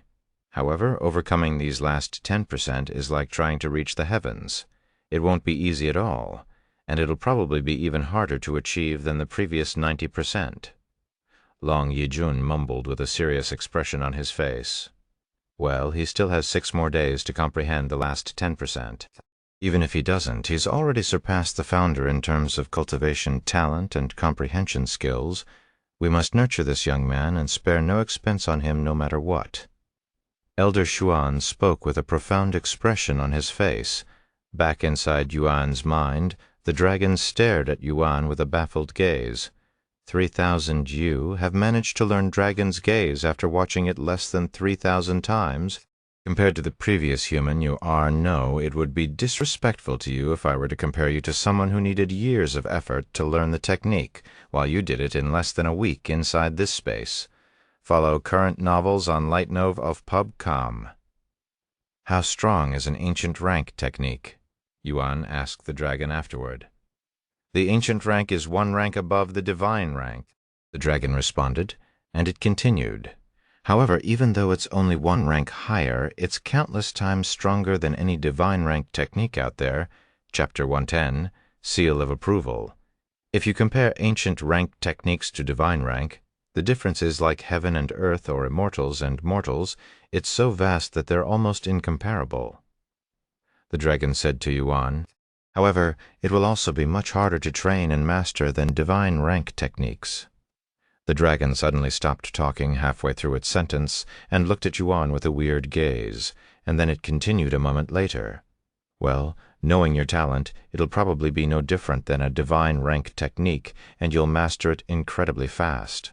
Anyway, you have managed to surpass my expectations, broadened my views with your comprehension talents, and even won a bet against this great one. Therefore, as promised, I shall now bestow you a special reward." The dragon proceeded to close its eyes for a minute. Once the dragon reopened its eyes, a golden beam of light shot out from its eyes and pierced straight into Yuan's forehead. Whoa! After watching the dragon destroy planets with its gaze thousands of times, Yuan naturally responded to the golden beam by jolting his body in a startled manner, even feeling his heart skip a beat. However, when he realized that his body didn't explode like the stars, he released a sigh of relief. A few moments later, once the golden beam disappeared, another notification appeared before Yuan. "You have received the Great One's seal of approval. This content is taken from LitNovelpub.com. Seal of approval?" Yuan mumbled, feeling as though nothing about his body had changed after receiving the seal of approval. "What can I do with this seal?" Yuan asked the dragon afterward. "With my seal of approval, you will have a chance to obtain my legacy." The dragon spoke in a calm voice. "Legacy?" Yuan raised his eyebrows. "Is it something like Xiaohua's legacy?" The dragon continued to speak a moment later. "Go to the Dragon Temple and find my statue. If you use Dragon's Gaze on the statue, it will activate a hidden formation, which will require the seal of approval to fully activate. As for what comes afterward, you will have to go there and figure it out yourself. If you manage to obtain my legacy, find the real me that exists somewhere in the upper heavens, and I will give you a few treasures that will make even powerful immortals drool with envy. However, since I am merely an illusion in this place, the real me won't recognize you, as we have never truly met before. But as long as you have the seal of approval and the legacy, everything should be fine. Do you have any questions, human? No. What is your name?" "You have earned my respect, so I shall address you as your name," the dragon suddenly said to him. "Yuan."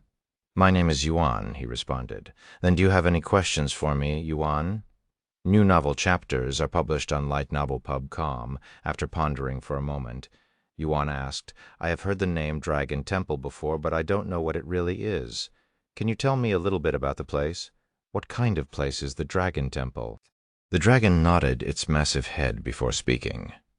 "The Dragon Temple is a trial that was created by me, the real me countless years ago, to challenge the geniuses in the lower heavens in hopes of finding someone who can inherit my legacy. There are also some treasures that can be obtained from the Dragon Temple. The Tablet of Comprehension, for example, is a treasure that Long Chen had found in the Dragon Temple from a challenge. Of course, the treasures within the Dragon Temple are worthless compared to the real treasure, my legacy. If they manage to pass all of the challenges, obtain the legacy, and find me in the upper heavens, I shall bestow to them unimaginable wealth and priceless treasures that even immortals and gods covet. However, Nobody has managed to find the legacy to this day, much less obtain it. Perhaps you, Yuan, will become the first person to inherit my legacy." Yuan nodded and said, "I will try." After a moment of silence, the dragon spoke again. "Your body can endure a few more weeks in this space. Would you like to continue studying the technique?" "Yes, let's do this until I have to log off for dinner," Yuan said. "Dinner?" The dragon looked at Yuan with a puzzled gaze. Some time later, Yuan returned to watching the dragon obliterating stars with the dragon's gaze, further increasing his understanding of the technique. New novel chapters are published on LitNovelPub.com. Meanwhile, inside the spectator's room, the sect elders were in a small conversation. The tablet of comprehension is glowing a golden light, meaning that he has reached at least 90% comprehension of the technique. However, since we have never witnessed anyone achieving 100%, we won't be able to tell if he has truly comprehended 100% of the technique or not. The only thing we can do is wait and see the results. Perhaps the color might change again, or something entirely different might happen.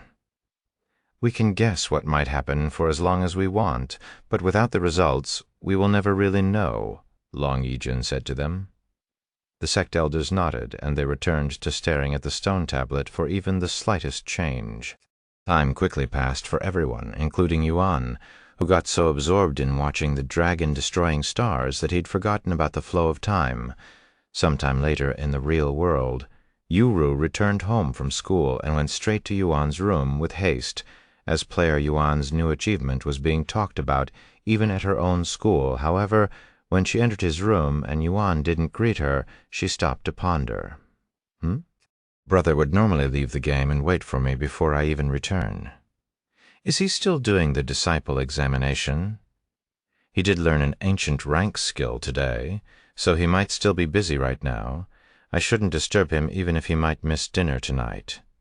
Afraid that she might accidentally ruin something for Yuan, Yuru decided to leave him alone until he decides to log off himself, and she left the room a few moments later to do other things. Chapter 111, Talents. That will make even the heavens jealous after learning.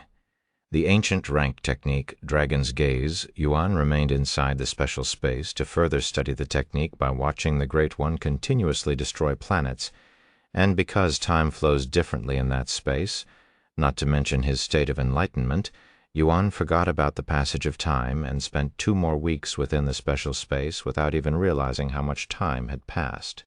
Of course, only a little more than half a day had passed in the outside world, so besides missing dinner and breakfast, Yuan didn't really miss out too much. Ding! A system notification suddenly appeared before Yuan, snapping him out of his state of enlightenment. Your comprehension for Dragon's Gaze has reached a new level. Dragon's Gaze Mastery Level 1-2. Dragon's Gaze Mastery Level 1-2. Dragon's Gaze Rank Ancient Mastery Level 2. Description. A technique created by the Great One. A single gaze will cause immortals to bow and the heavens to tremble in fear. Visit LitNovelPub.com for a better experience. The moment Yuan's mastery level increased, the tablet of comprehension outside began to tremble. When the sect elders noticed this, they exclaimed, "Something's going to happen." A few seconds later, the tablet of comprehension cracked like a mirror, and just like the silver tree from the 3rd exam, it exploded into many pieces before revealing a golden tablet. A golden tablet? Is this what happens when one comprehends 100% of the technique? Long Yijun shouted out in sheer excitement. He really did this. This young man really did it. He has achieved the impossible. Heavens, what just happened? Xuejia cried out loud when she saw this, yet she was too nervous to investigate it by herself. Meanwhile, inside Yuan's mind, "Ha ha ha!" The dragon suddenly burst with laughter, causing the entire universe to tremble, even shattering a few planets by accident. For more, visit LitNovelPub.com. You are truly one amusing human, Yuan. I have never seen a mortal with comprehension abilities as ridiculous as yours, not even in the upper heavens. Although there are many cultivation monsters in the upper heavens with heaven-sent talents, They are all immortals and gods, and you are the first spirit warrior that has managed to baffle me speechless in such a manner." The dragon praised Yuan something it has never done before, ever since its creation by the Tablet of Comprehension, and it continued speaking. "You have talents that will make even the heavens jealous.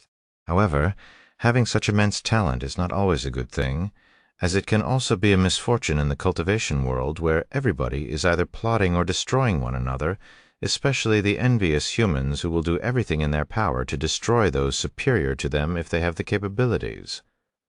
Only those with great talent and a powerful background will truly rise in the cultivation world, whilst everyone will require an immense amount of luck and skills to survive.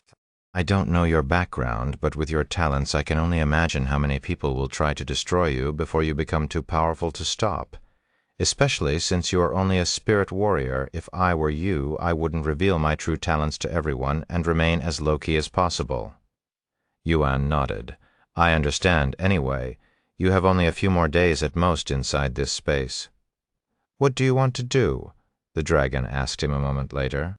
"Although not much time has passed in the real world, it still feels as though I had lived here for a few weeks, and I am beginning to miss my sister's voice, so I'll leave now," Yuan said. "Very well, I shall let you leave now." The dragon's eyes began glowing. However, before teleporting Yuan away, the dragon said, "I truly hope that you will obtain the legacy and meet the real me in the upper heavens. Good luck, Yuan. This content is taken from Light Novel Pub. Calm, a moment later, Yuan opened his eyes, and the first thing he noticed was the golden tablet standing before him. "Huh?" Yuan raised his eyebrows, unaware why the stone tablet had suddenly turned golden. When Xianxia noticed that Yuan had finally opened his eyes after sitting there for almost 2 days, she called out to him, "Are you okay?" Yuan turned around to look at the pretty young lady that was approaching him, completely unaware that his eyes were still glowing golden, resembling the eyes of divine beasts. What is this feeling? When Xianxia looked into Yuan's golden eyes, she felt an indescribable sense of fear and despair that filled in her heart that caused her body to tremble. Thud. Xianxia fell on her butt the next second, and a weird sensation could be felt coming from between her legs before a warm sensation followed. The most up-to-date novels are published on lightnovelpub.com. Ah, don't look at me. Xianxia quickly cried out loud with a flushed face and covered her face with her arms when she realized that she'd accidentally pissed herself after looking into Yuan's eyes that were unknowingly using Dragon's gaze. "Eh? Are you okay?" However, Yuan was still unaware that he was naturally using Dragon's gaze and approached Xianxia with his golden eyes still glowing brightly. Xianxia quickly realized that blocking Yuan from her views did not help her situation at all when she could still feel his piercing gaze even though she was not looking at him. Stop! Are you doing this on purpose? Stop looking at me and turn around!" Xianxia shouted in an angry voice. Okay, although Yuan was puzzled as to why Xianxia was telling him to look away, and why she sounded angry, he listened to her and turned around. A few moments later, a portal appeared a few meters away from Yuan, and a couple of figures walked out of the portal. The source of this content is Light Novel Pub.com Sect Master, Grand Elder. Xianxia was surprised to suddenly see their faces, but it was not too shocking, as Yuan's results were simply that ridiculous. You can return to your living quarters for now. Disciple Sui, however, don't say a single word about what you saw here today. I will speak with you later, Long Yijun said to her with a serious expression on his face. Chapter 112, End of the Disciple Examination. Yes, Sect Leader. Xianxia quickly stood up before making her way towards the portal and disappearing from the scene, leaving behind a trail of glistening liquid and a small puddle of clear water. Once Xianxia left the place, Long Yijun and Elder Xuan turned their attention to Yuan. But when they saw his golden eyes behind the black jade mask, their bodies uncontrollably trembled from a dreadful feeling that made them feel as though they were standing before a powerful beast, almost like they were in a life-or-death situation. Despite their cultivation base as spirit masters, They felt helpless before a mere spirit warrior just from his gaze. It was an incomprehensible feeling for the two experts. Taoist Yuan, can you do something about your eyes? Long Yijun asked Yuan a moment later with a weird smile on his face. My eyes? What about my eyes? Yuan asked, still unaware that his dragon's gaze was active. It's glowing golden, and it doesn't feel comfortable being stared at by it, Long Yijun said. Oh, I'm sorry, I didn't know it was active. No wonder why my eyes were feeling a little bit different than usual. Yuan closed his eyes and deactivated the skill, because he'd gotten used to keeping Dragon's gaze activated inside the special space for many days without rest. It felt as natural as breathing, hence why he didn't notice it instantly. Once the golden eyes were gone, Long Yijun released a relieved sigh before speaking. Hello, Yuan. My name is Long Yijun, and I am the current sect leader for the Dragon Essence Temple, and this over here is... Elder Xuan stepped forward and extended his arm for a handshake. How are you doing, Yuan? My surname is Xuan Zan. Follow current novels on LitNov, lpub.com. Xuan, Yuan raised his eyebrows after hearing this familiar surname. That's right, I am Xuan Wuhan's grandfather. She has already told me about you, Elder Xuan said. Oh, so you're Xuan Wuhan's grandfather. She also told me to come see you if I ever come to the Dragon Essence Temple. Yuan shook his hand. Yes, if you'd came to me straight away, I could have made you a disciple right away, and you wouldn't have needed to participate in this examination. With that being said, I'm also relieved that you didn't come to me first, or else we would have never realized the full extent of your talents. Elder Xuan said with a smile on his face. Long Yijun suddenly began walking, and he stood before the golden tablet a moment later with his hands caressing the solid tablet, with a mesmerizing look on his face. Congratulations, Yuan, or should I call you Disciple Yuan now that you have passed the exam? Either way, you have achieved something nobody, not even our founder, could have achieved by comprehending 100% of the technique given to you by the Tablet of Comprehension within 7 days. Hell, you'd even completed it in 2 days. Long Yijun said to him a moment later, We'd wait a second? 2 days? I have been here for 2 days? Yuan asked them with a dumbfounded look on his face. Yes. Long Yijun nodded. I'll be right back. Updated from LitNovelPub.com, Yuan immediately logged off to see if Yu Ru was still around. Yuan immediately called for her after logging off. The young lady has already left for school, young master. A clear voice that belonged to a young lady suddenly responded to him, but it was not Yu Ro's voice. That voice, is that you, Meixiu? Yuan asked. Yes, young master. This is Meixiu speaking, she responded.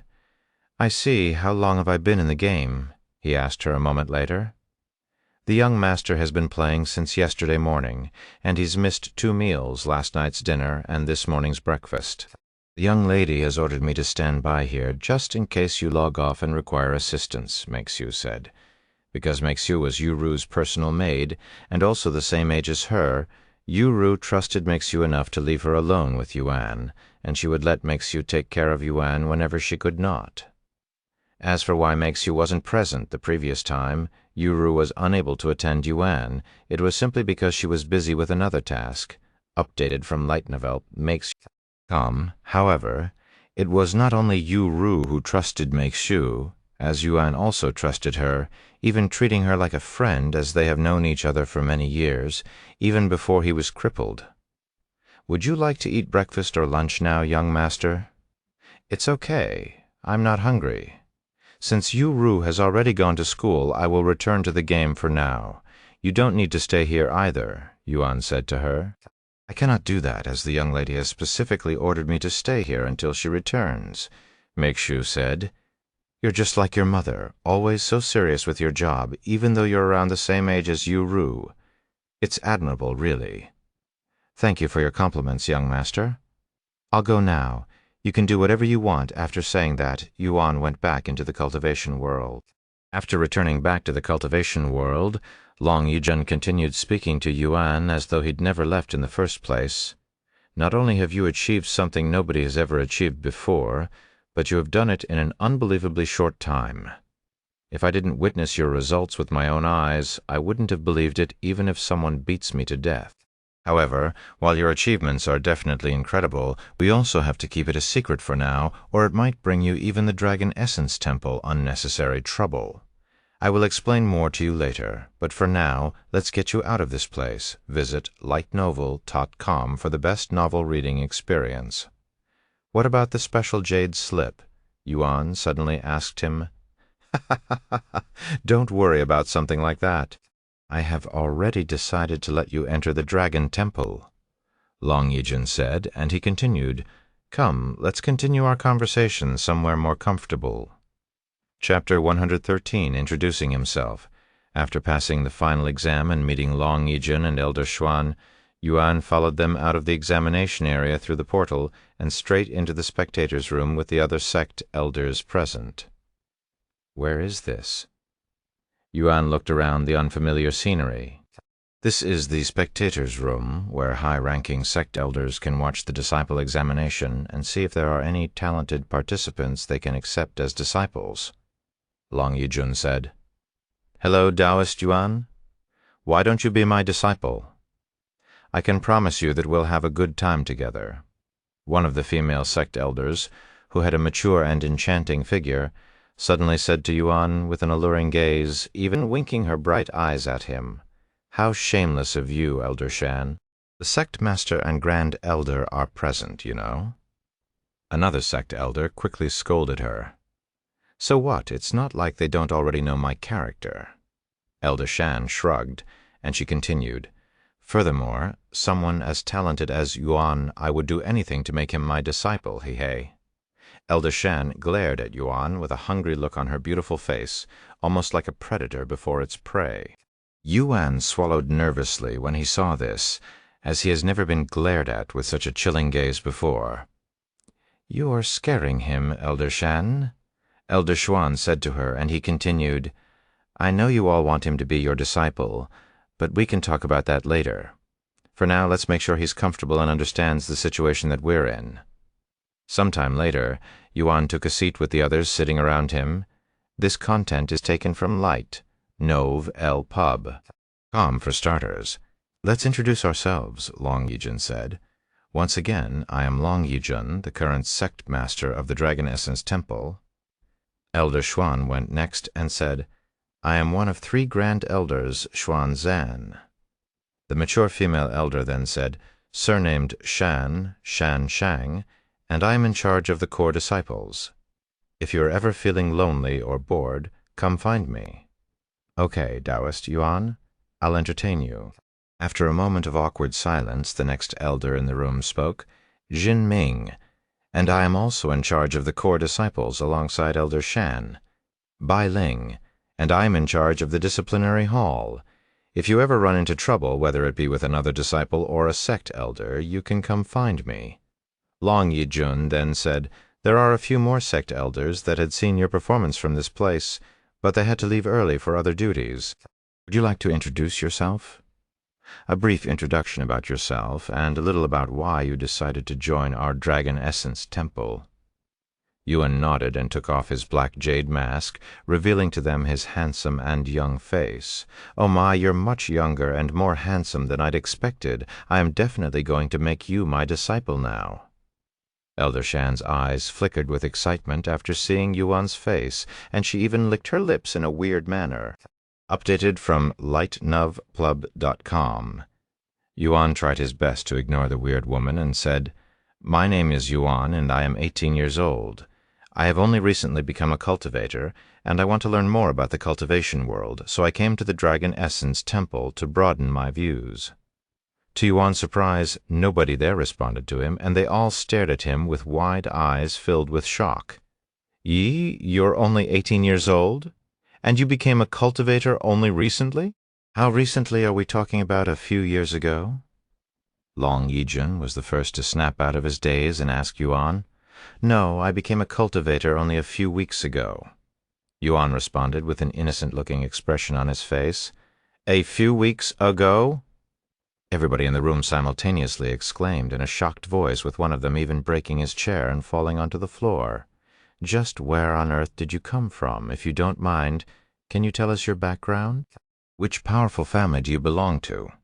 I can promise you that it won't leave this room, and no matter where you came from, we don't treat you any different. I swear on it as the sect master of the Dragon Essence Temple. Long Yijun asked him in a nervous voice.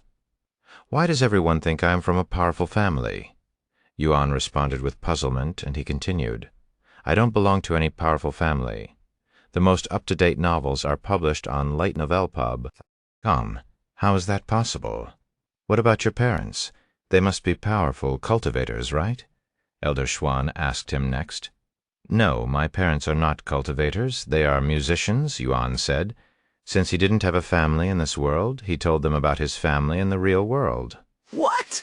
Your parents are mortals? And they gave birth to a cultivation prodigy like you? What are the heavens thinking? Long Yizhuan cried out loud. It was as though the heavens created a cultivation prodigy like Yuan just to mess with every cultivator in the world.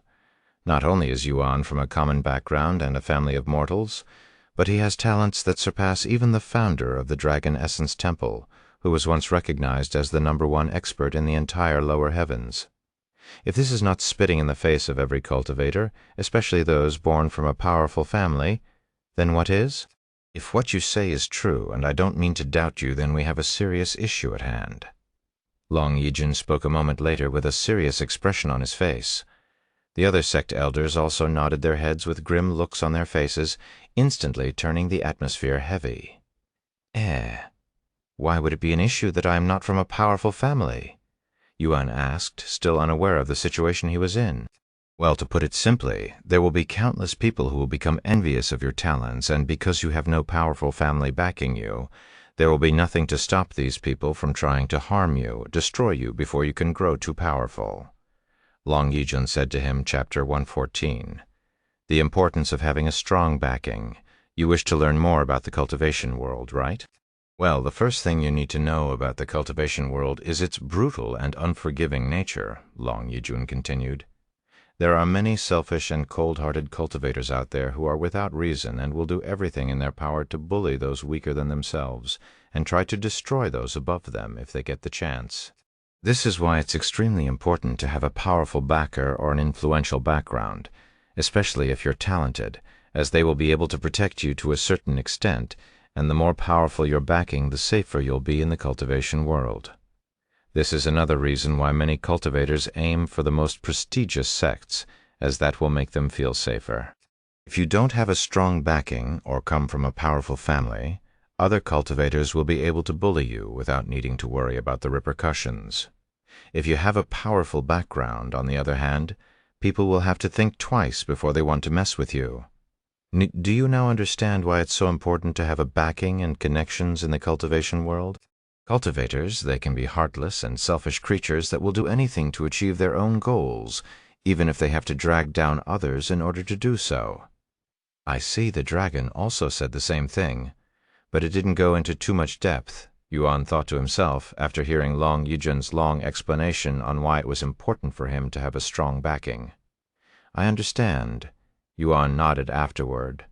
Long Yijun continued to speak a moment later. Now, back to our situation. You have immense talents that will make many, many cultivators jealous, yet you do not come from a powerful family that can protect you, hence why it's a problem. While the Dragon Essence Temple can protect you to a certain extent, and we will do everything in our power to protect you as long as you are a disciple here. There are no guarantees, as there are powerful factions and cultivators out there in this vast world that even we cannot deal with. Therefore, I suggest hiding your real talent from the world until you have sufficient backings. Of course, that is not to say you shouldn't show off your talents, just overdo it like what you did during the third and final exam. For more, visit lightnovelpub.com. Yuan nodded. Now, on to the second matter, Elder Xuan. Do you want to take over, Long Yijun asked him. Elder Xuan nodded before looking at Yuan and speaking. You said that you came to the Dragon Essence Temple for experience, right? I have heard from my granddaughter about how you do not want to be restricted like normal disciples and wish to travel freely. Normally, only core disciples will have such luxury, but we will make it an exception for you since you are already at the core disciple's level.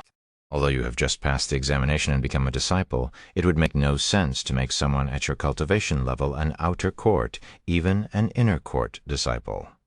However, with that being said, we also cannot just make you a core disciple, as that has never happened before, and it would upset many of the core disciples.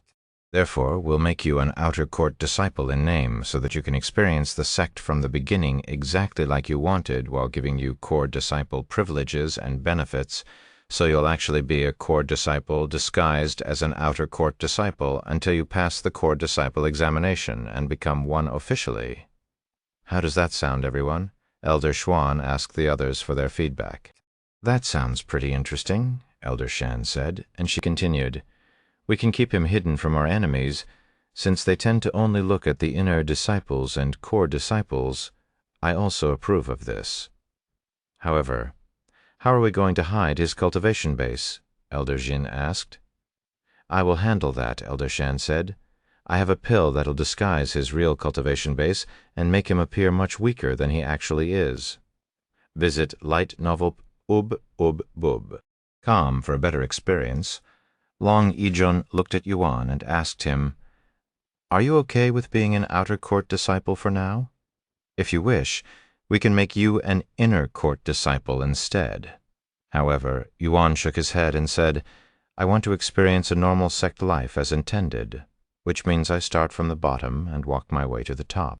While it was a little too late for Yuan to live a normal sect life, Long Yijun and the other sect elders did not say anything and decided to let Yuan live that illusion for now. Then it's decided. Starting today, you will be an outer court disciple, but if you ever need something, anything at all, just let one of us know and we'll assist you to the best of our abilities without making it too obvious. We'll give you our communication jade slip later so you can contact us whenever you feel the need, Long Yijun said. A moment later, Long Yijun continued, Disciple Yuan, I have two more important matters to discuss with you before I can let you go, so bear with me. The first one is about a place called Mystic Realm that we plan on having you participate in next month. And the second matter is about the Dragon Temple that will most likely happen after the Mystic Realm. Mystic Realm? What's that? Yuan asked. To put it simply, it's a massive competition that happens only once every 10 years where all of the elite sects from around the world send their most talented disciples to participate in the Mystic Realm, a mysterious place that contains many challenges and treasures, and the higher your sect ranks, the more rewards and fame you'll obtain, Long Yijun explained. And he continued a moment later in a passionate voice, Our Dragon Essence Temple ranked 7th for the last event. But with you on our side this year, I have no doubt that we'll achieve at least top 3, Chapter 115, accepting a master. Every sect will be given a certain amount of slots depending on their results from the previous competition, and we managed to secure 3 slots for this year's Mystic Realm, Long Yijun said. One of those spots will be given to you. Of course, we're not going to ask you to participate without anything in return, so we'll give you full access to the Profound Pavilion, where you can learn all kinds of techniques between the mortal rank to earth rank. There are also a few heaven rank techniques available, but you'll need to be accompanied by one of us in order to access those. Furthermore, whatever you obtain from the Mystic Realm, we'll let you keep them. Normally, the disciples are required to hand in the treasures they find inside the Mystic Realm, but we'll make it an exception for you. What do you think? Are you willing to participate in the Mystic Realm for the Dragon Essence Temple? Long Yijun asked him afterward. Yuan nodded without hesitation.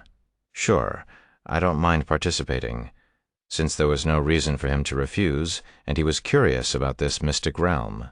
Yuan accepted their request. Great. Then let's talk about the Dragon Temple. The Dragon Temple is a mythical place discovered by our founder Long Chen, and he built the Dragon Essence Temple around it in order to protect it. It's a mysterious place with many challenging tests, and you'll be rewarded for passing those tests. The only reason why we are not sending more disciples in there is simply because it requires a tremendous amount of resources and effort to open the place for even a single person. And there's a high chance the Dragon Temple might refuse entrance if you are not talented enough. hence why we only allow those who have exceptional results during the disciple examination to enter the Dragon Temple. Long Yijun explained to him.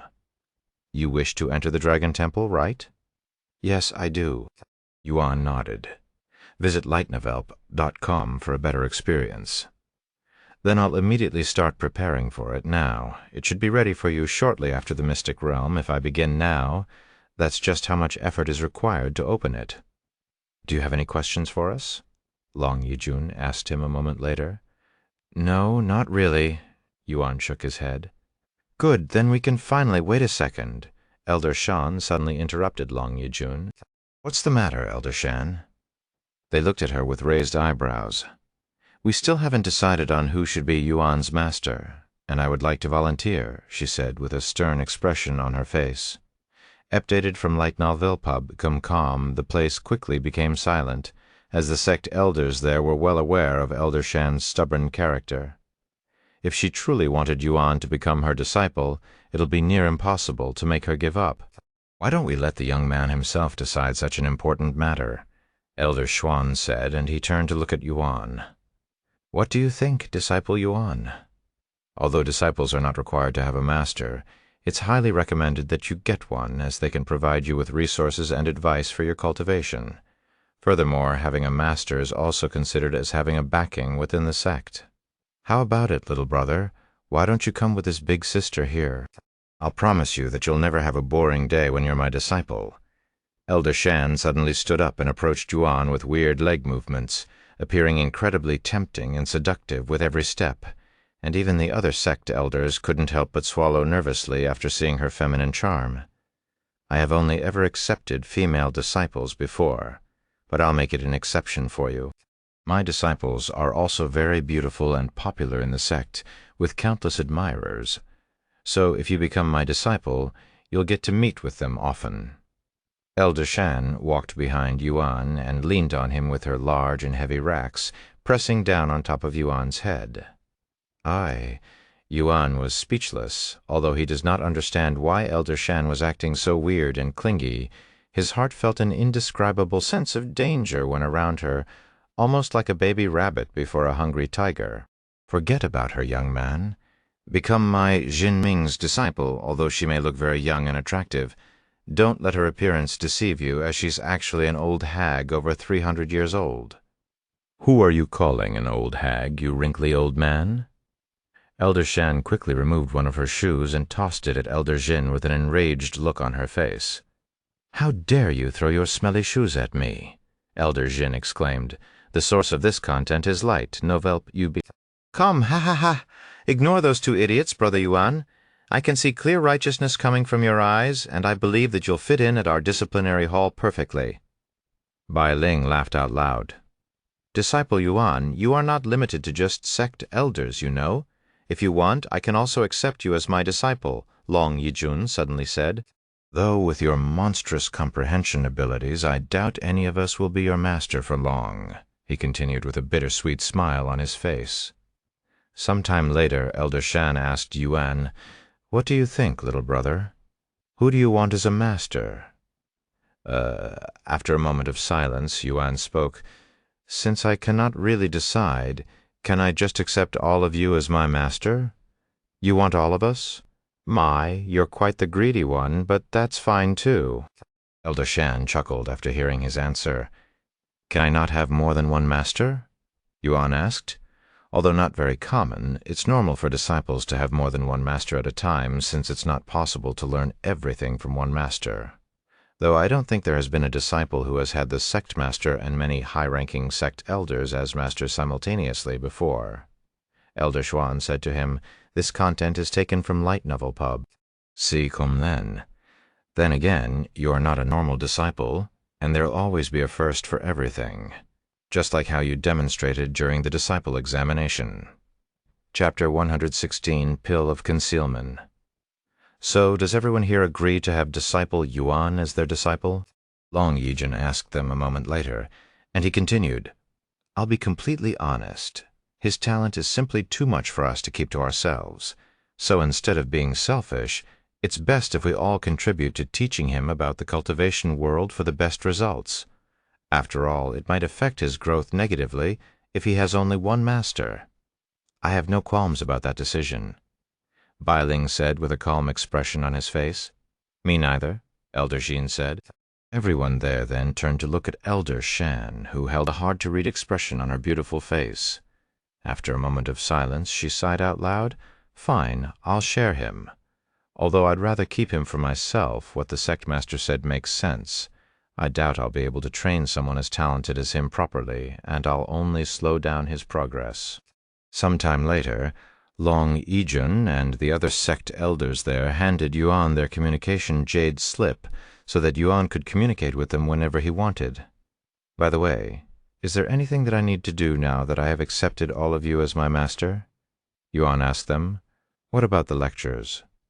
We do give private lectures to our disciples every month and public lectures once a year, but you are not required to attend either of them. If you have any questions regarding cultivation or need resources for cultivation, you can just let us know using the communication jade slip. Furthermore, because you are still only an outer disciple, we'll avoid physically meeting with each other as much as possible since we don't normally communicate with disciples in person, and I don't want the other disciples thinking that we are favoring you too much, as that might affect the entire sect as a whole." Long Yijun said to him, "I understand." Yuan nodded. "Here's a few more things before we let you go." Elder Xuan then handed Yuan 2 separate medallions.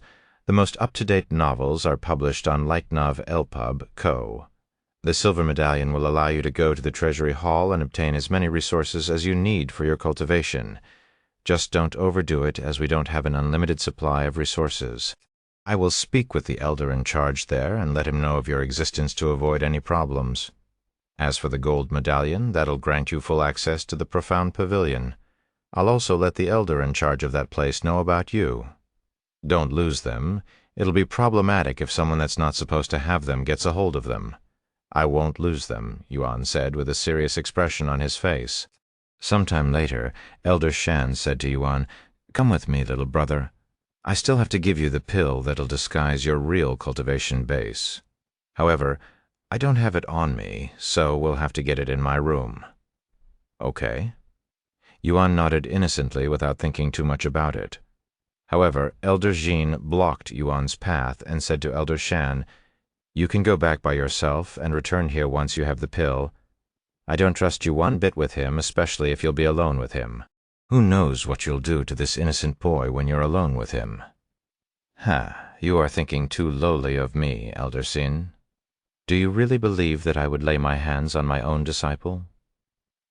Elder Shan sighed with a disappointed look on her face, and she continued, "Despite my character, I am still a maiden, you know." "Hm." Elder Sin coldly snorted, not even bothering to answer her.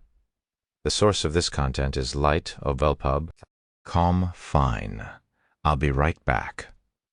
Elder Shan shook her head before leaving the building. While Elder Shan left to grab the pill, Long Yijun handed Yuan a medallion of his own and said, "This is the absolute authority medallion, and only the sect master can hand it out. As long as you have this, nobody in the sect will dare to touch you. However, don't go flaunting it every chance you get, and only use it during emergencies. And of course, don't lose it." "Thank you." Yuan nodded as he tossed another medallion into his spatial ring.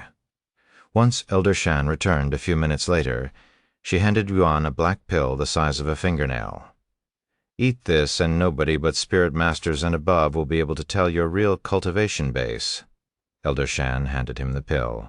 Pill of Concealment, Tier 2. Purity, 92% effects. Temporarily conceals your cultivation base by 7 levels for 30 days. Description. Only works if you are below Spirit Master after tossing the pill into his mouth and swallowing it with the help of some water. Yuan could feel his aura being suppressed, yet his strength remained the same. This content is taken from Light Novel Pub. Calm there, now you're only a 7th level Spirit Apprentice. Just enough to qualify as an inner disciple, Elder Shan said afterward. Sometime later, Long Yejun opened another portal to the disciple examination and said to Yuan, "Once you return to the examination, just enter the gate behind the Tablet of Comprehension, and you'll be teleported to the gathering area where everyone that has passed the examination will be gathered. Here's your token. It's proof that you have passed the disciple examination. Although we won't see each other for a while, we'll always be watching over you. So go ahead and enjoy life as a disciple until the mystic realm." Elder Xuan said to him. "Good luck, Brother Yuan," Bai Ling said to him. "Try not to cause too much trouble," Elder Xin said with a smile. Lastly, Elder Shan said to him before kissing the palm of her hands and blowing it towards his direction, "If you are ever feeling lonely, come find me at Blossom Peak. I will see you all later, seniors. Thank you for everything so far." Yuan bowed to them before entering the portal and disappearing from the room. Chapter 117, Golden Symbols. Once Yuan entered the portal and disappeared from the spectators' room, Long Yijun and all of the sect elders there sat down in a chair with an exhausted expression on their faces. Heavens, that was exhausting. Elder Xin was the first to speak there, and he continued a moment later. "It's really difficult being around a genius like Yuan. There's simply something about his aura that frightens me. You got that feeling too? Although I cannot tell what it is, there's something fearsome hidden within Yuan, and it felt like there were always two pairs of eyes watching me at all times," Long Yijun said with his back soaked in sweat. "Perhaps I'm just imagining things, and it's just his natural aura. There will soon be a massive ripple sweeping the entire cultivation world, especially after the mystic realm, when Yuan's existence will be known to the rest of the world and to all of the elite sects out there, and we'll need to be prepared before that happens, or our Dragon Essence Temple will be in danger." Elder Xuan said to them with a serious expression on his face. "Yes, this is a serious risk that our Dragon Essence Temple is taking, but this is what usually happens when an extraordinary genius appears in the cultivation world," Long Yijun said, and he continued, "However, we cannot be afraid to take risks, or our Dragon Essence Temple will never stand at the top again. By the way, I just realized this, but we never asked Yuan what kind of cultivation technique he'd received from the Tablet of Comprehension. Since his examination results were on the founder's level, there's a high chance that he'd learned the same technique our founder learned, a divine rank technique, if the rumors are correct." Bai Ling suddenly said to them, "There's no need to ask him since I witnessed it for myself." Long Yijun said, "Really? What kind of technique did he learn?" Bai Ling asked with a curious look on his face. Long Yijun closed his eyes to recall Yuan's golden eyes before speaking a moment later. "The technique our founder used to dominate the lower heavens. It was an otherworldly technique that allowed him to completely freeze his opponent's movements by instilling deep fear into their very soul with a mere gaze, right? According to some of the records that were written by witnesses that have seen our founder's battles, our founder's eyes would glow golden whenever he activates this technique. And when I met Yuan for the first time after he finished his exam, his eyes were glowing golden, and it was able to make even a peak spirit master, such as myself, experience fear. For more, visit Light Novel Pub, Siam." The place quickly turned silent after Long Yijun ended his sentence.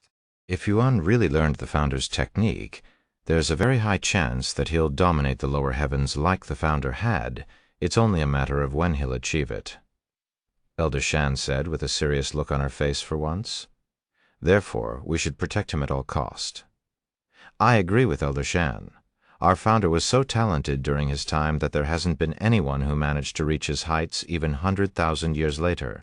If Yuan, who has talents that surpass even the founder, we must make sure he grows up properly," Bai Ling said. "If we can protect Yuan until he can dominate the lower heavens, our Dragon Essence Temple will once again rise to the top. If we fail, however, our Dragon Essence Temple might crumble," Elder Xin said with a pondering expression on his face. "Is there even a need to think about this? Of course we will protect Yuan even if we have to risk the entire Dragon Essence Temple. I'm sure the founder would also say the same if he was here." Long Yijun stood up and said, "I agree with the sect master. Who knows what other talents Yuan might be hiding," Elder Xuan said.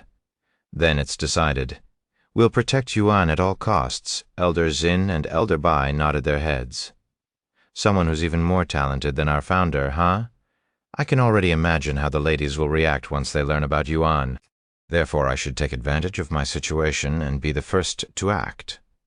Elder Shan chuckled with a weird expression on her face. Do you have no shame, Elder Shan?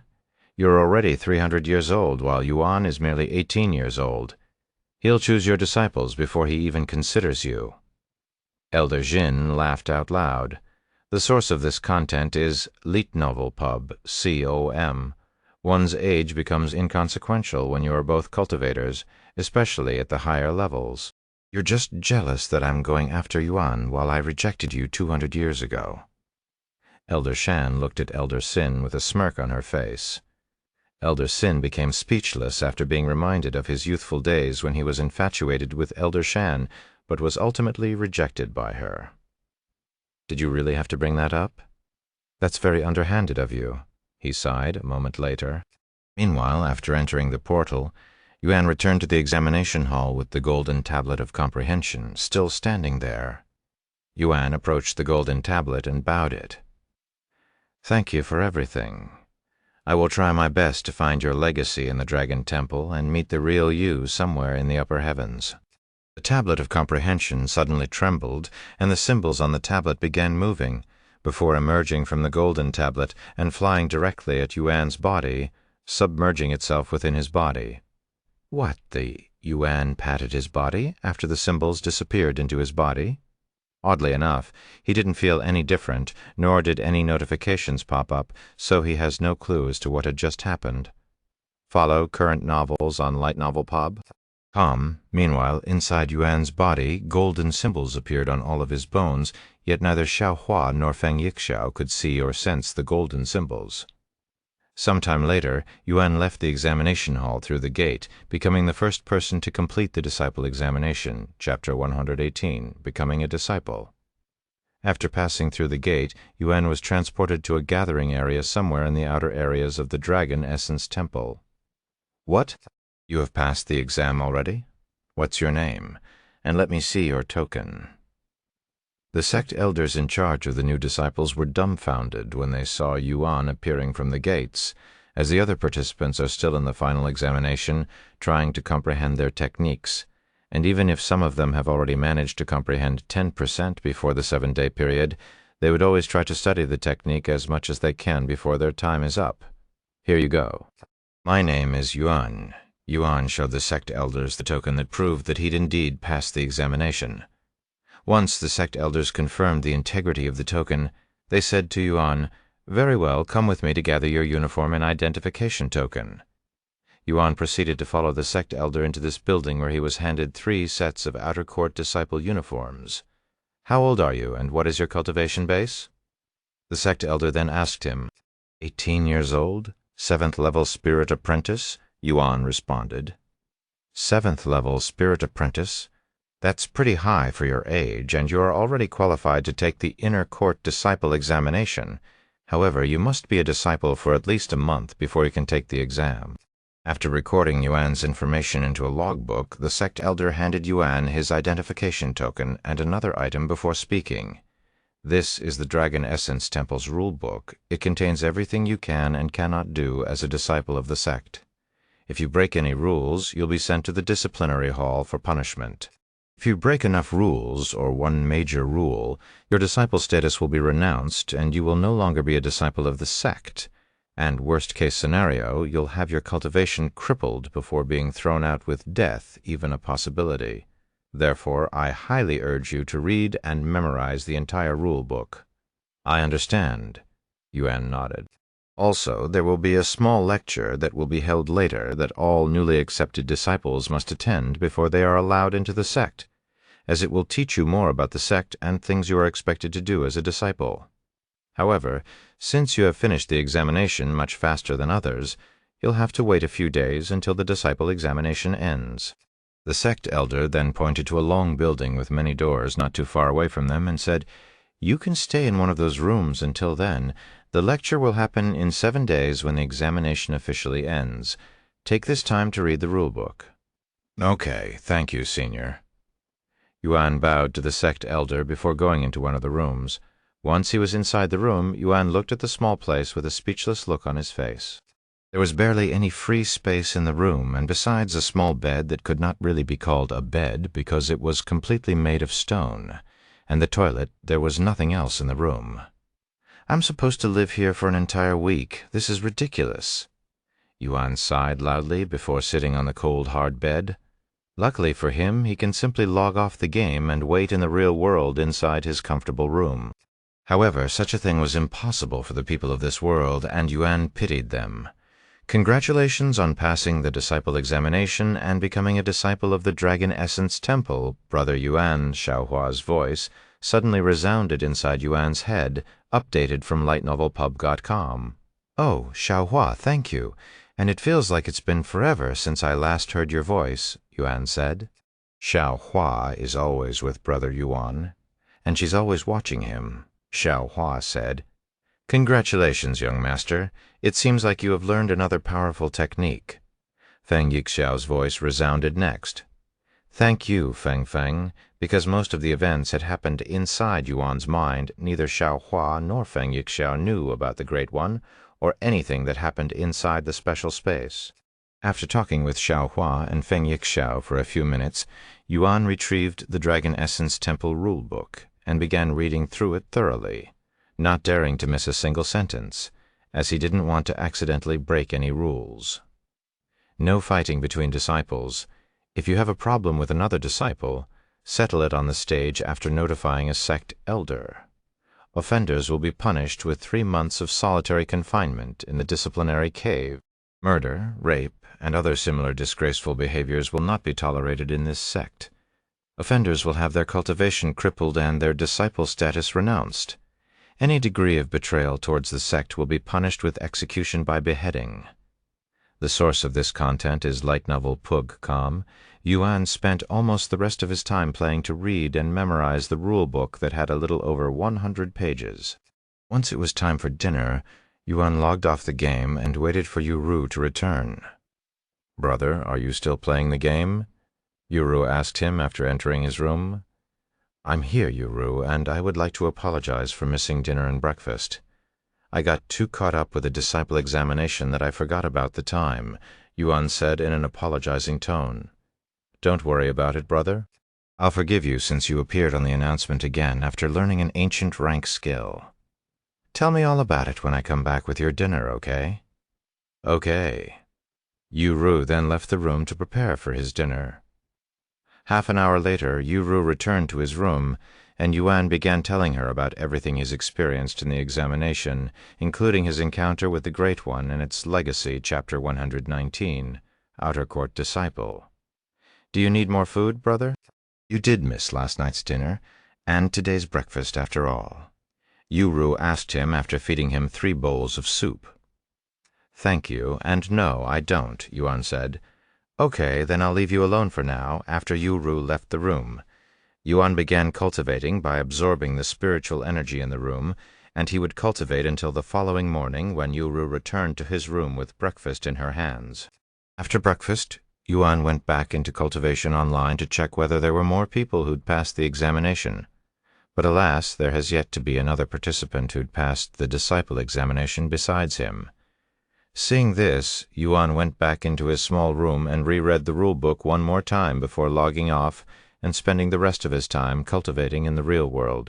Yuan would repeat this for the next 4 days until he could finally see other participants who had passed the examination appear at the gathering area, and he'd also managed to reach the 6th Spirit Apprentice during this time.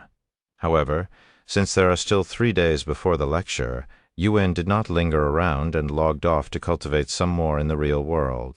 After waiting for a grand total of 7 days, once the disciple examination had officially ended, and all of the participants who'd passed the exam gathered in the Dragon Essence Temple, Yuan finally emerged from his small room and blended in with the crowd of new disciples while waiting for the lecture to begin.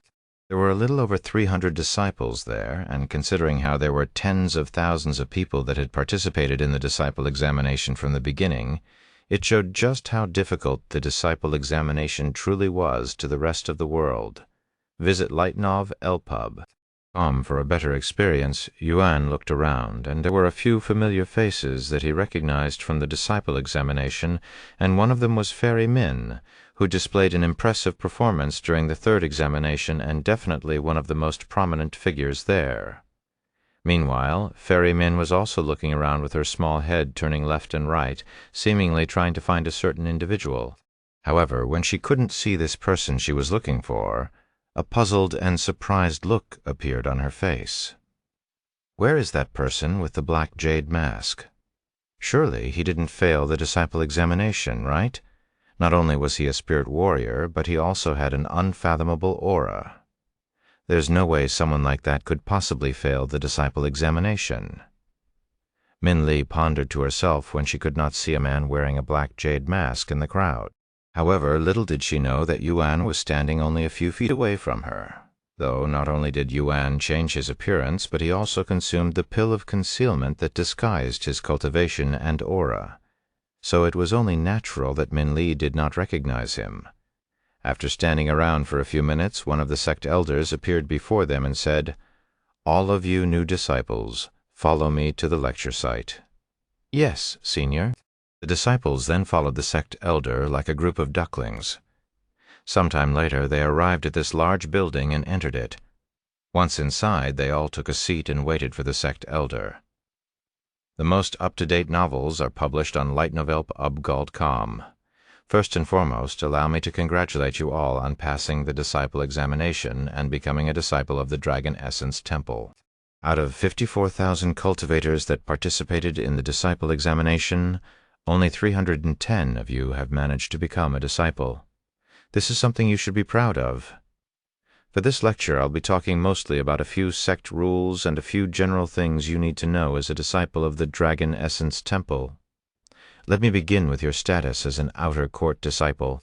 While you are a disciple of the great Dragon Essence Temple, and you should feel proud, just remember that there is always someone better than you, and that you are only an outer court disciple. If you see a senior, be it a fellow disciple or a sect elder, be courteous and greet them. If a senior asks you a question, answer them in the cultivation world and not just the sect. Respecting your seniors will go a long way. As an outer court disciple, do not expect any support from the sect when it comes to resources until you are an inner court disciple. If you want resources, work for them. The Dragon Essence Temple has over 100,000 disciples, which means resources are scarce and only those who are worthy will be supported. Although you may have become a disciple, you have not yet contributed to the sect, so do not expect the sect to hand out free food. Now, many of you should be wondering how you can obtain resources in the sect. Allow me to introduce you to the contribution hall where you can spend your contribution points for resources and treasures alike. There are 3 different contribution halls, each located within their own court, so the outer court will have their own contribution hall, whilst inner court will also have one. The difference between each contribution halls are the resources you can obtain from them, meaning you will be able to obtain more valuable treasures in the inner court compared to the outer court, as this is a privilege for those who'd earned it, and an incentive for you to climb higher in the sect and the cultivation world. The disciples swallowed nervously after hearing the sect elder's words. How does one obtain contribution points, Senior? One of the disciples raised his hands to ask. The most up-to-date novels are published on lightnovelp.com. There are many methods you can use to obtain contribution points. You do missions for the sect, you sell treasures you don't need, and you can even ask for them from your fellow disciples, said the sect elder chapter 120, their first lecture. What kind of missions do we have to do, Senior? And where do we accept these missions? Another disciple asked after the sect elder stopped talking. You can find and accept all kinds of missions at the mission hall. Every mission inside the mission hall are requests from the people in the outside world, so you will obtain more than just contribution points from the sect, which is basically a little bonus from the sect, explained the sect elder. I should also let you know that as outer court disciples, you are obligated to complete at least one mission every 3 months, so quarterly. Failure to do so will result in punishment that is usually in the form of a fine, so you'll have to pay contribution points. There are a variety of missions with their own difficulties, so you can choose to do easy missions that require no skills like cleaning dishes for some restaurant, or the more difficult missions that require you to hunt specific magical beasts for their materials. Of course, the harder the mission, the more rewarding it will be at the end. However, don't chew more than you can bite, as there have been plenty of incidents that resulted in the deaths of disciples, because the disciple arrogantly or ignorantly tried to challenge something they have no qualifications to even challenge. Sometime later, the sect elder continued, "Okay, I think I have covered enough about contribution points. Now let's talk about what the sect of you as outer court disciples. First and foremost, you are not allowed to leave the sect without permission from the sect unless you are on a mission, and only inner court disciples and above are allowed to leave the sect as they please. If you need to go somewhere, you must go to the reception hall and state your reason for leaving the sect. If the sect deems it reasonable, they will allow you to leave. If you are outside on a mission, you are not allowed to wander too much. If you leave the sect for too long without any accountability and for an unreasonably long amount of time, the sect will deem you as a deserter or dead and revoke your disciple status. This is mostly to prevent the outer court disciples from getting out of hand in the outside world.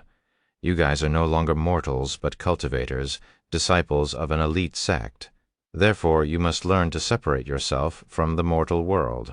If you encounter trouble with other cultivators while you are outside, try to solve it peacefully, especially if the opposite party belongs to another elite sect. While it's very common for disciples from other sects to fight each other, and our sect does not forbid fighting against others, you should know that there are people and places you cannot offend. Just keep that in mind, because the Dragon Essence Temple is not invincible in this vast cultivation world. After talking about a few more things regarding their status as outer court disciples, the sect elder began talking about a few rules for the sect. This can be found in your rule book, but I am still going to mention it because it still happens very often between disciples from all ranks. If you are in a disagreement with another disciple before you duke it out in the middle of the sect and destroy the sect's property or accidentally hurt other disciples, find a sect elder to settle it for you. If that's not enough, you can challenge the other to an official fight in the arena, where you are free to fight each other to your heart's content. However, you are not allowed to kill your opponent. If the two of you truly hate each other to the point where you are not willing to exist in the same world, you can request for a death match, and you will be able to kill your opponents during the death match. However, once you agree to a death match, the sect will no longer protect you no matter what happens, and you will be at the mercy of your opponent and vice versa.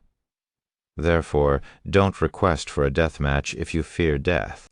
After talking about a few more major rules that they should not break, the sect elders asked the disciples, "Do any of you have any questions for me before I let you all live your life as disciples?" "Where do we live, sect elder?" One of the disciples raised her hands and asked, "Your identification badge will show you the location of your living quarters, and it also acts as a key to the house, so don't lose it. Furthermore, all outer court disciples are required to have roommates, though there will be some exceptions if you come from a renowned family."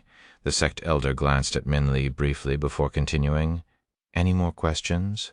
"When can we start participating in lectures by the sect elders?" another disciple asked. "You can participate in them whenever you want. There will be at least 2 lectures a week from different sect elders at the Education Peak if you wish to listen to the lectures. If you're lucky, you might even get to see one of the higher-ranking sect elders there. Of course, they only appear once a year." After spending a few more minutes answering the disciples' questions, the sect elder handed out another book to everybody there and said, "This is a guidebook that mentions all of the locations and buildings within the Dragon Essence Temple, and it answers most frequently asked questions. Even if you're looking for something specific, it should all be in there. Follow current novels on lightnovelpub.com. Now that you have completed your first lecture, I shall let you all experience life as a disciple for the Dragon Essence Temple for yourselves." "Thank you, Senior." All of the disciples then stood up and bowed to the sect elder before leaving the building with excitement and enthusiasm. However, right as Yuan approached the door, the sect elder suddenly grabbed his arm and said, "Please, stay here for a little longer. Disciple Yuan." Oh, okay? Yuan nodded with a startled look on his face.